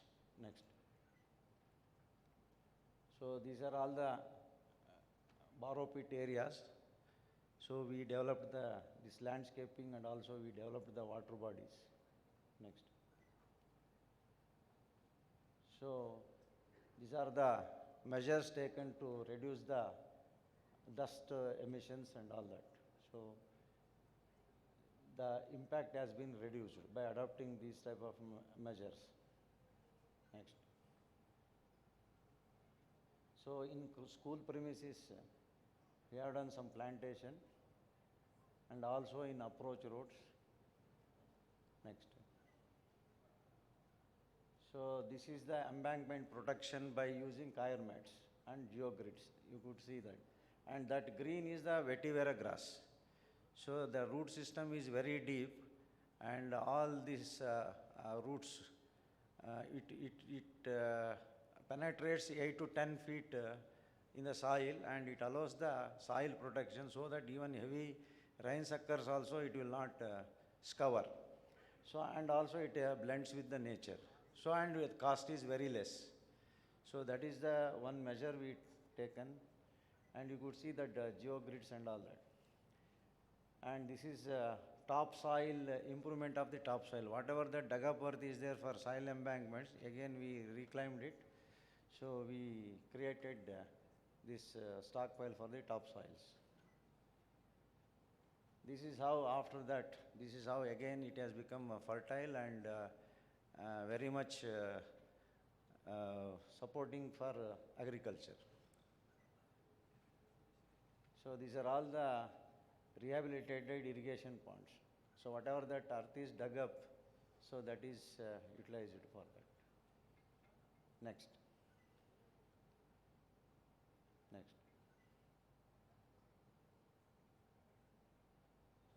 Next. They are all recharge pits.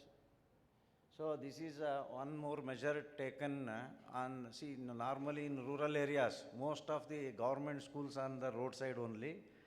So because of our construction, their structures have been damaged, and also noise level will increase. Because of the good roads, traffic will be high.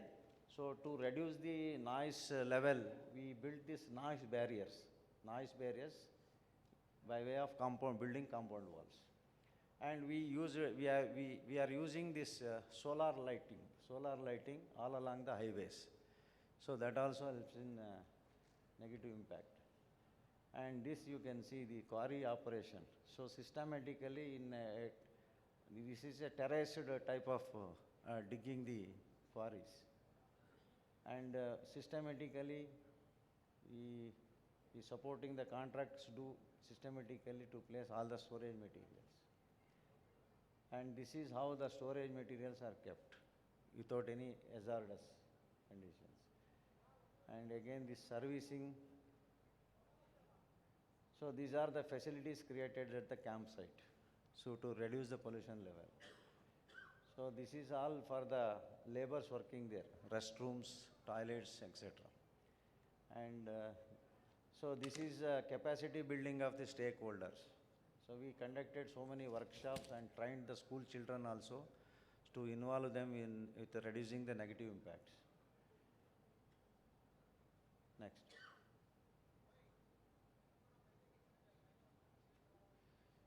So this is what we have done in Karnataka. This is not an exaggerated presentation. I request if anybody gets the time, I invite you to visit any of the roads nearby Bengaluru. So we are doing sustainable development. So we talk less and we do more. Thank you. Thank you. Thank you, Dr. Reddy, for conveying the strong message that how sustainability and development can go hand in hand. So along with infrastructure, to have due concern for environment.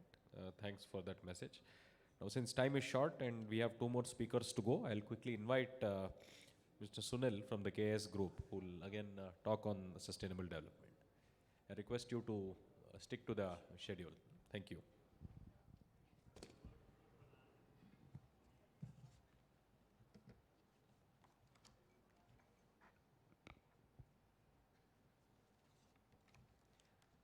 Good evening, dignitaries on the dais and off the dais. It was my pleasure to share the dais with the senior most officers of the government of Karnataka, Ranbir Saab and others. Okay. And also my sincere thanks to IOD for addressing this most burning issue. Before continuing to PPT, okay, what is the most burning issue? The climate change.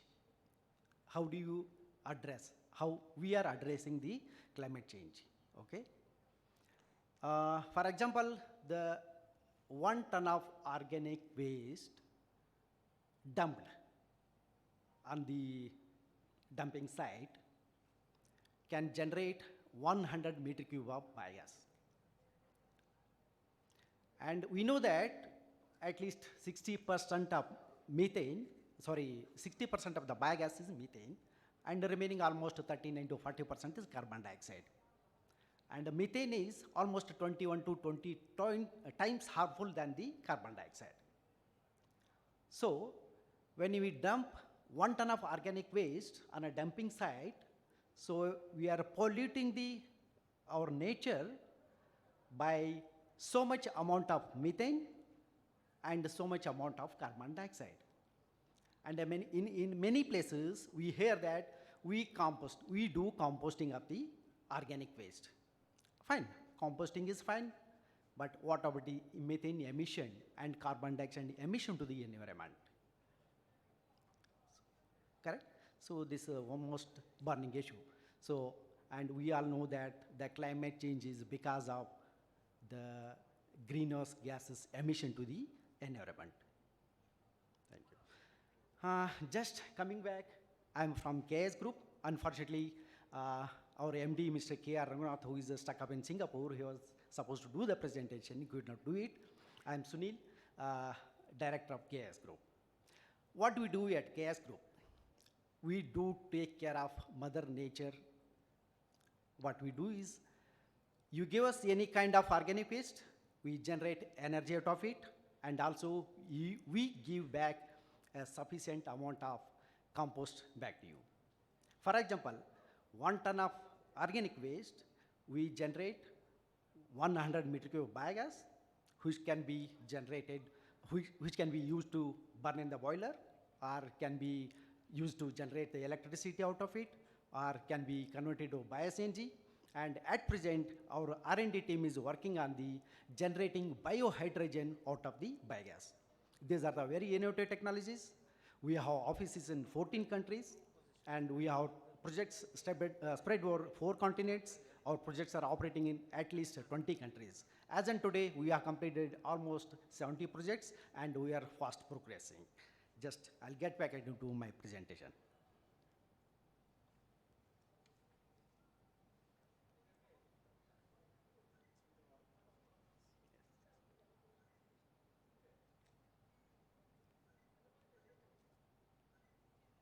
As in today, the amount of biogas projects we have done, every day we are capturing 1 million metric cube of biogas per day.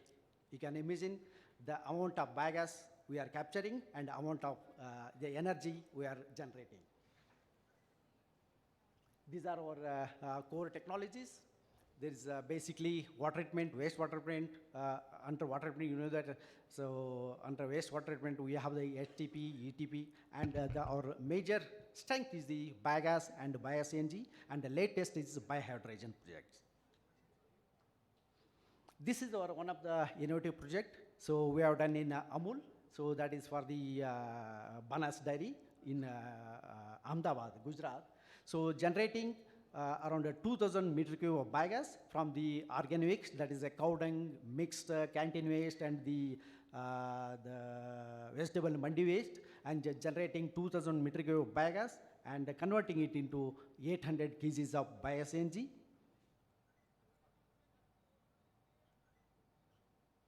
These are many of our awards we got in overseas, like Indonesia, Malaysia, Singapore. Yeah, this is one of the innovative projects we have done in Malaysia. This is the organic waste, that is from the sago mill, generating the biogas out of it and converting it into bio-CNG and supplying it to the 2 villages by the pipeline. So it entirely avoids the usage of LPG in the 2 villages. And a similar project we are doing in the Kota, that is Rajasthan. This project is funded by the local body, that is UIT, Urban Improvement Trust, that is same like our BDA in Bangalore. This is one of the, I would say, our Honorable Modi's dream project. This is being built in Varanasi. This is processing 100 tons of organic waste. This mixed waste again, there's a cow dung, then the majorly mandi waste and the canteen waste, generating around 2,000 kilowatts of energy per hour, electricity. These are our projects for the LG and major other global leaders. Our another strength is carbon credits. We have the carbon credits management team, and any biogas project we do, we get the carbon credits for our customers.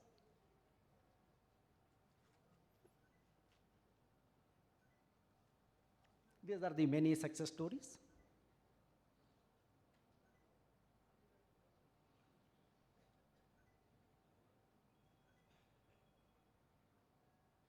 This is one of the interesting project. We have done it for Torrent Pharma in Ahmedabad. This is basically around 2,500 people working in the same campus. So we collect the waste from their canteen and the ETP and the STP sludge. Combinedly, we anaerobically digest it and generate around 120 meter cube of biogas, and we give it back to their canteen, and entirely they avoided their LPG use in the canteen.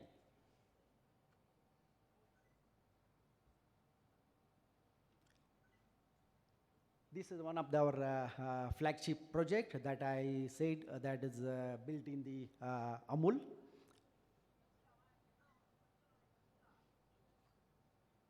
This is our Rajasthan Kota project, and in the Varanasi, and these are our Nepal projects. This is one more interesting project in India. This is being built in Kurukshetra. That is for one of the paper mill.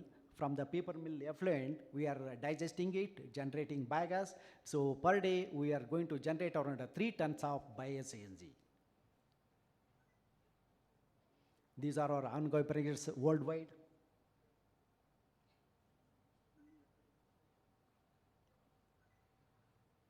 This is one more interesting project in India. This is being built for the Bhavnagar and Bharuch municipal corporations. So this is processing around 300 tons of the organic waste per day and generating biogas and parallelly generating the biocompost. This is one more interesting scenario. So we have a large-scale MOU with the Unilever. This is the first stage being built in the Unilever, Indonesia. So actually, Unilever has committed by 2030 they are going to be carbon negative, at least carbon neutral, and then they want to be carbon neutral. So at present, all their boilers or the heat, the energy requirement is met by the CNG. So obviously they're using the fossil fuel CNG now. We are going to replace the entire CNG by the bio-CNG.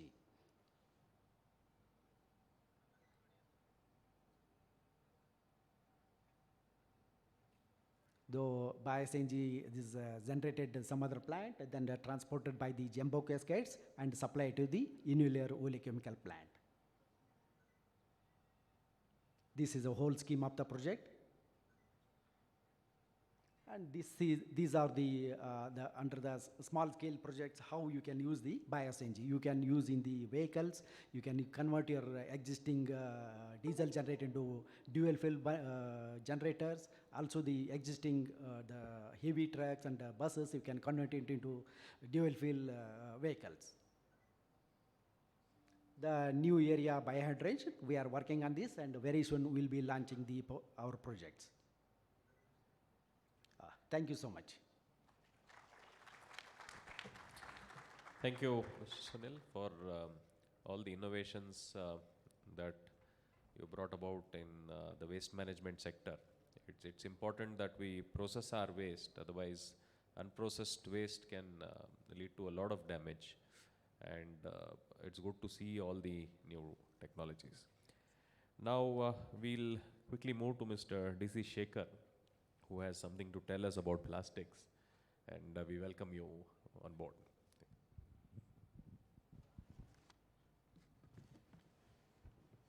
Good evening, esteemed co-panelists. Good evening, esteemed audience. Thank you, Institute of Directors, for inviting me for this talk. I come from a marine background, and our work is in the riverine plastics. So I'll be talking about that. And may I request, I have a 2-minute video to put in context what I'm going to be talking about. Can we please start the video?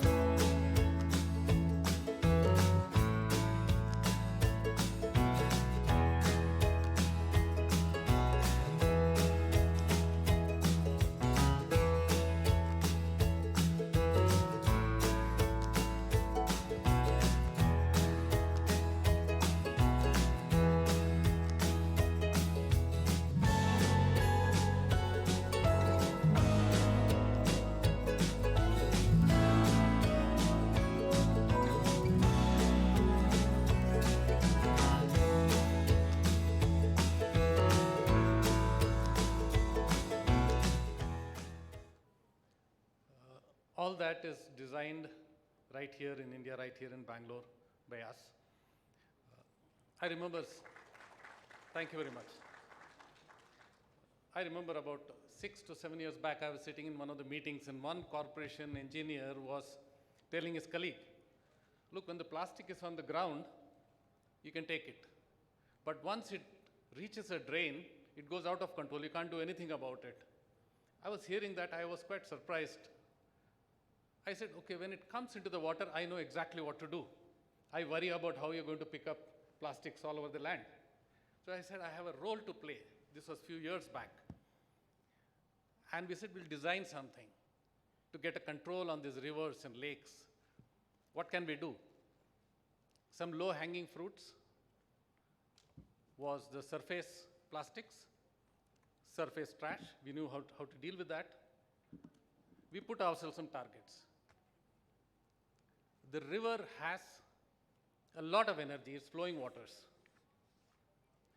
There should never be a reason if we have to do any work why we should put a boat with a drop of fuel or grid power to do any work in the river.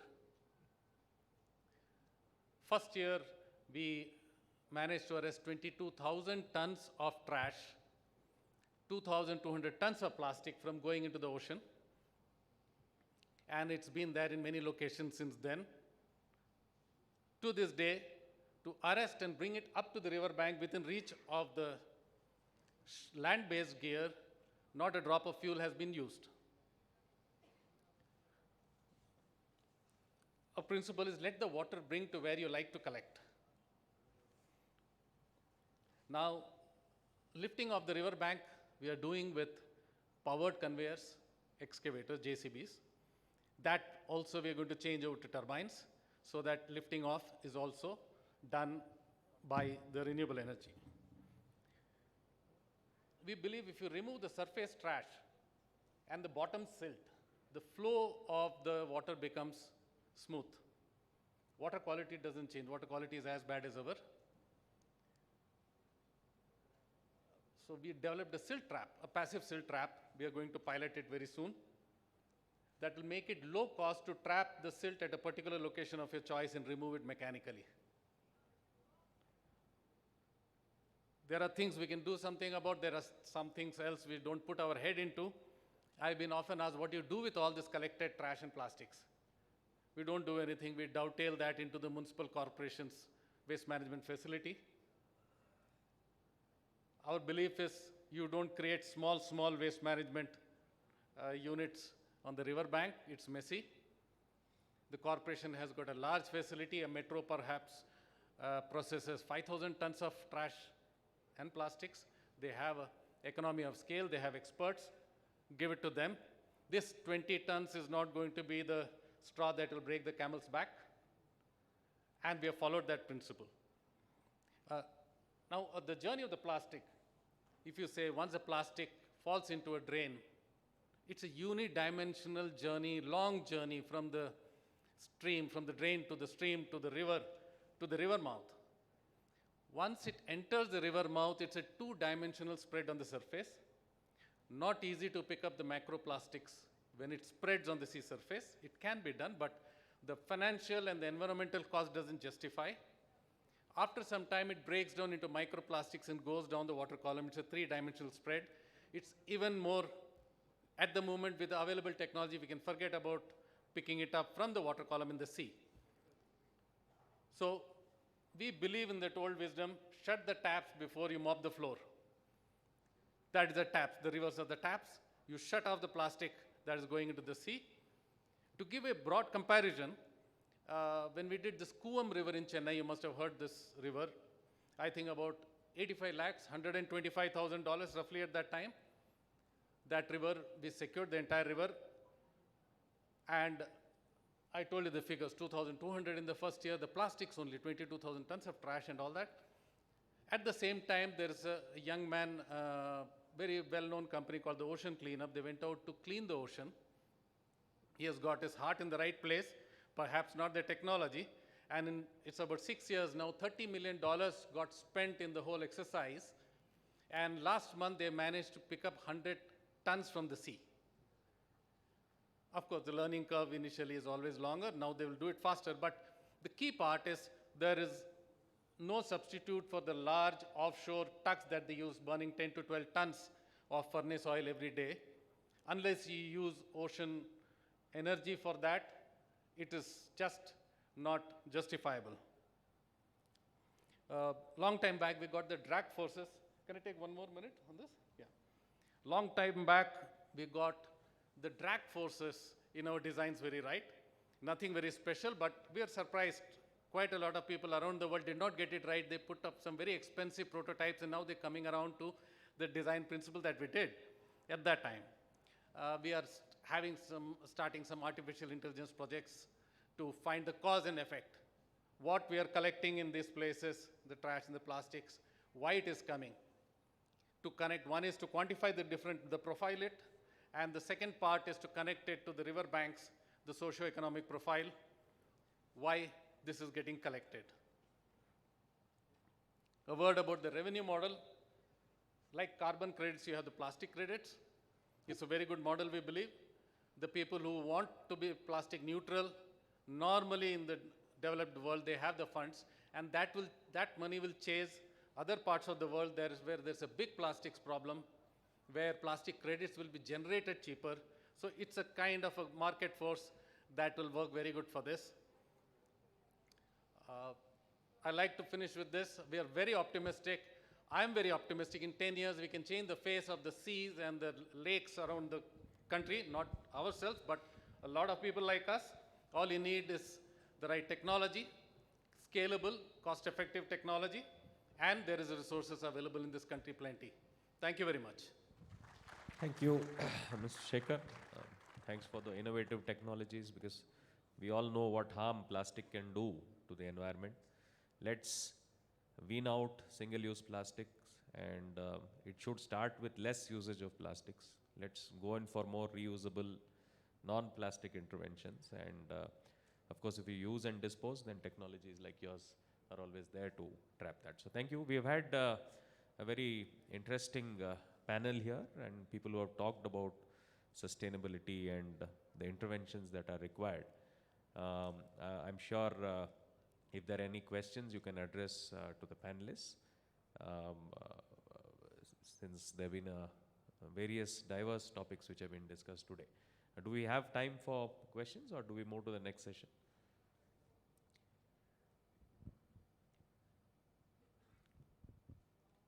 We can just take one question as we're just running late. I could see one hand there. Could probably.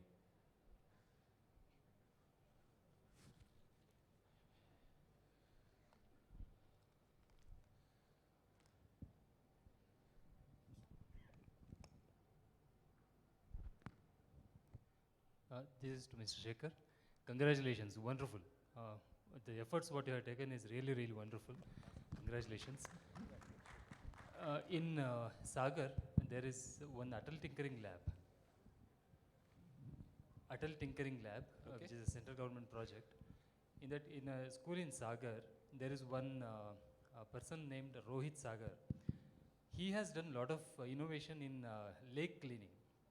He has automated the lake cleaning, and he has created small equipment which can start cleaning the entire lake, and it keeps on messaging you, and it is fully automated.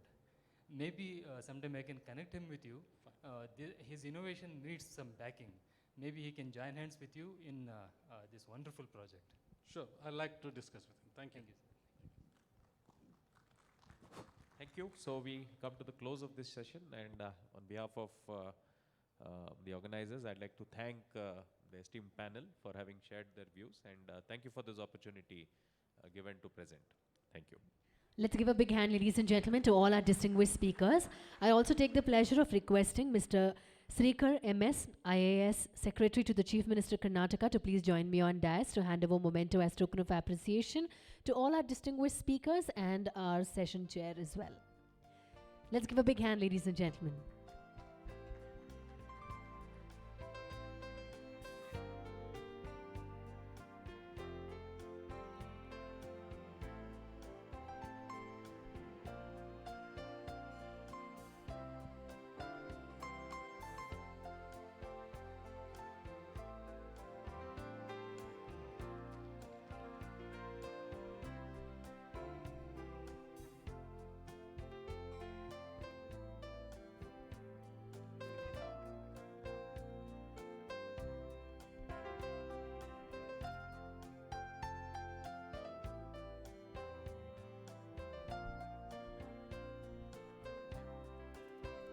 Well, I'd once again like to thank all our speakers for your valuable time and for a wonderful session. Well, also time for a picture perfect moment, requesting all the dignitaries on dais to kindly please pose for a picture. Requesting everyone to kindly please pose for a picture.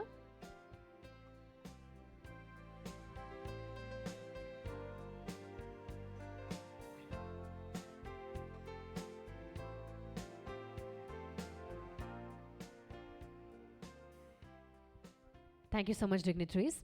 And now, ladies and gentlemen, it's time for us to move to our next session. Plenary session, Energy Security, Sustainable Energy Options. Well, let me introduce our distinguished speakers and our session chair. Well, once again, truly my pleasure to invite on stage Mr. Srikar MS IAS, Secretary to Chief Minister Karnataka and Managing Director, Karnataka Power Corporation Limited. Mr. Srikar is a public policy practitioner for more than 2 decades and has worked at the local, state, national and international levels. Previously, he has represented India's legal and trade in services negotiator at the World Trade Organization. He has a special interest in international economic law and policy and its interface with domestic policy making. He has worked in public policy implementation challenges involving complex issues of development, large technology LED projects and international economic law, also policy and indirect tax administration. Let's give a big hand and let's once again welcome him on dais. I also take the pleasure of welcoming on stage Mr. Prab Das, MD and CEO, HPCL Mittal Energy Limited. Mr. Das, in his 25 plus years tenure in the Indian Administrative Services, has held very senior administrative positions. In the central government, he was in the Departments of Ocean Development and Ministry of Commerce. During his tenure as Joint Secretary Refineries Division in the Ministry of Petroleum and Natural Gas, 2003 to 2008, he was instrumental in the formulation and implementation of the auto fuel policy, strategic storage and new initiatives in oil diplomacy. Recently, he was awarded as the CEO of the year 2022 by Energy and Climate Initiative Society, amongst many others over the course of his close to 4 long decade of career. He is also a member of various prestigious oil industry bodies and institutions, and he'll be joining with us virtually. Let's hear a big hand for him. Also, I take the pleasure of welcoming Mr. Akhil Mehrotra, MD and CEO, Pipeline Infrastructure Limited. Mr. Mehrotra is a business leader with over 30 years of rich experience spread across oil and gas, power and telecom industries with more than 18 years in leadership roles. Over the years, he has managed P&L of business, risk and performance turnaround, spearheaded business growth and strategy development, driven continuous improvement and lean initiatives, coached leaders, and he has also coached employees. Before joining Pipeline Infrastructure Limited in 2019 as CEO, he was associated with the companies very reputed such as Shell PLC, BG PLC, Gujarat Gas Limited and Reliance Group. He will also be joining with us virtually. Let's hear a big round of applause for Mr. Mehrotra. I also take the pleasure of welcoming Mr. KP Rudrappaya, Managing Director, Karnataka Renewable Energy Development Limited. Mr. Rudrappaya is the Managing Director of Karnataka Renewable Energy Development, a nodal agency of the Government of Karnataka established in 1996 to identify, promote and develop renewable energy projects in the state. Let's hear a big hand for the gentleman. I also take the pleasure of welcoming Mr. Riemann Dubord, Chief Energy Embassy of the United States of America, New Delhi. Mr. Dubord is the Chief of Energy in the Embassy of United States of America in New Delhi, joined the Economic, Environment, Science and Technology section at the Embassy of the United States of America in New Delhi in August 2022. He most recently served as the Deputy Counselor for Trade and Investment in Embassy, Ottawa, where he supported the implementation of United States, Mexico, Canada agreement. Prior to Canada, he served as the Economic Officer at the US. Ladies and gentlemen, let's give a big hand and let's welcome Mr. Dubord on the stage. Well, with this, I also request Mr. Srikar to kindly please take forward and also lead the Q&A session.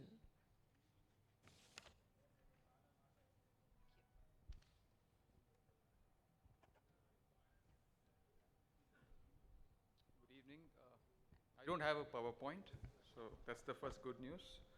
And I think we're the last session before networking, so I'm very mindful of your time. Do we have a hard stop at 6:30?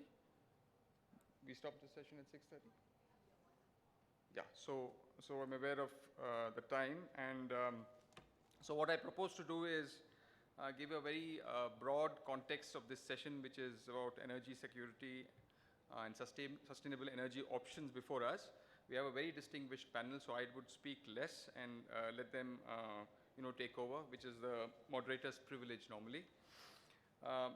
So if you're talking about the context, we had the last session which was very local, which was focused on sustainable goals, was focused on steps being taken for sustainable energy.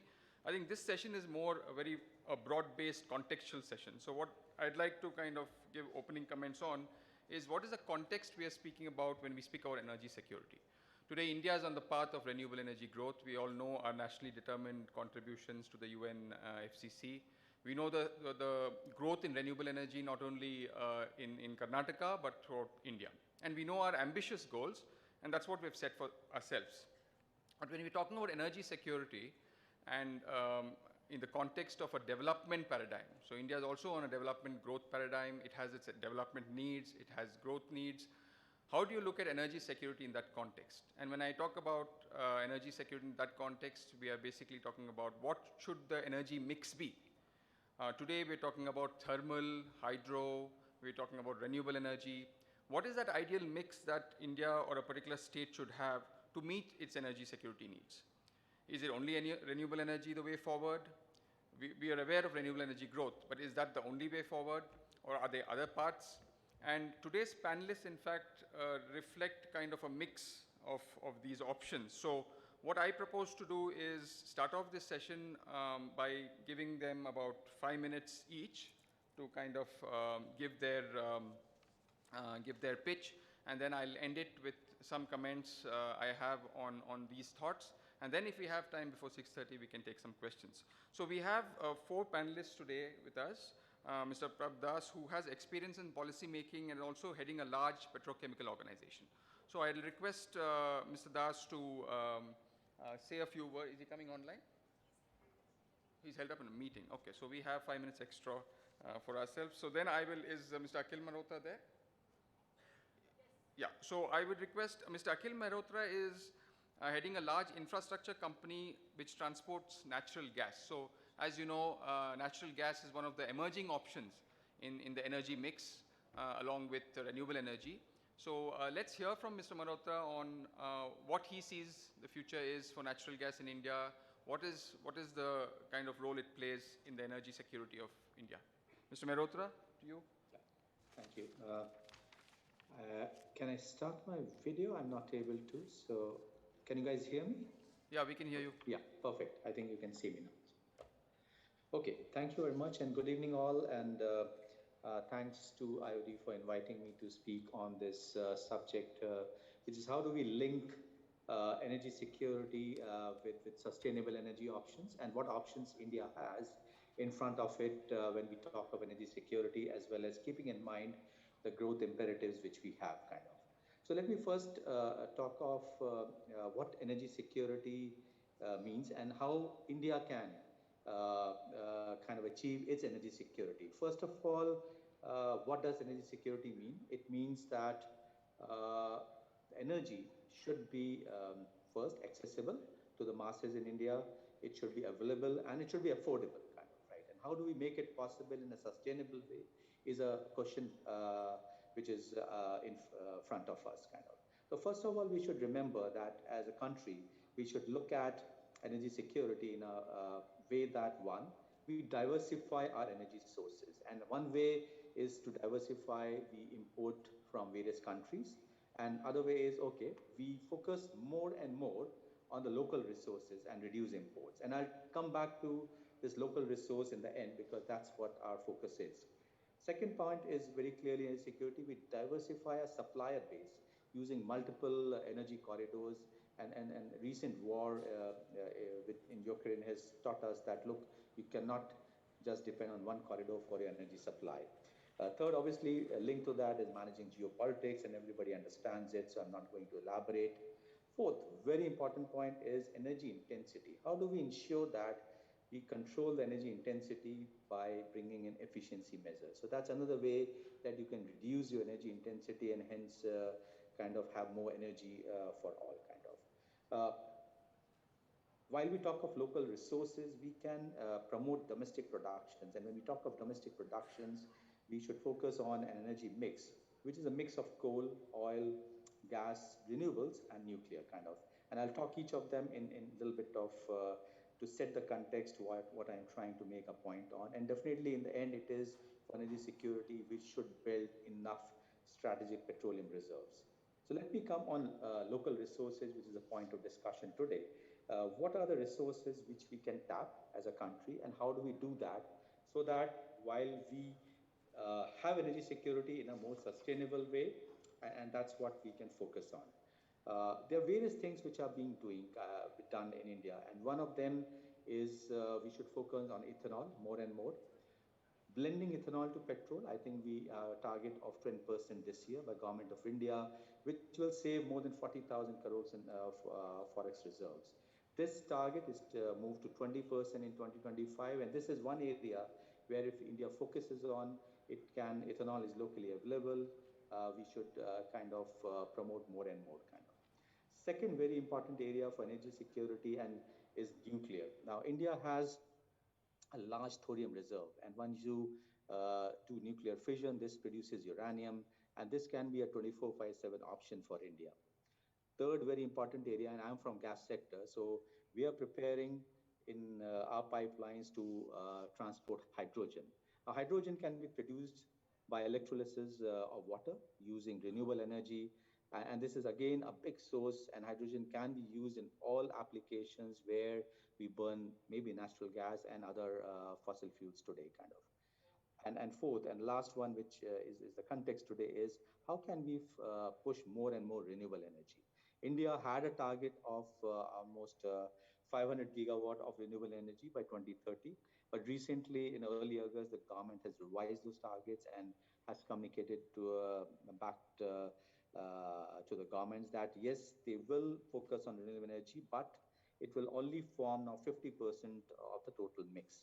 And 50% will be kind of the non-fossil fuels and 50% will be fossil fuels. And that's a change which we are seeing today. And the change is reflective of that there are challenges in renewable energy kind of.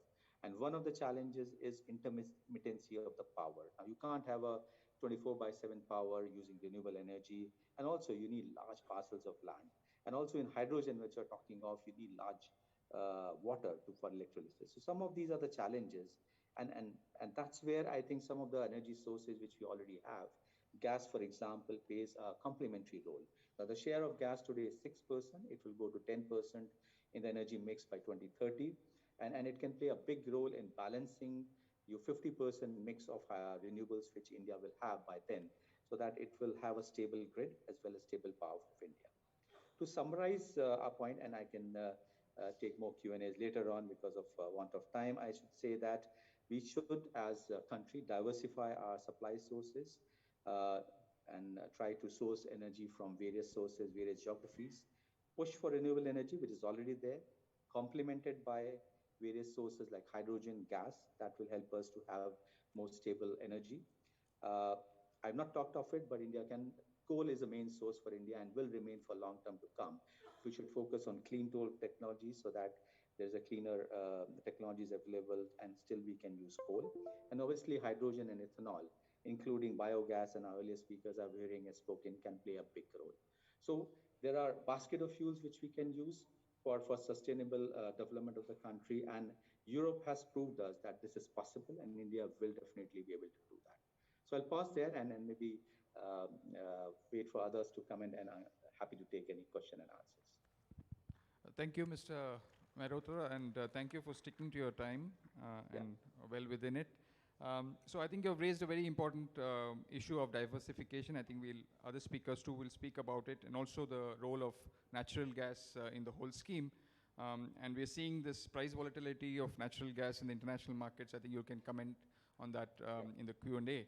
And also you spoke about the ambitious renewable energy target of 50%. I think there's no better person to speak about renewable energy in Karnataka's context at least, because we have Mr. K.P. Rudrappaya, who is the Managing Director of Karnataka's effort to have a wide renewable energy base. I request him to speak about Karnataka's renewable energy plans, challenges, and way forward. 5 minutes, sir.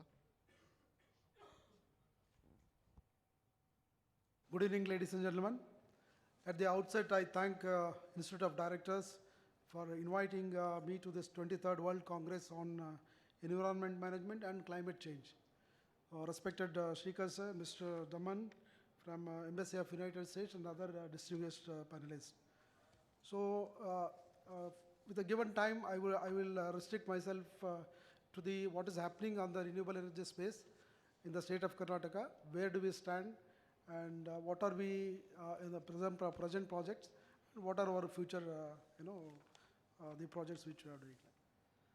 If you can see this slide, in terms of the total installed capacity, we stand number 4th in the country with an installed capacity of 15.51 gigawatt. Whereas in case of solar, we are number 2 with an installed capacity of 7.5 gigawatt, and wind we are number 3 with 5.14 gigawatt of installed capacity. If you look at the whole, the energy mix, I mean, the total installed capacity is around 30,000 gigawatt, out of which 15,000 gigawatt is coming from RU only. So that is a major contribution in Karnataka. That is how we are able to lead from the front. And this growth story was not simple because we formulated our first RE policy in the year 2009. During that time, the installed capacity was only 2.4 gigawatt, but subsequently it raised up to 4.3 gigawatt by the end of the policy period. And Karnataka is always in the forefront in bringing the new policies. And subsequently, we brought another policy. By 2021, we touched around 15.1 gigawatt. That is a great, that was because of the, Pavagada Solar Park, which came up in 2019. When it came up, it was the largest park in the world. And recently we have launched 2020-22 to 27 policy, which aims at around 10 gigawatt of this thing, to add another 10 gigawatt of to the total capacity. If you talk about what are the important points of this policy, like we are promoting earlier, we used to promote only INSTS project. But this policy promotes even ISTS projects also selling outside the state. And of course, there is one issue which is always promoters used to come up before us, that conversion of land. Now government is giving deemed conversion status to ease the, for ease of doing business. And also, now there is a ABC, that is affidavit-based clearance. They can file affidavit, then they can start the work to cut off the timing. So like we have various benefits under this scheme. We are promoting even off-grid solar also, and even GEC, Green Energy Corridor also, private investments are encouraged. And wheeling and banking is also promoted, subject to the KERC order. Under this policy, we are promoting all the new technologies, basically whether it is energy storage, or it is a hybrid project, or it is wind repowering, or it is floating solar, or any other new technology which is coming up, we are promoting under this policy. This is one important ECBC policy, energy conservation and energy efficiency policy, which government of Karnataka has come out with. You all know that one unit of energy, saved is almost 2 units of energy generated. So this policy aims at around conserving 744 million kilowatt hour of energy. That in turn would, avoid putting up of around 454 megawatt of the thermal plant. So which avoids around 6 lakh tons of carbon emission. Presently, we are working on municipal, domestic, agriculture, commercial, industrial sector. So all put together, we are likely to save around 744 million kilowatt of power.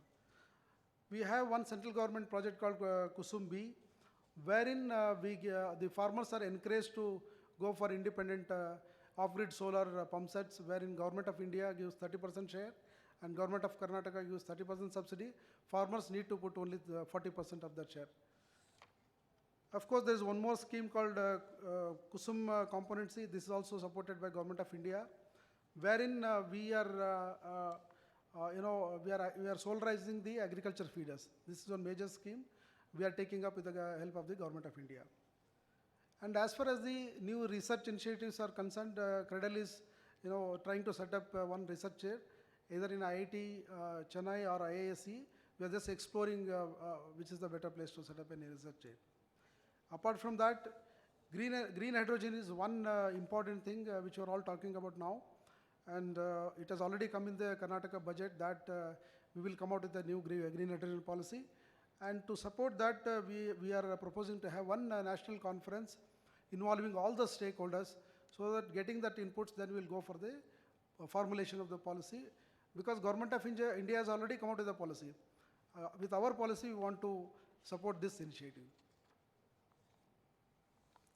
Taluka-wise wind potential, in fact, to support this wind investors, no state has done this, but we have purchased the data from the NIWE, which is a national body, and we have hosted it on our website, so that it becomes easy for the investors to take the data and put up the plants. Next. You can see this beautiful building, which is a CREDL's own building, which has come up in Agarbavi, which is around 1,50,000 square feet building. It is super energy efficient building. It is designed to save another 30% of energy. Recently we have inaugurated this building.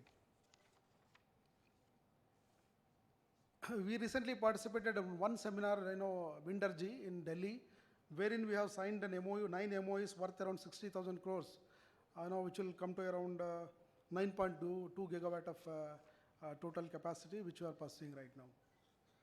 CREDL is coming out with some innovative projects. One is around 100 megawatt, it's showing as 500 megawatt, but that could be reduced to 100 megawatt in Kalburgi. That is one thing. And second thing is we are coming out with one 5 megawatt hour solar and 16 megawatt hour of battery storage project in Pagoda Park, which is already under process. We are also taking up some new initiatives. We are planning to set up one professional internship training center for the engineering students.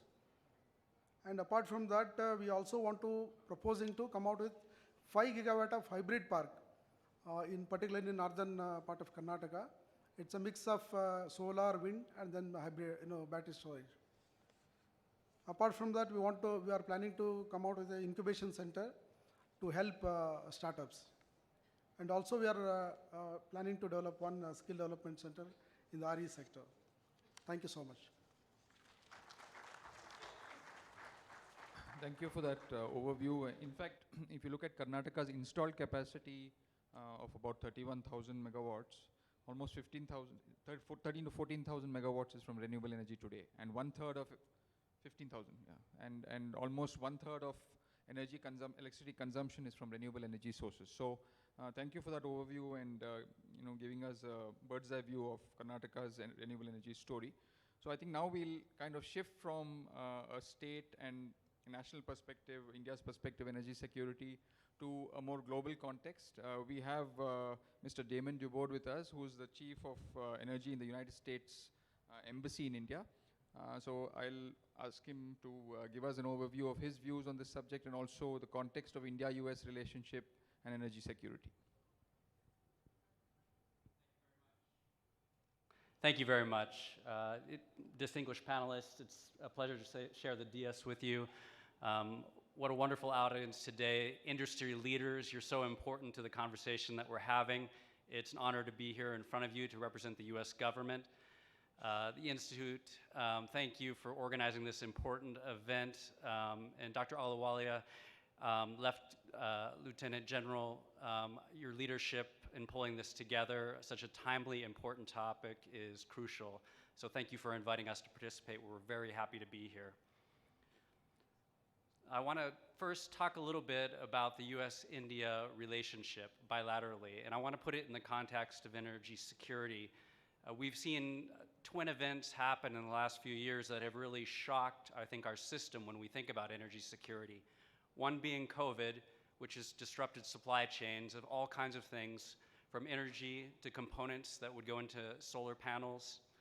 And then, of course, the terrible situation in Ukraine, which has really changed the energy picture and dynamic for much of the world, from prices to supplies.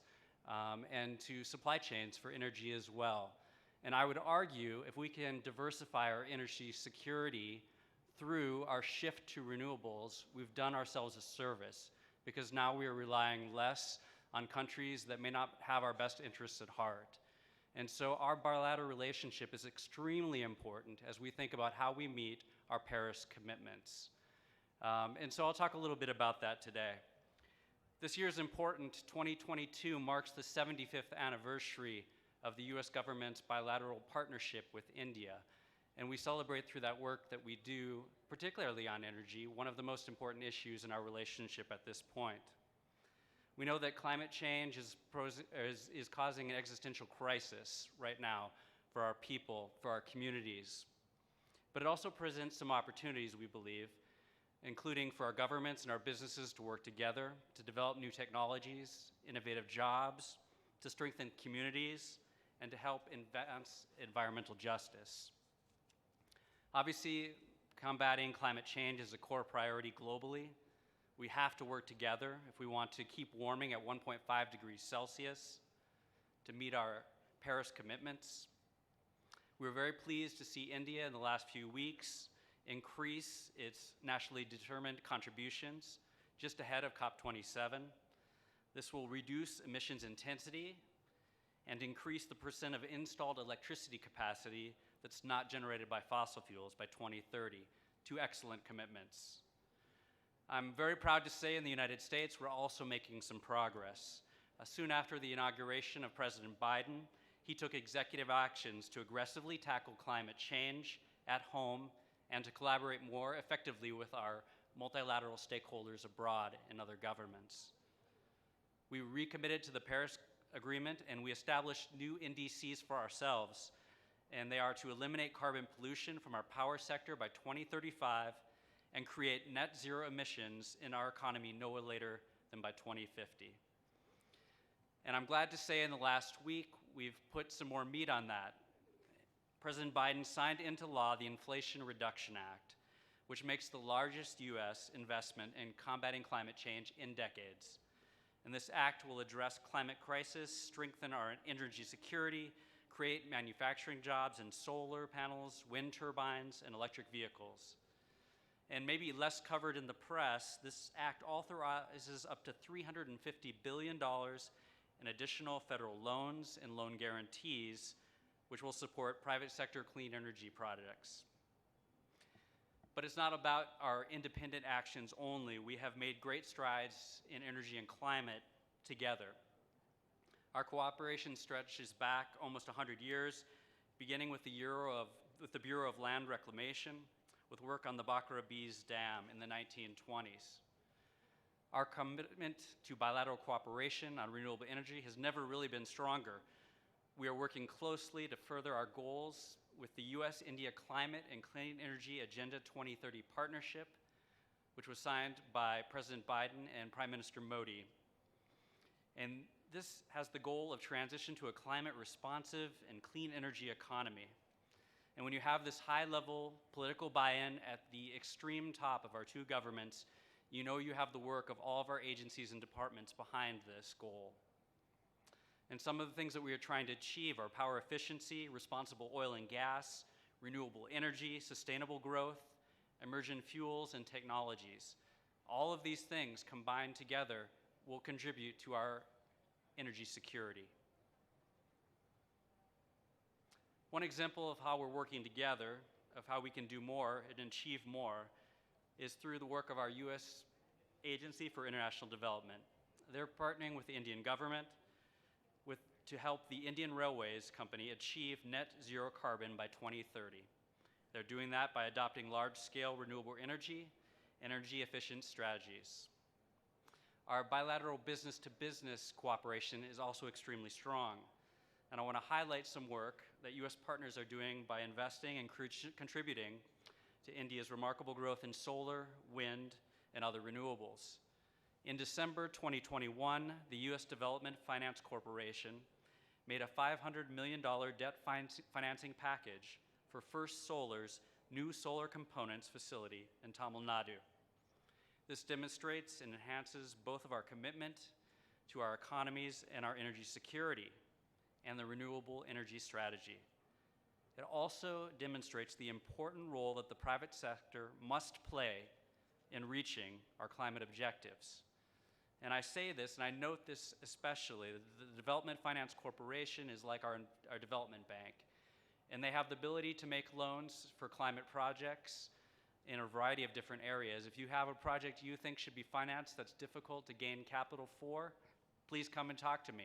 We may have opportunities there, and I'd be happy to put you in touch with the right people and see what avenues we can explore. In order to save a few moments, I'd like to close by just noting that President Biden has said about our relationship with India that the root of our partnership is a deep connection between our people, our ties, our family, our friendships, and our shared values. And I just want to say that energy rises to the top of the issues that we're covering between our governments. And it's extremely important from an energy security standpoint, but also our commitment to the environment and to this planet and to our people and future generations, as we've heard repeatedly today. And lastly, I'd just like to say I was struck today when I listened to the various levels of leaders speaking from the national level, from the state level, from the local level, from industry, from the private sector, from NGOs. It reminded me a little bit of the United States, where we have to work together at the national level. The states must play a huge role. Our cities, whether it's New York or San Francisco or even smaller ones, must have their own plans and their agenda, and you see that in India as well. And so I'm very encouraged today to see the work across the economy, across the government on this important issue, and I look forward to the US government standing with India as we raise our ambitions and we meet our client objectives and reach our energy security. Thank you very much. Thank you, Mr. Board, for that comprehensive picture of the bilateral relationship and what the United States is doing. In fact, if you're talking about the nationally determined contributions which India made in 2015, there was a substantial increase in our voluntary contributions, which was announced in August, where almost the updated commitments have gone way beyond what we had made in 2015, which you alluded to. And I think that policy at the national level percolates down. We saw today on technologies, presentations on technologies, on cleaner technologies, on renewables.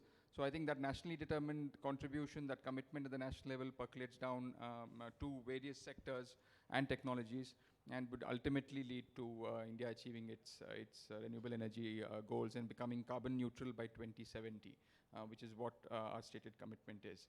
So thank you for that again. Before I probably conclude with some questions, is Mr. Das available with us, or we just? Okay, so I think he's not there. Okay, so I'll just come to questions. So we have around 5 minutes left. So if anybody in the audience has a question, please raise your hand. And I think you had a question. Yeah, the gentleman there with the white shirt. Yeah, then after that, okay, you can start off, and then we'll come to you. Please address your question to who you want to.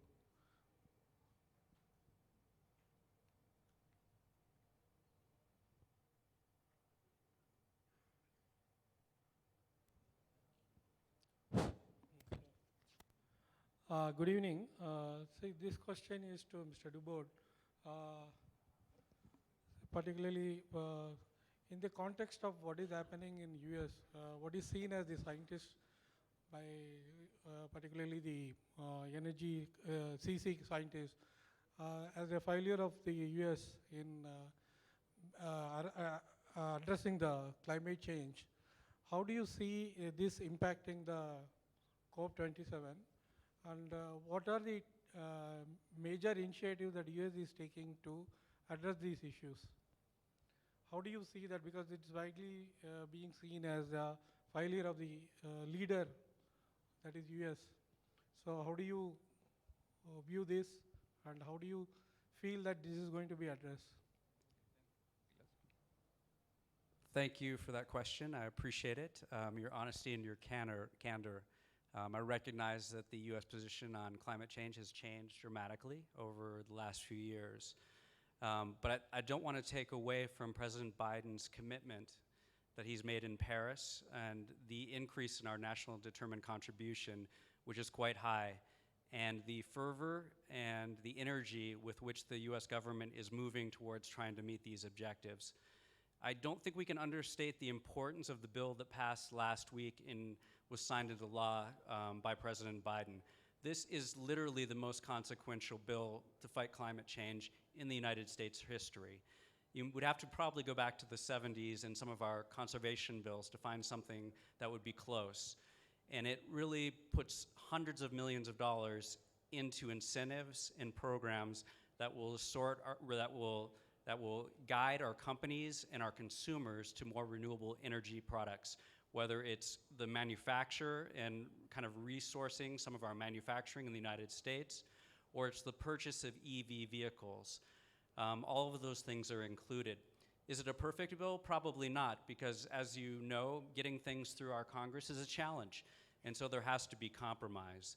But this is a very good bill, and it brings a lot of money to the table for us to move forward and achieve our objectives. We're very proud of it, and we think it's a very big step forward. Please serve the gentleman in the white shirt. Good evening, August gathering. My question is to MD Cradle. Sir, wind energy is very kind enough to Karnataka. Secondly, Karnataka is a vibrant and dynamic state which is formulating policies favorable to stakeholder and project proponents from time to time. Sir, do you have any plan to give a chance to project proponents who have gone for long-term agreement with CER and re-enter for an agreement for the other model? Because CER is not working.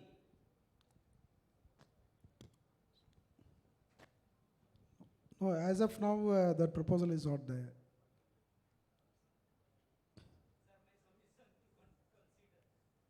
Take that conversation offline. Yeah. You have him after this meeting, you can probably take it. Yeah, please. Yeah. In the context of recent highly volatile energy prices in the fossil fuel side, what kind of policy prescription should be proposed in the renewable side as we move along, especially the legal architecture and regulatory framework? Because these are all going to be billion-dollar unicorn companies which when they achieve this scale. So what kind of a legal, sir? My question is to all the three panelists, their thoughts on this.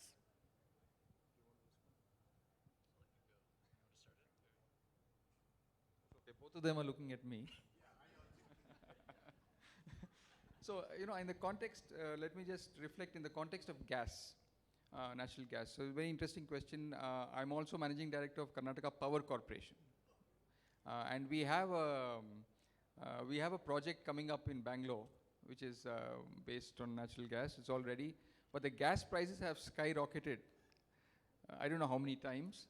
And the volatility is going to remain. So I think that's a very serious question. And so it takes you back to the question of energy mix and what India or a state requires, or say any country requires in terms of energy security, on relying on a single source of energy, be it renewable, be it imports of equipment, or should we have a mix which secures our development goals as well as have a environmental friendly thing. So I think governments are thinking about this. The state government is very seriously thinking. In fact, in Power Corporation, we are thinking of coming out with what should be our future 25 years, because we are thermal and hydro today. Karnataka's mix is thermal. So should we go the RE way? Should we go away? So I'll invite anybody to give your suggestions free. My email is there. I'd be happy to engage in a brainstorming conversation with anybody post this session. Would you like to comment? Yeah, I think from my perspective, the diversity point is well taken. It's critical. We see our partners in Germany and other European countries really suffering now because they don't have any options. And I think that includes nuclear. Nuclear is an important component, and it's an area that we still utilize in the U.S., in which India has done successfully and has the opportunity, I think, to move forward with additional nuclear capacity. We're somewhat blessed in the United States with a variety of different kinds of energy. And with fracking and shale oil, we've become a major oil producer again, which is shocking if you think back 15 years ago when we were not. So I think the broader context, though, is regardless of what your mix is now, you need to be moving to more renewables over time. And so that needs to be part of the conversation. And I see that here in India. I see rapid adoption of renewables in a way that's very inspiring, quite honestly. So I think it's something we just need to continue raising our ambitions on because it will contribute to our energy security. Interesting, because we had a Niti Aayog report in 2017 which said that even with our present trend of renewable energy thrust push, coal is likely to be still a major 50 to 60% part of our electricity mix in 2040. So we have to take the overall context into account, but that doesn't reduce the fact that we have to push towards the renewable energy thing, and that's there at all levels, states. Well, ladies and gentlemen, once again, my name is MC Afshan, and I'm extremely delighted to be your host for this special Golden Peacock Awards felicitation ceremony. Well, a big thank you to all our partners and supporters for their overwhelming support and making this special program even more special.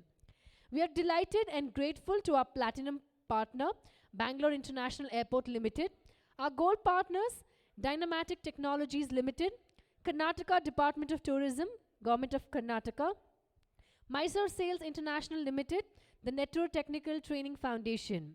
I'd also like to thank our silver partner, HPCL Mittal Energy Limited, our bronze partners, Karnataka Skill Development Corporation, the Karnataka State Highways Improvement Project, the Karnataka State Warehousing Corporation, Hindustan Petroleum Corporation Limited, Bengaluru Metropolitan Transport Corporation, the Bruhat Bengaluru Mahanagara Palike, Environmental Management and Policy Research Institute, Kanthi Sweets, Hutti Gold Mines Company Limited, and Karnataka Vidyut Karkhane Limited.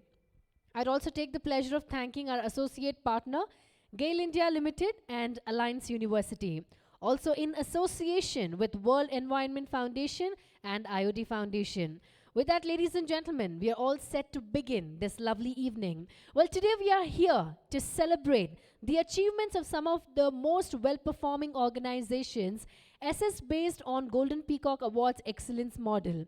Well, on behalf of Institute of Directors, it's truly my pleasure and honor to welcome each one of you to the much-awaited Golden Peacock Awards presentation ceremony. Well, competition definitely brings out the best amongst the business and society. Competition spurs innovation, and Golden Peacock Awards, a strategic tool that leads the competition. While one of the prime initiatives of Institute of Directors has been the institution of Golden Peacock Awards for corporate leadership and institutional excellence, which over the time has definitely become the hallmark of excellence both locally and also increasing it internationally. On that note, I'm sure everybody knows a lot more about Golden Peacock Awards, but a little that I would like to tell you as to how the entire progress is. Golden Peacock Awards has completed over 30 glorious years. No award has achieved such respectability as the Golden Peacock, which today receives 1,000 applications a year for various categories. This is largely due to the robust, transparent evaluation process and mainly the determination of clear criteria.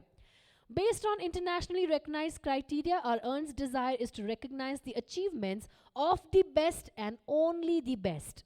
None other business award today receives the kind of recognition and adulation among peers that the Golden Peacock does. The Golden Peacock Awards grand jury is chaired by none other than, ladies and gentlemen, a living legend in judiciary, Honorable Justice M.N. Venkatachalaya, Chairman IOD National Advisory Council and former Chief Justice of India and former Chairman National Human Rights Commission of India and National Commission for Constitutional of India Reforms. Can we have like a super big round of applause? We're truly delighted and extremely honored to have Sir with us here today, and we can't be more thankful than this, that he has spared his valuable time just to make this evening even more special. A hearty warm welcome to you, sir. Moving forward, with passage of time, the number of awards, the categories, the sectors have also increased. Now the Secretariat invites applications in 14 functional business domains. IOD has launched Winners Digest covering case studies of excellence in each functional area, which highlights major successful initiatives of winners of Golden Peacock Awards, and now they are being published each year. Well, I'm extremely happy to inform you all that we are being considered as business case study in various platforms that also helps us benchmark for true excellence. I hope all of you have got the copy. Have you all got it? Great. Well, this year's Copy Winners Digest not only helps in brand building opportunity for a winner, but also helps in educating and raising the standard of other organizations by sharing the success stories. But before we roll out, ladies and gentlemen, here we have the red carpet for our winners, and we invite the views and good wishes of our esteemed guests today. I'm sure you all are waiting to hear from them. Starting with, it's truly my pleasure to invite the President of the Institute of Directors. Ladies and gentlemen, join along with me. Let's give a big hand for Lieutenant General J.S. Ahluwalia to grace the dais and receive on stage our Chairman, Honorable Justice M.N. Venkatachalaya, Chairman IOD National Advisory Council, and former Chief Justice of India and former Chairman National Human Rights Commission of India and National Commission for Constitution of India Reforms. Let's keep up the claps really, really loud, gentlemen, as we make this glorious moment even more special. Hearty warm welcome to you, sir. Such a pleasure.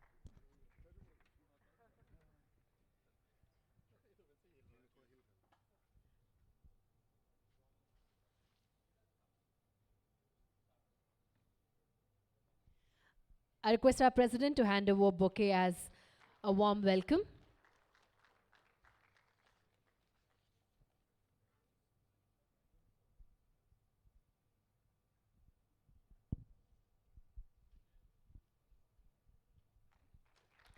Well, truly, what a wonderful moment it is.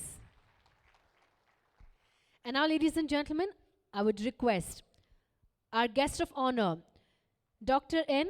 Kalai Selvi, Director General, Council of Scientific and Industrial Research, and Secretary, Department of Scientific and Industrial Research, Ministry of Science and Technology, Government of India, to kindly please grace the dais.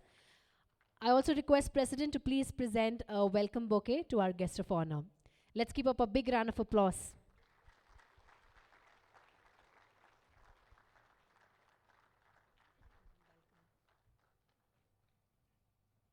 Well, truly, the stage is complete. It wouldn't have been possible with so much glory and happiness if not for our dignitaries right here. Well, also, ladies and gentlemen, our chief guest, Dr. C.N. Ashwath Narayan, Honorable Minister of Higher Education, would be joining us shortly due to some unavoidable commitments. He was not able to make it on time. Well, without further delay, it's now time for us to request our President of the Institute of Directors, Lieutenant General J.S. Ahluwalia, to kindly please come forward to deliver the welcome address.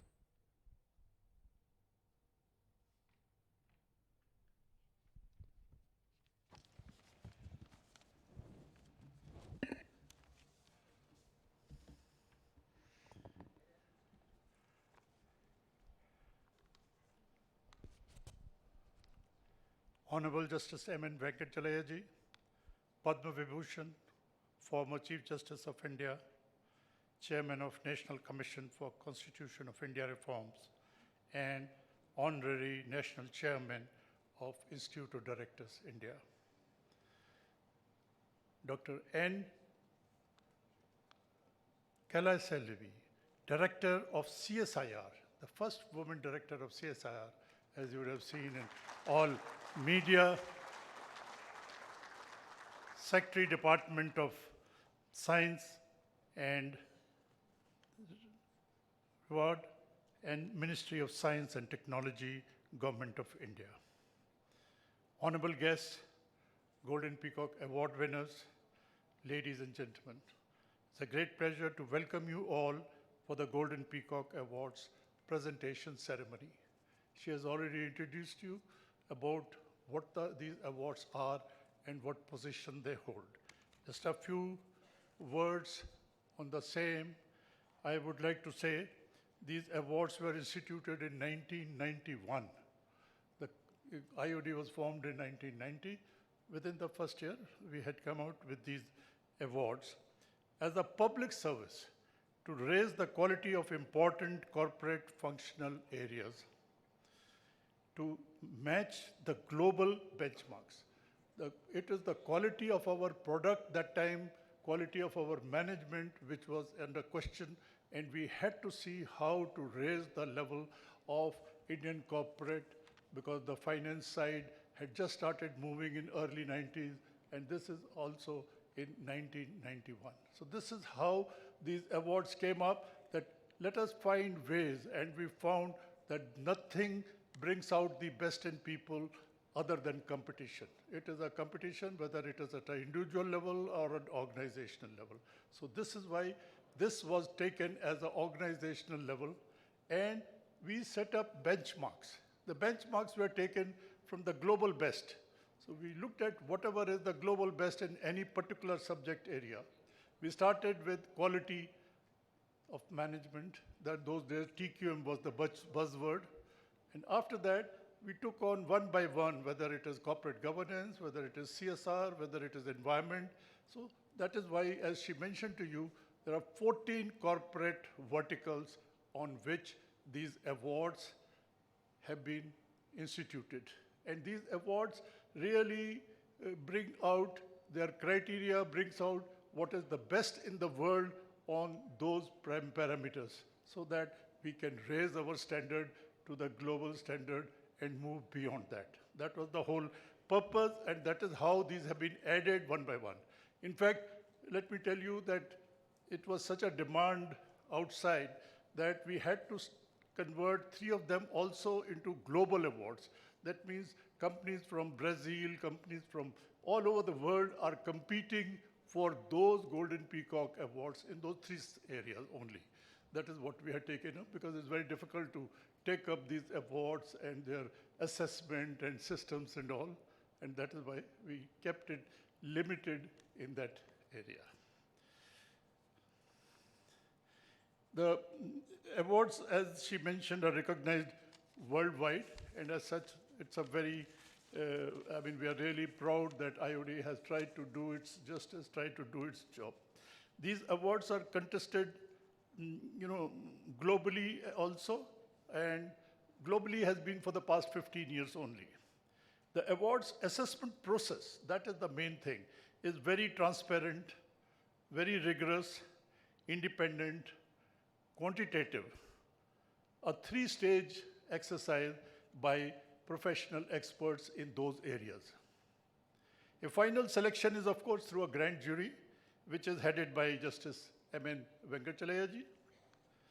And the awards are basically a very powerful self-assessment process because we let the company itself, the organization itself come out, how it is doing these, what are the new things, what has it been able to achieve in last 2 years. Let us know what is the performance, where do you stand today. That is how self-assessment process, the feedback is provided by the assessors.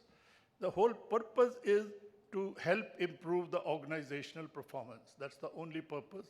And even if an organization does not win the award, all participants really move up, not only because of what they do, but also of the feedback from the assessors that they get. That is why we publish these in the Winners Digest so that the best processes of each organization in that area field, for example, if it is environment management, in the environment management field, are brought out by each one, and rest of us can have a look so that we are all aware of what the best are trying to do, where they stand. The Industrial Revolution marked the onset of environment degradation, and by mid-20th century, environment issues received global attention. And our International Conference on Environment Management started in 1997. That is how, since then, we have been conducting it annually till now. The climate change has now, of course, become the real and tangible. Extreme weather conditions, droughts, floods, cyclones are becoming more frequent and more intense.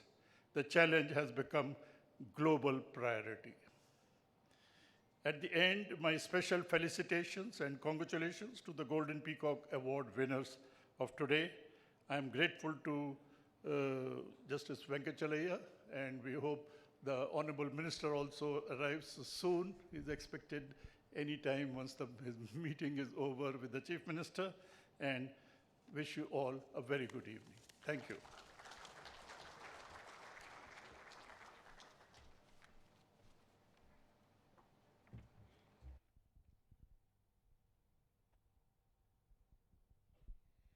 Thank you so much, Lieutenant General Ahluwalia, for your warm welcome. And now, ladies and gentlemen, today we have heard about many breaking the glass ceiling and creating history. We have had such distinguished leader among us today. May I request our guest of honor, Dr. N. Kalai Selvi, Director General, Council of Scientific and Industrial Research and Secretary, Department of Scientific and Industrial Research, Ministry of Science and Technology, Government of India, to kindly please deliver our address. Well, just to tell you a little about ma'am, Dr. Kalai Selvi is the first women Director General of CSIR, and her taking over at India's apex scientific body is another example of women scaling new heights in India.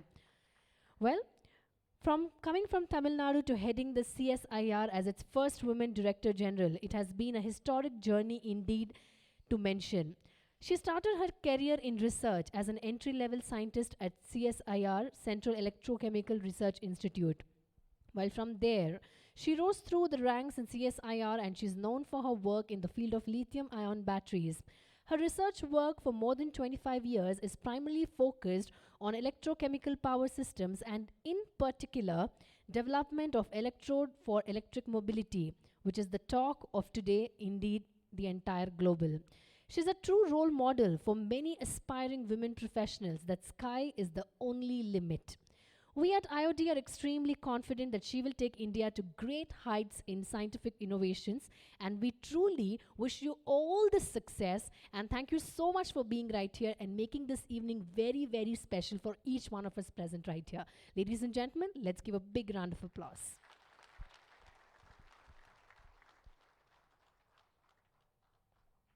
All of you. I'm extremely happy to be a part of this wonderful event, Golden Peacock Award Ceremony. And I'm representing my organization, Council of Scientific and Industrial Research, as well as Department of Scientific and Industrial Research, wherein I have recently taken up the position of Secretary, DSIR, and Director General, CSIR. Friends, I never consider this as the achievement or accomplishment of Kalai Selvi. It is not like that. It is a real success of Indian science and technology. Whomsoever is really, really performing science and they are making it as a technology, they will definitely be recognized, not only in the national level, but also in the international level. So I'm thinking in that way, and I take this particular position and an opportunity. I'm telling all of you that I consider this particular position not as a great honor that is bestowed on me, but as a very great responsibility bestowed on me. Friends, today we are talking about the climate change and environment management. As all of you know, change is the only word that remains unchanged. And we are living in a particular era wherein changes are happening every minute to minute, and we are susceptible to accept changes. Once upon a time, we were talking about rolling pebbles gather no mass. But today it is changed. Rolling pebbles only gather mass. I'm talking about the movement of staff members or the job opportunities, especially with respect to IT sector. The more and more you go to one company to another company and you just improve your expertise, yes, your salary is also double, your expertise is also double, and your visibility is also going. So these days, now the proverb is getting a different meaning. Rolling pebbles only gather mass. And once upon a time, we used to see big buildings, Taj Mahal. It is so huge, so big. We used to get excited and amazed by looking at big, big pictures or big things. But now, We want size 0, slim, sleek. Everything should be very, very tiny. So now we started loving and admiring micro, mini, nano level. So this is again another changing scenario. Once upon a time, we said that mobile phones are not allowed inside the schools. So educational institutions should not have entry of mobile at all. But these days, educational institutions are being conducted only inside the mobile. So mobile has now become an educational tool now. So this is the kind of changing scenario in which we are living. So all these changes we are able to admire, we are able to accept. And once upon a time, 2 countries in the global level, they were criticized for the highest population. One is India, the other one is China. But now, one country has already proven that there is no more fun stock or laugh stock as far as technical HR is concerned, because the population could be utilized and channelized in a proper way, by means of which you can take the country as a leading country. And India is also hopeful. And I really recall Dr. Abdul Kalam's word right at this point of time that our country is also rich with human resource, and therefore this great population is really going to make tremendous changes in the upcoming days. So these are all the changes and changing trends that we can adore, admire, and we can talk of. But one change we are not able to accept, which is the climate change. So the climate change is really making us to think very seriously how best we can really address this, by means of which we can save this environment.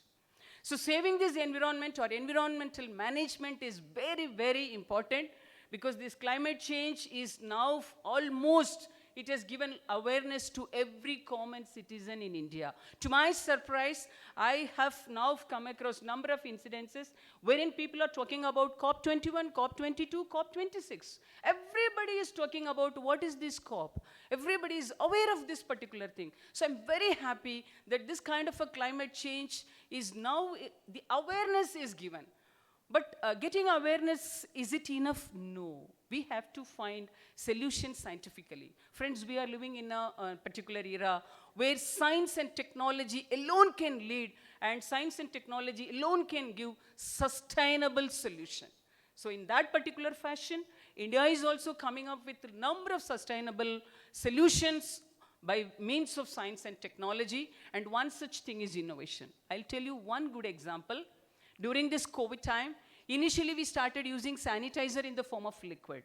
Then we thought that, no, I'm going to travel, therefore I don't want a liquid to be carried. Then we went for a gel kind of a thing. And recently I saw one advertisement wherein now they started carrying a pouch. I don't want to name the name of the company or the product. Pouch is there. So you can just transfer the pouch in water and instantly you can make a solution and you can sanitize your hands. I think days are not so far off. This powder is all maybe converted in the form of a pellet or a capsule. So all of us will be hereafter carrying one capsule. The moment we feel like getting ourselves refreshed, we'll just put it in water, or we can squeeze it and we can just have it like that. So this is the way now innovation is coming. Science and technology is really, really helping a lot in this direction. And myself, representing CSIR, I am standing here as one person, but with me, there is a huge number of all the performers who are sitting here. In CSIR, we used to say that we are one CSIR. But this is one occasion in which this organization, Council of Scientific and Industrial Research, 4 research organizations, IICT from Hyderabad, CCMB from Hyderabad, NCL from Pune, NIRI from Nagpur, 4 institutions, together they took up a challenging project during this COVID period. They have taken special efforts just to monitor the STP or the wastewater, by means of which they came up with the kind of recommendations about what is the, I would say, the strength as well as weakness, I would call it in that way, because from that analysis, they were able to say that what is the severity of the COVID in that particular region. So it is such a kind of predictive measure, I would say. I won't go for the technical details. So because of this exceptionally carried out work by the team of CSIR scientists, this Golden Peacock Award is going to be bestowed on us. I think this is a moment I should really say big thanks to the organizers for having recognized indigenous science and technology, especially when the country was having a very great challenging time during the COVID period. This kind of recognition, this gives us new energy, new confidence, new motivation, and all my scientists are more than excited to receive this particular award, and I'm just representing the organization. Once again, thank you very much for the kind of recognition that is given to CSIR for the kind of science and technology that was demonstrated during the tough time of COVID period. Thank you one and all, and I look forward to listen to all of you.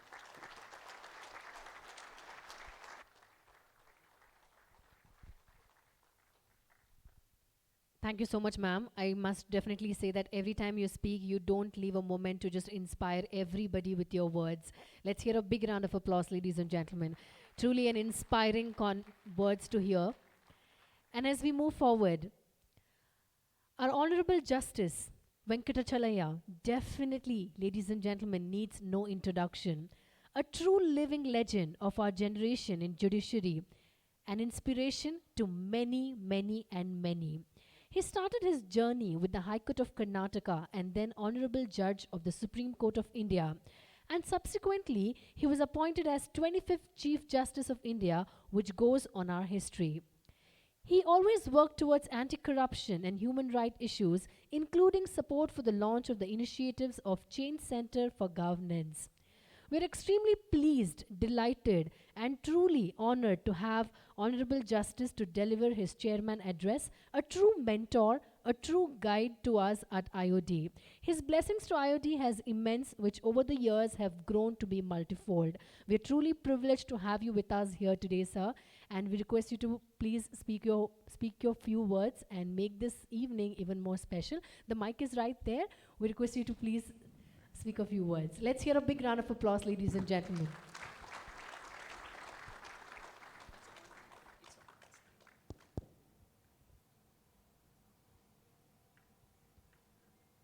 General Ahluwalia Sahib, Dr. Karai Selvi, Mr. Ramaswamy, Justice Krishna Bhatt, all the respected and distinguished invitees and participants, ladies and gentlemen, I'm indeed deeply sensible of the honor of this invitation to me to be with such eminent personalities. We just heard a stirring speech from the Director General of the Central CSIR, Council for Scientific and Industrial Research. She said the only constant in the current atmosphere in the world is change. Change, of course, is inevitable in one's own life, in the life of a nation, in a civilization. But all civilizations have somehow linked on to sources of energy. We had human labor, animal labor, we had petroleum, we had gas, we had electricity, we had nuclear power, and we have immense sources of infinite resources of new sources of energy. And we find that many institutions which have ignored these compulsions of change have perished. The motto is change or perish. And we remember what happened to an innocent plant in India, an indigo plant. It became an industrial product and later on returned to the original status as a plant because a German scientist invented a synthetic indigo. In this brief history of its transformation to an industrial product and its journey back to its original status as a plant, what happened in a part of India is a memorable instance of how ignorance of change can bring about catastrophic social and economic consequences.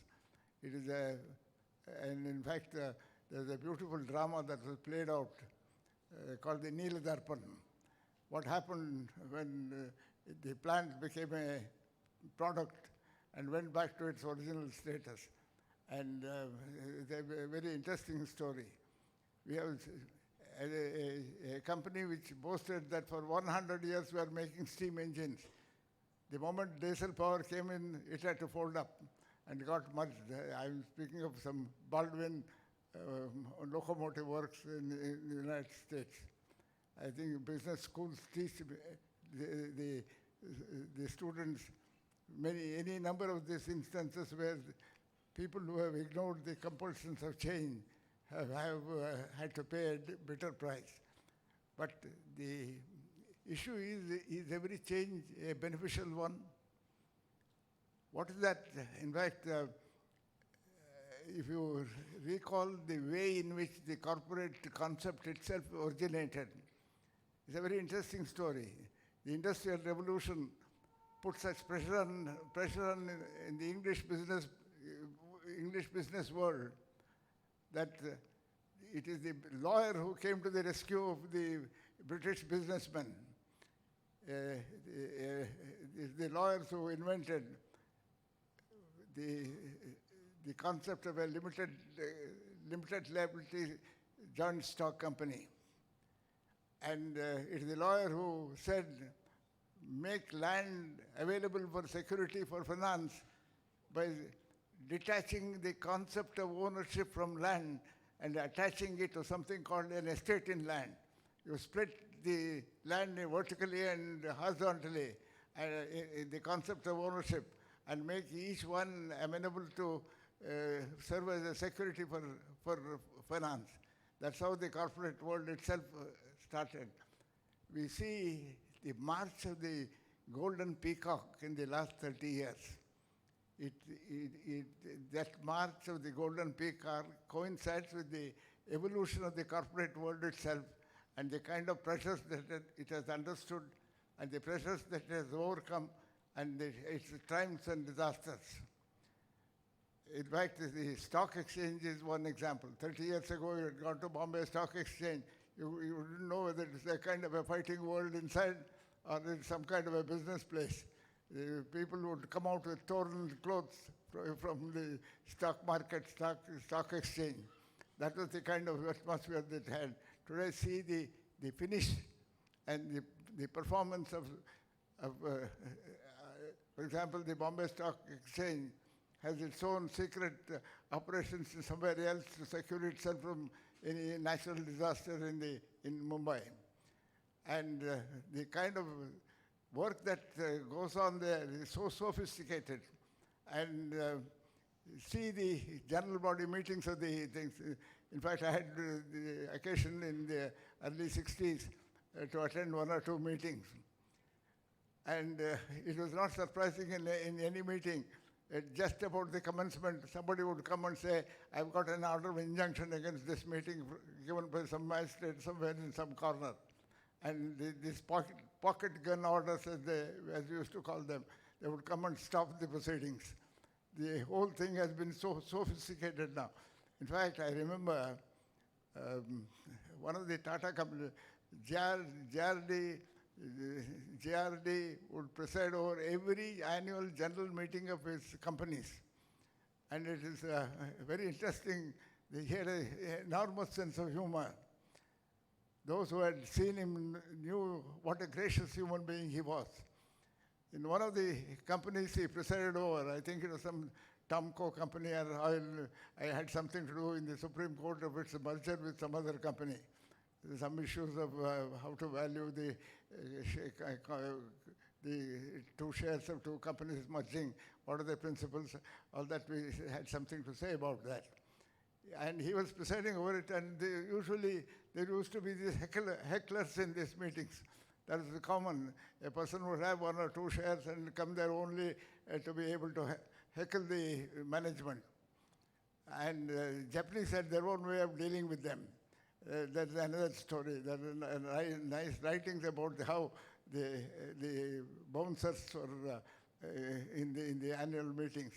In this case, I think that somebody wanted to raise some fun, and he complained to JRD that the soap you make, I think they were making a soap called Hammam. The soap you make is very bad. JRD asked him, who told you that? He said, my wife told me. Then he said, you have two choices, either you change your soap or your wife. That's the kind of sense of humor JRD had in dealing with. Now, change is something which people don't imagine how suddenly twilight becomes darkness. Twilight, without your noticing, it merges into darkness. And in 1945, when the nuclear fission was achieved, I remember in those days when I was a student in the college that I think Enrico Fermi was the scientist who broke into that the controlled nuclear fission. He sent a coded message to Truman, who was the president then. He said, the Italian navigator has reached the strange shore. This is the content of the message. It's a coded message. Italian navigator has reached the strange shore.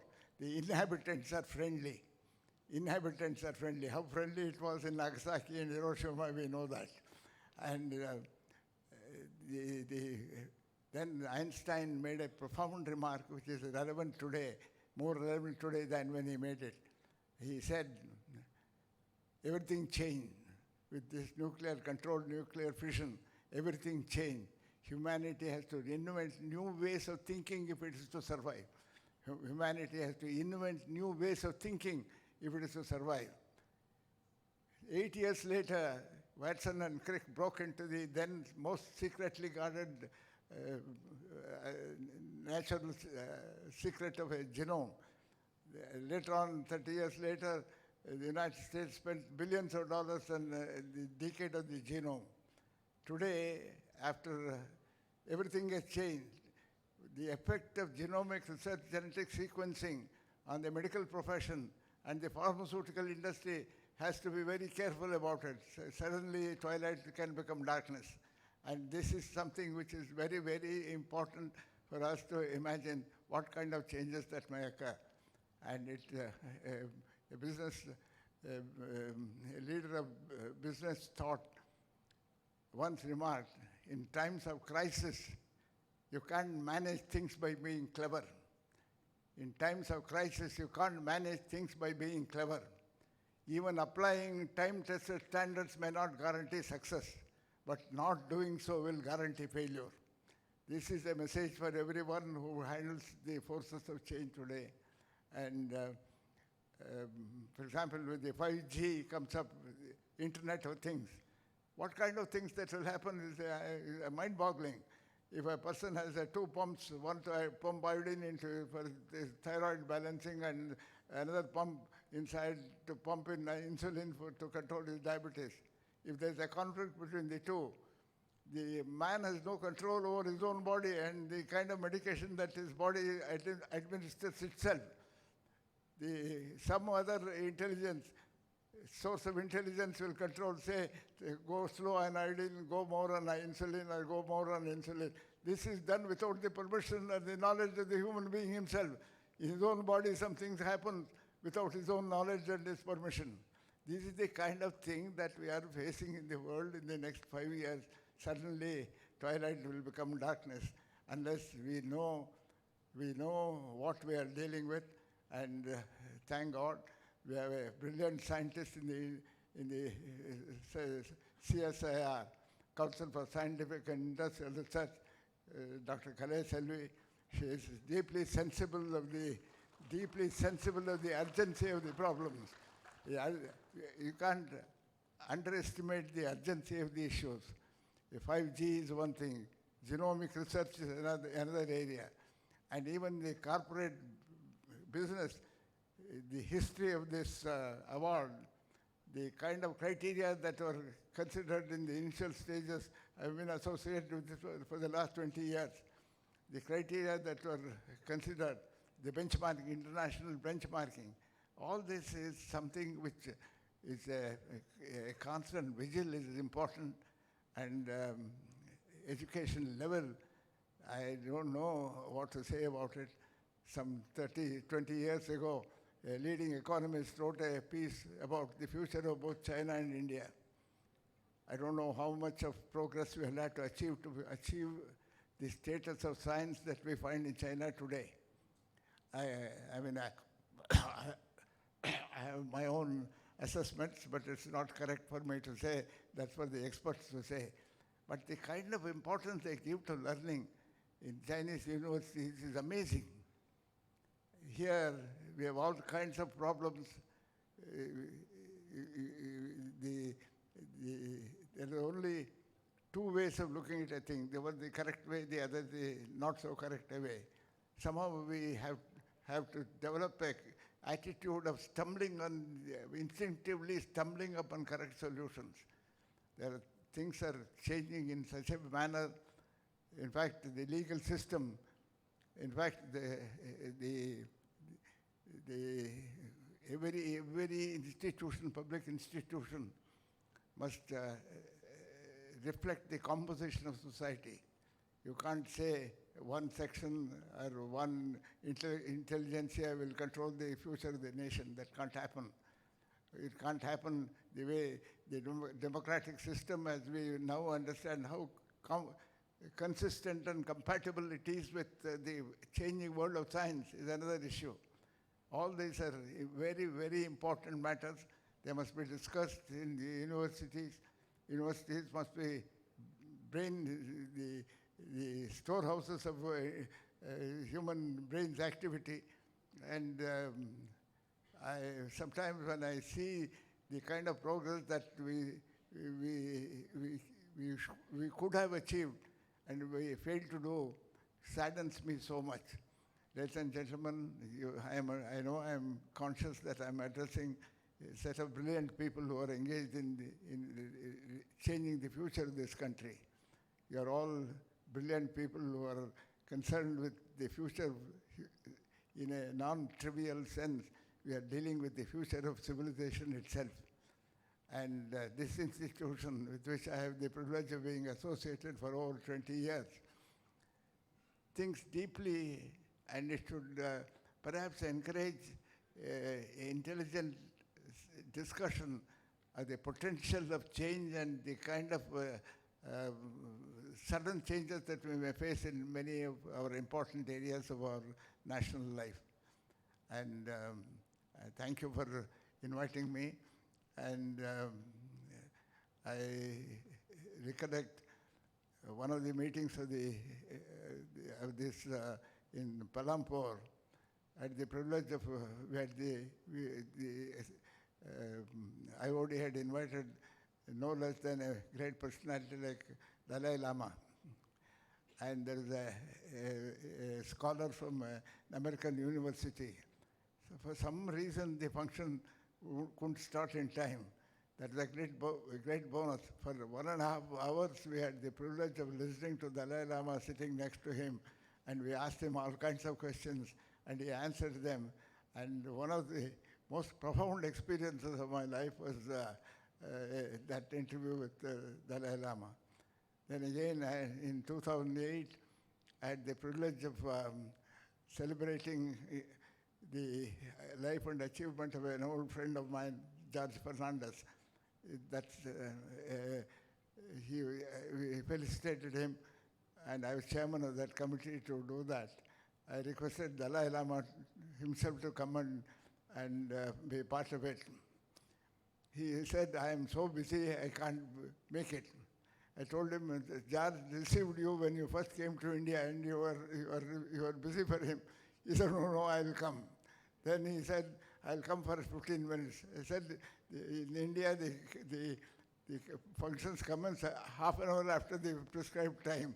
That's the Indian standard. There's a small story about it. There was one, John Higgins was an American musicologist. He came to India to learn classical Indian music, South Indian classical music. He became an expert, and he was acclaimed as the Higgins Bhagavatar. He was called the Higgins Bhagavatar. And whenever he came for a performance, he would come exactly on time, but come on the dais half an hour later. They asked him, why you are already in time? It is in consonance with the traditions of the Indian musicians that they should come late to a function. And I told him, function will commence half an hour later. Then he spent 3 full hours with us in Bangalore in 2018 when I felicitated my friend who was my neighbor. I was Chief Justice in the number 5 Christian Mark, and my immediate neighbor was George Fernandez. For the way I know him, I knew his heart. He was such a beautiful human being. Ladies and gentlemen, I thank you. I have wearied you with a long talk. Pardon me for taking most of your time. Thank you very much. I am grateful to you for your kindness. Namaskar.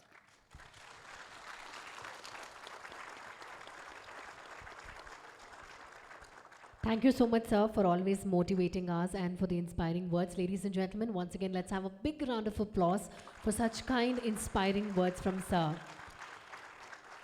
And now moving forward, it's definitely the time we all have been waiting for.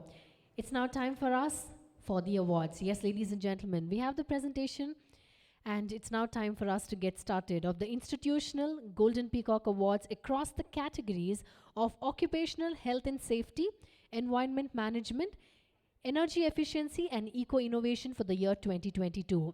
I request our Chairman, President and Guest of Honor to please do the honors for the winners, as I call them one by one. As we get started, firstly, our first category, Golden Peacock Occupational Health and Safety Award. Ladies and gentlemen, the sector is Automobile, Research and Development. And the winner, ladies and gentlemen, let's hear a big round of applause for Mercedes-Benz Research and Development India Private Limited, Bengaluru. Let's give a big round of applause for Mr. Manu Saleh, Managing Director and Chief Executive Officer. Let's hear a big round of applause. Well, truly what a proud moment this is for the entire team.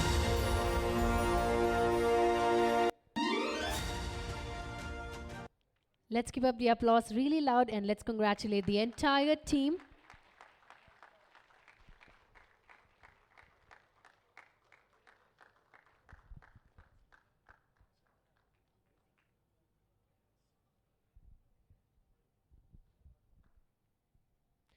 We request all the awardees to kindly please enter the stage from the left-hand side and exit from the right this way.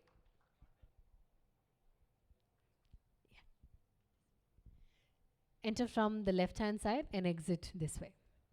Hearty congratulations to the entire team, ladies and gentlemen. Once again, let's give it up for them. Moving on, sector Automobile Ancillary, the winner, ladies and gentlemen. Let's give a big hand for Bosch Limited, Bidadi, Karnataka. I would request Yark Burnt, Vice President Technical, to please join us on stage.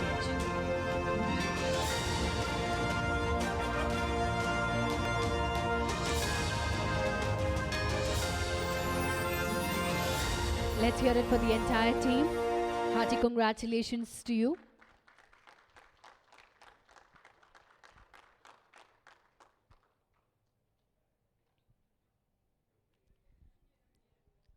Well, truly, what a wonderful evening, and it would be incomplete without picture perfect moment.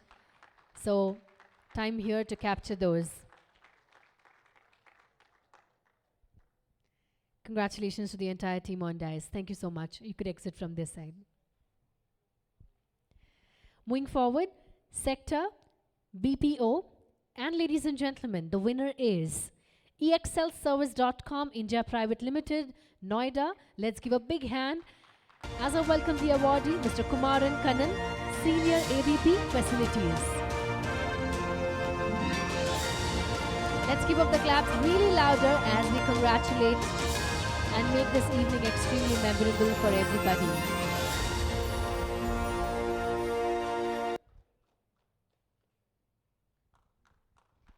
I'm sure what a true proud moment this is to be right here and receiving the award.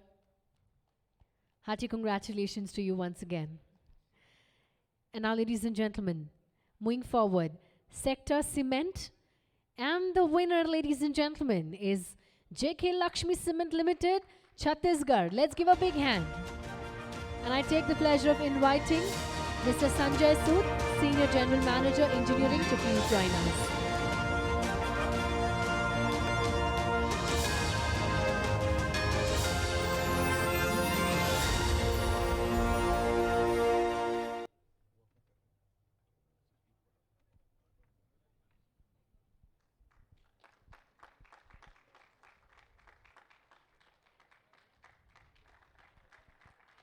Further to this, ladies and gentlemen, as we proceed ahead, sector, construction and engineering. And the winner, ladies and gentlemen, Shapurji Palanji and Company Private Limited, Campus Development for IIT Hyderabad Phase 2, Package 3B Hyderabad. Let's give a big hand and let's welcome on stage Mr. Raju Godu, Project Director.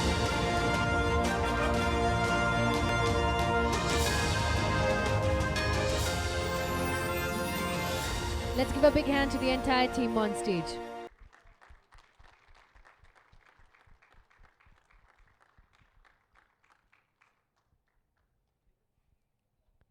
Proceeding ahead. Sector, construction equipment. And ladies and gentlemen, let's keep up the claps as I call out the winner, JCB India Limited, Ballabghar, and the awardee, Mr. Sunil Khurana, Chief Operating Officer.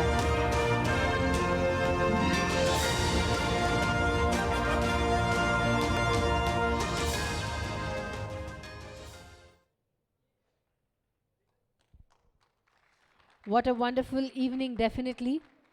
Congratulating JCB India Limited. And moving on, ladies and gentlemen, sector, consumer appliances, and the winner is Panasonic Life Solutions India Private Limited, Unit 4, Daman. Let's give a big hand for Mr. Heyman Gadhawi, Business Unit Head.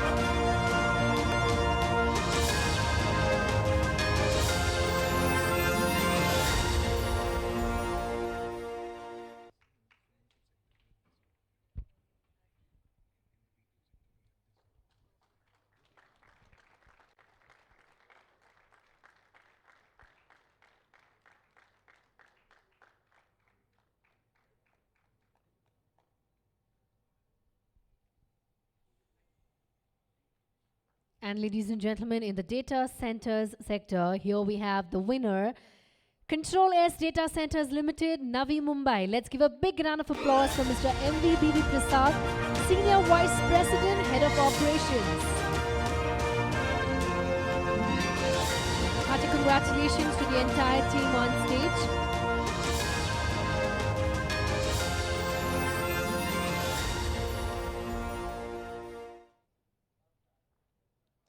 Well, truly, let's keep up the claps and let's make this evening extremely memorable for everybody right here.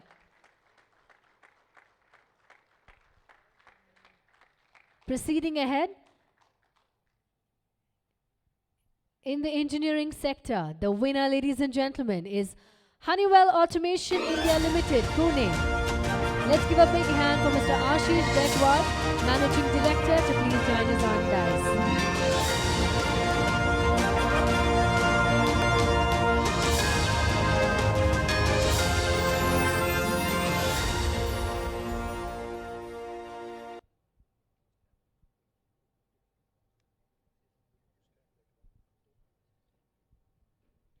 Well, ladies and gentlemen, now let's keep up the claps really loud as we congratulate the entire team on stage. And further to this, in the engineering sector, I'd like to call out the winner, Cummins India Limited, Pune. Let me call upon Mr. Shubhankar Chatterjee, Chief Supply Chain Officer, to please join us on dais.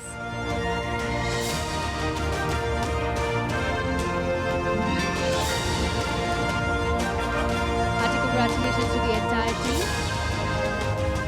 In the fertilizer sector, ladies and gentlemen, I would like to call upon the winner, Rashtriya Chemicals and Fertilizers Limited, Trombay Unit, Mumbai. Let's give a big hand for Mr. Anil Shrivastava, General Manager, Complex and Maintenance. Let's give a big round of applause for Mr. Anil Srivastava, Chief General Manager, Complex and Maintenance.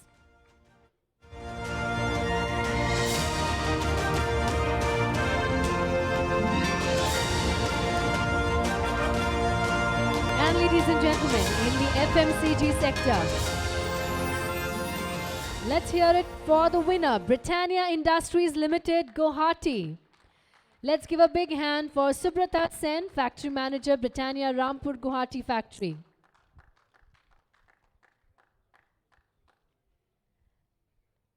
Let's keep up the claps and let's congratulate the entire team walking up to the dais.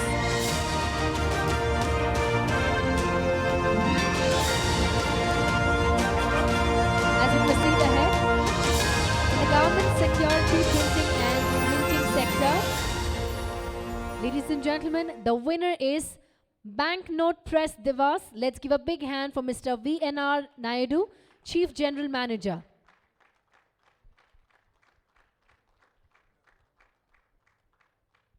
Well, truly, what a fantastic evening this is.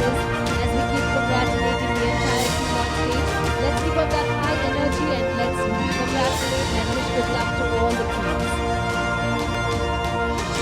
In the oil and gas fabrication sector, let's give a big hand for L&T Energy Hydrocarbon Modular Fabrication Facility, Surat. Let's give a big hand to Mr. Anil, Vice President and Head Modular Fabrication Vertical.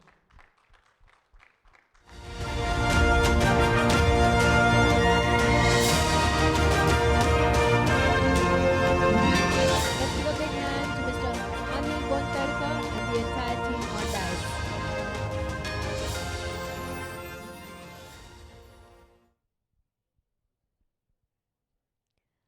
Well, with the same high energy as we continue further, in the oil LPG bottling sector, let's give a big hand for Hindustan Petroleum Corporation Limited, Palghat LPG Plant, Palghat, Kerala. Let's give a big hand for Rakesh Gupta, General Manager, LPG South Zone.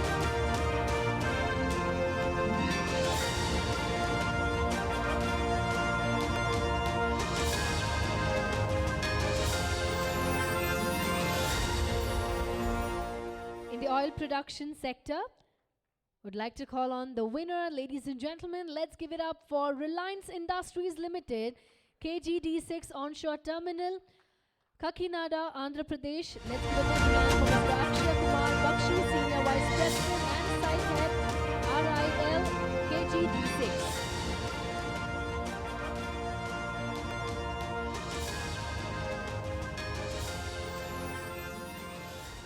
In the oil production sector, let's give a big hand for Vedanta Limited, Kane Oil and Gas, RJ Oil, Burmer. Let's give a big hand for Mr. Navratan Sharma, Chief Health and Safety Officer, RJ Oil.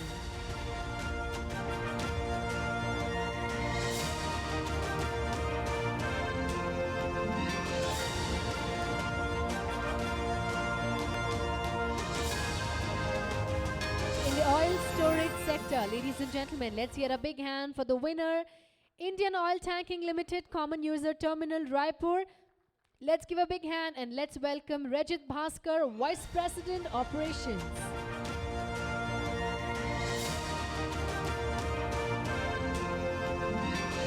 Well, definitely what a wonderful evening it is. Congratulating everybody. In the pharmaceutical sector, let's give a big hand for Cipla Limited, Bardi. Let's give a big hand for Mr. Navdeep Thakur, Associate Director, EHS.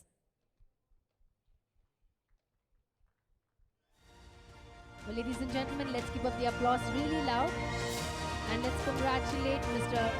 Navdeep Thakur.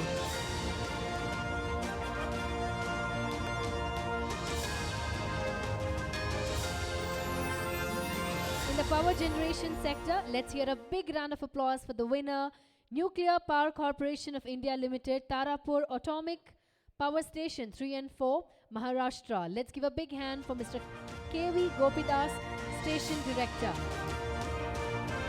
Let's give a big round of applause for the entire team walking up on dais.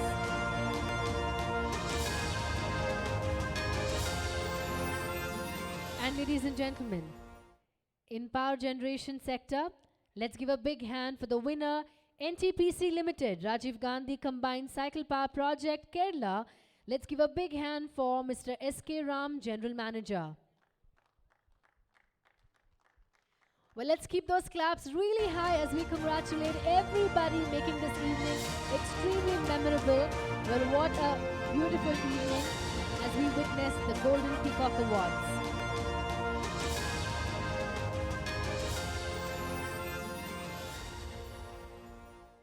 And ladies and gentlemen, in the real estate sector, let's give a big hand for Embassy Office Parks, REIT, Bengaluru. Let's give a big hand for Mr. Ashwini Kumar, Assistant General Manager, EHS Operations.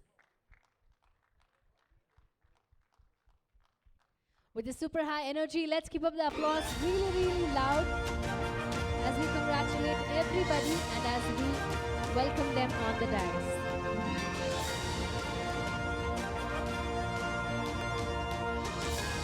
In the textile and apparel sector, let's give a big hand for Grasim Industries Limited, Unit Grasoline Division, Karnataka. Let's give a big hand for Mr. Ajay Kumar Gupta, Senior President and Unit Head.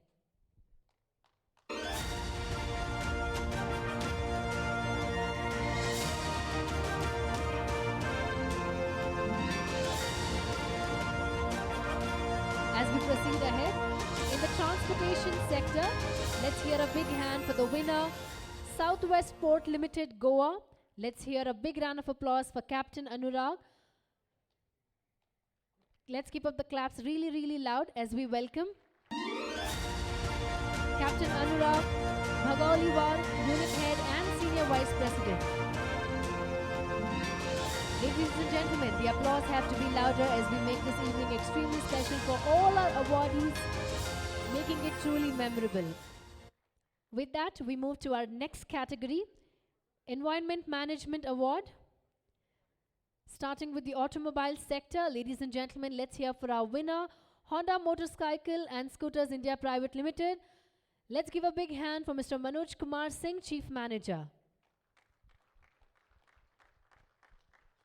Well, here we have the team of Honda Motorcycle and Scooters India Private Limited, Alwar, joining us on stage. Here we have Mr. Manoj Kumar Singh and his entire team. Let's give up the claps, ladies and gentlemen. Moving forward, in automobile ancillary sector, let's give a big hand for Harman International India Private Limited, Pune. Let's give a big hand for Mr. K. Balasubramanian, Director, Plant Operations.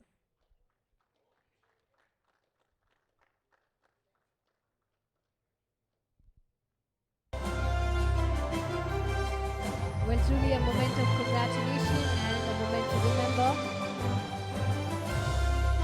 In the oil refining sector, let's hear a big hand for the winner, Bharat Petroleum Corporation Limited, Mumbai. Let's hear a big hand for Mr. Sanjeev Raina, Chief General Manager, Corporate HSSE.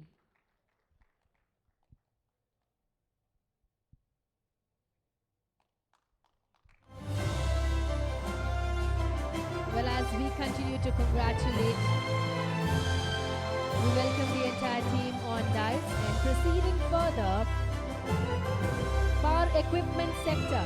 Ladies and gentlemen, the winner is Bharat Heavy Electricals Limited, New Delhi. Let's give a big hand for Isador Mariapron, General Manager and Head.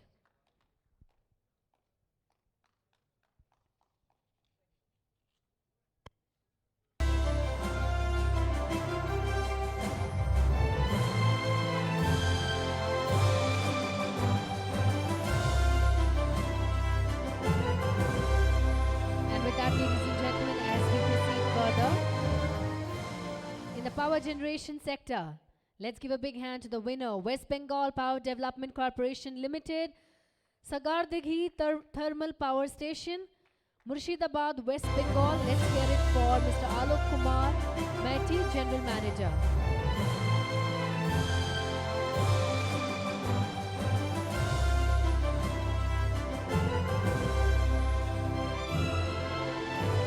Keeping up the same energy and the applause as we continue to congratulate.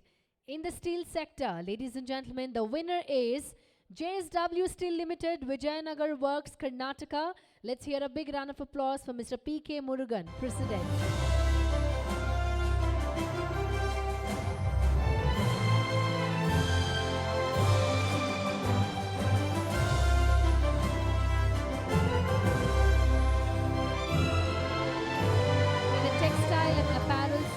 Let's hear a big round of applause for Page Industries Limited, Bengaluru. Let's welcome Mr. V.S. Ganesh, Managing Director.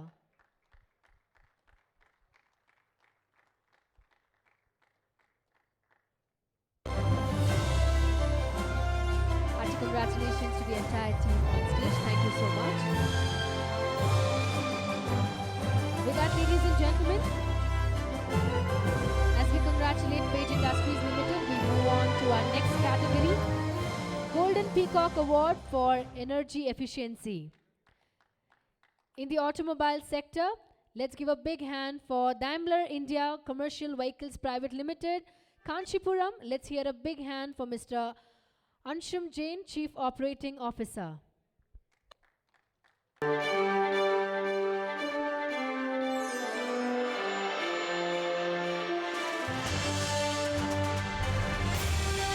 Let's hear a big hand to the entire team on stage. Hearty congratulations to you.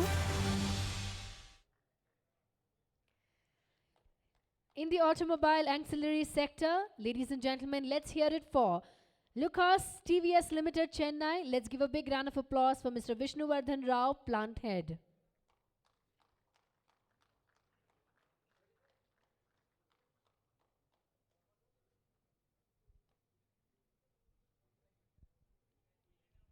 Well,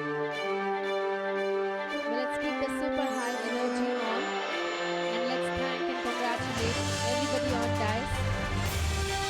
We join in your beautiful moments making this evening special. In the engineering sector, let's give a big hand for the winner, Kirloskar Oil Engines Limited, Kohalapur. Let's give a big round of applause for Mr. C.G. Ranade, Plant Head, Vice President Operations.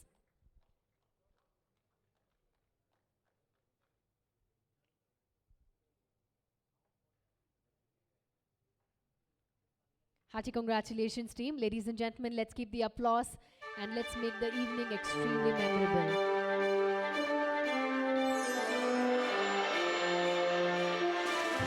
In the IT sector, let's hear a big round of applause for our winner, Alliance Technology SE, Trivanthapuram. Let's hear a big hand for Mr. Radhakrishnan Pillai, Deputy Head, CREM.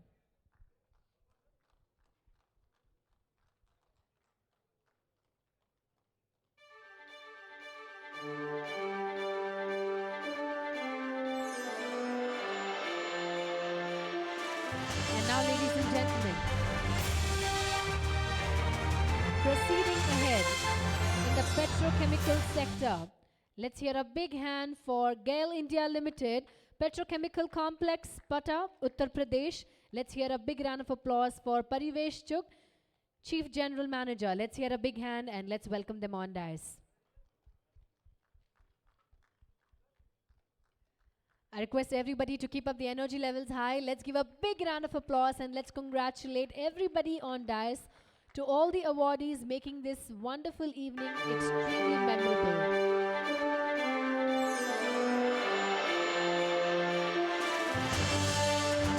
And now, ladies and gentlemen, in the pharmaceutical sector, let's give a big hand for Sun Pharma Laboratories Limited, East Sikkim. Let's give a big hand for Mr. Satish Kolte, Vice President, Engineering and Projects.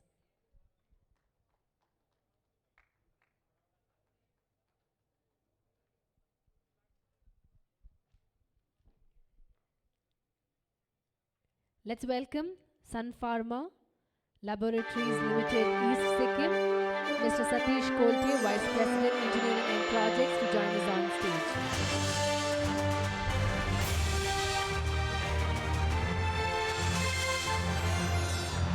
As we continue to congratulate in the steel sector, ladies and gentlemen, the winner. Let's give a big hand for Jindal Stainless Hisar Limited, Hisar, and the awardee. Let's give a big hand for Mr. Sandeep Agarwal, General Manager, Central Electrical.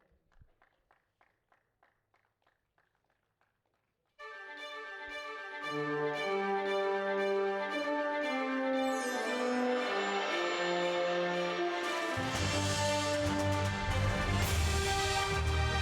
with that, ladies and gentlemen, we move on to our final category, Golden Peacock Eco Innovation Award.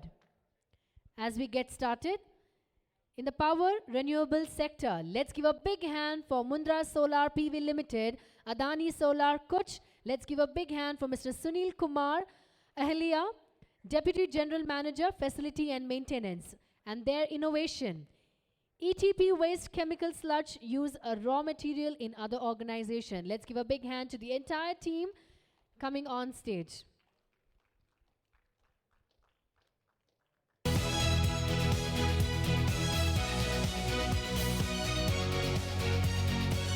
Well, I would once again request Mundra Solar PV Limited to kindly please join us on stage.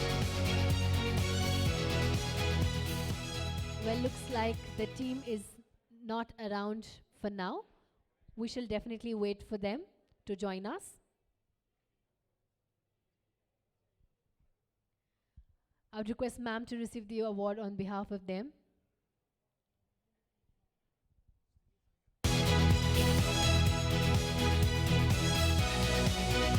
For the next award, I would request you to receive the award, ma'am. Yes. Let's give a big hand for Scientific and Industrial Research Sector. And the winner, Council of Scientific and Industrial Research, New Delhi. Let's give a bigger applause to the entire team. Ladies and gentlemen, Dr. N. Kalai Selvi, Director General, Council of Scientific and Industrial Research, CSIR, and Secretary, DSIR. Let's give a big hand for the entire team, and their innovation is environmental surveillance for the COVID-2 virus in wastewater for effective management, the methodological development for epidemiological studies. Let's give a bigger hand for the entire team on stage. Truly, what a proud moment it is.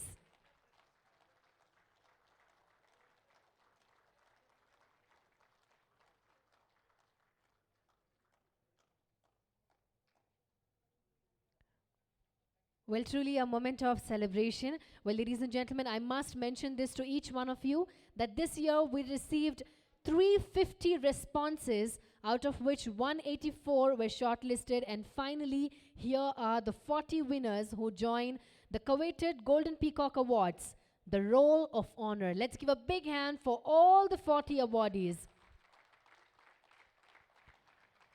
Well, with that, firstly, I would like to thank all the 3 dignitaries on dais for their valuable time and presence. We must give a big round of applause for them.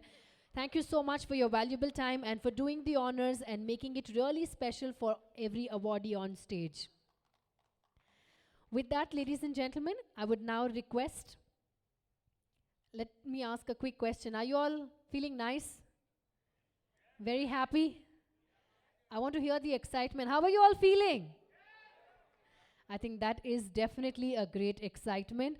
Ladies and gentlemen, with that, I request the Honorable Chairman, IOD, to kindly present a memento to our guest of honor. Ma'am, it has truly been what a special evening to have you here. Let's hear it, ladies and gentlemen, once again for Dr. N. Kalai Selvi for being right here with us.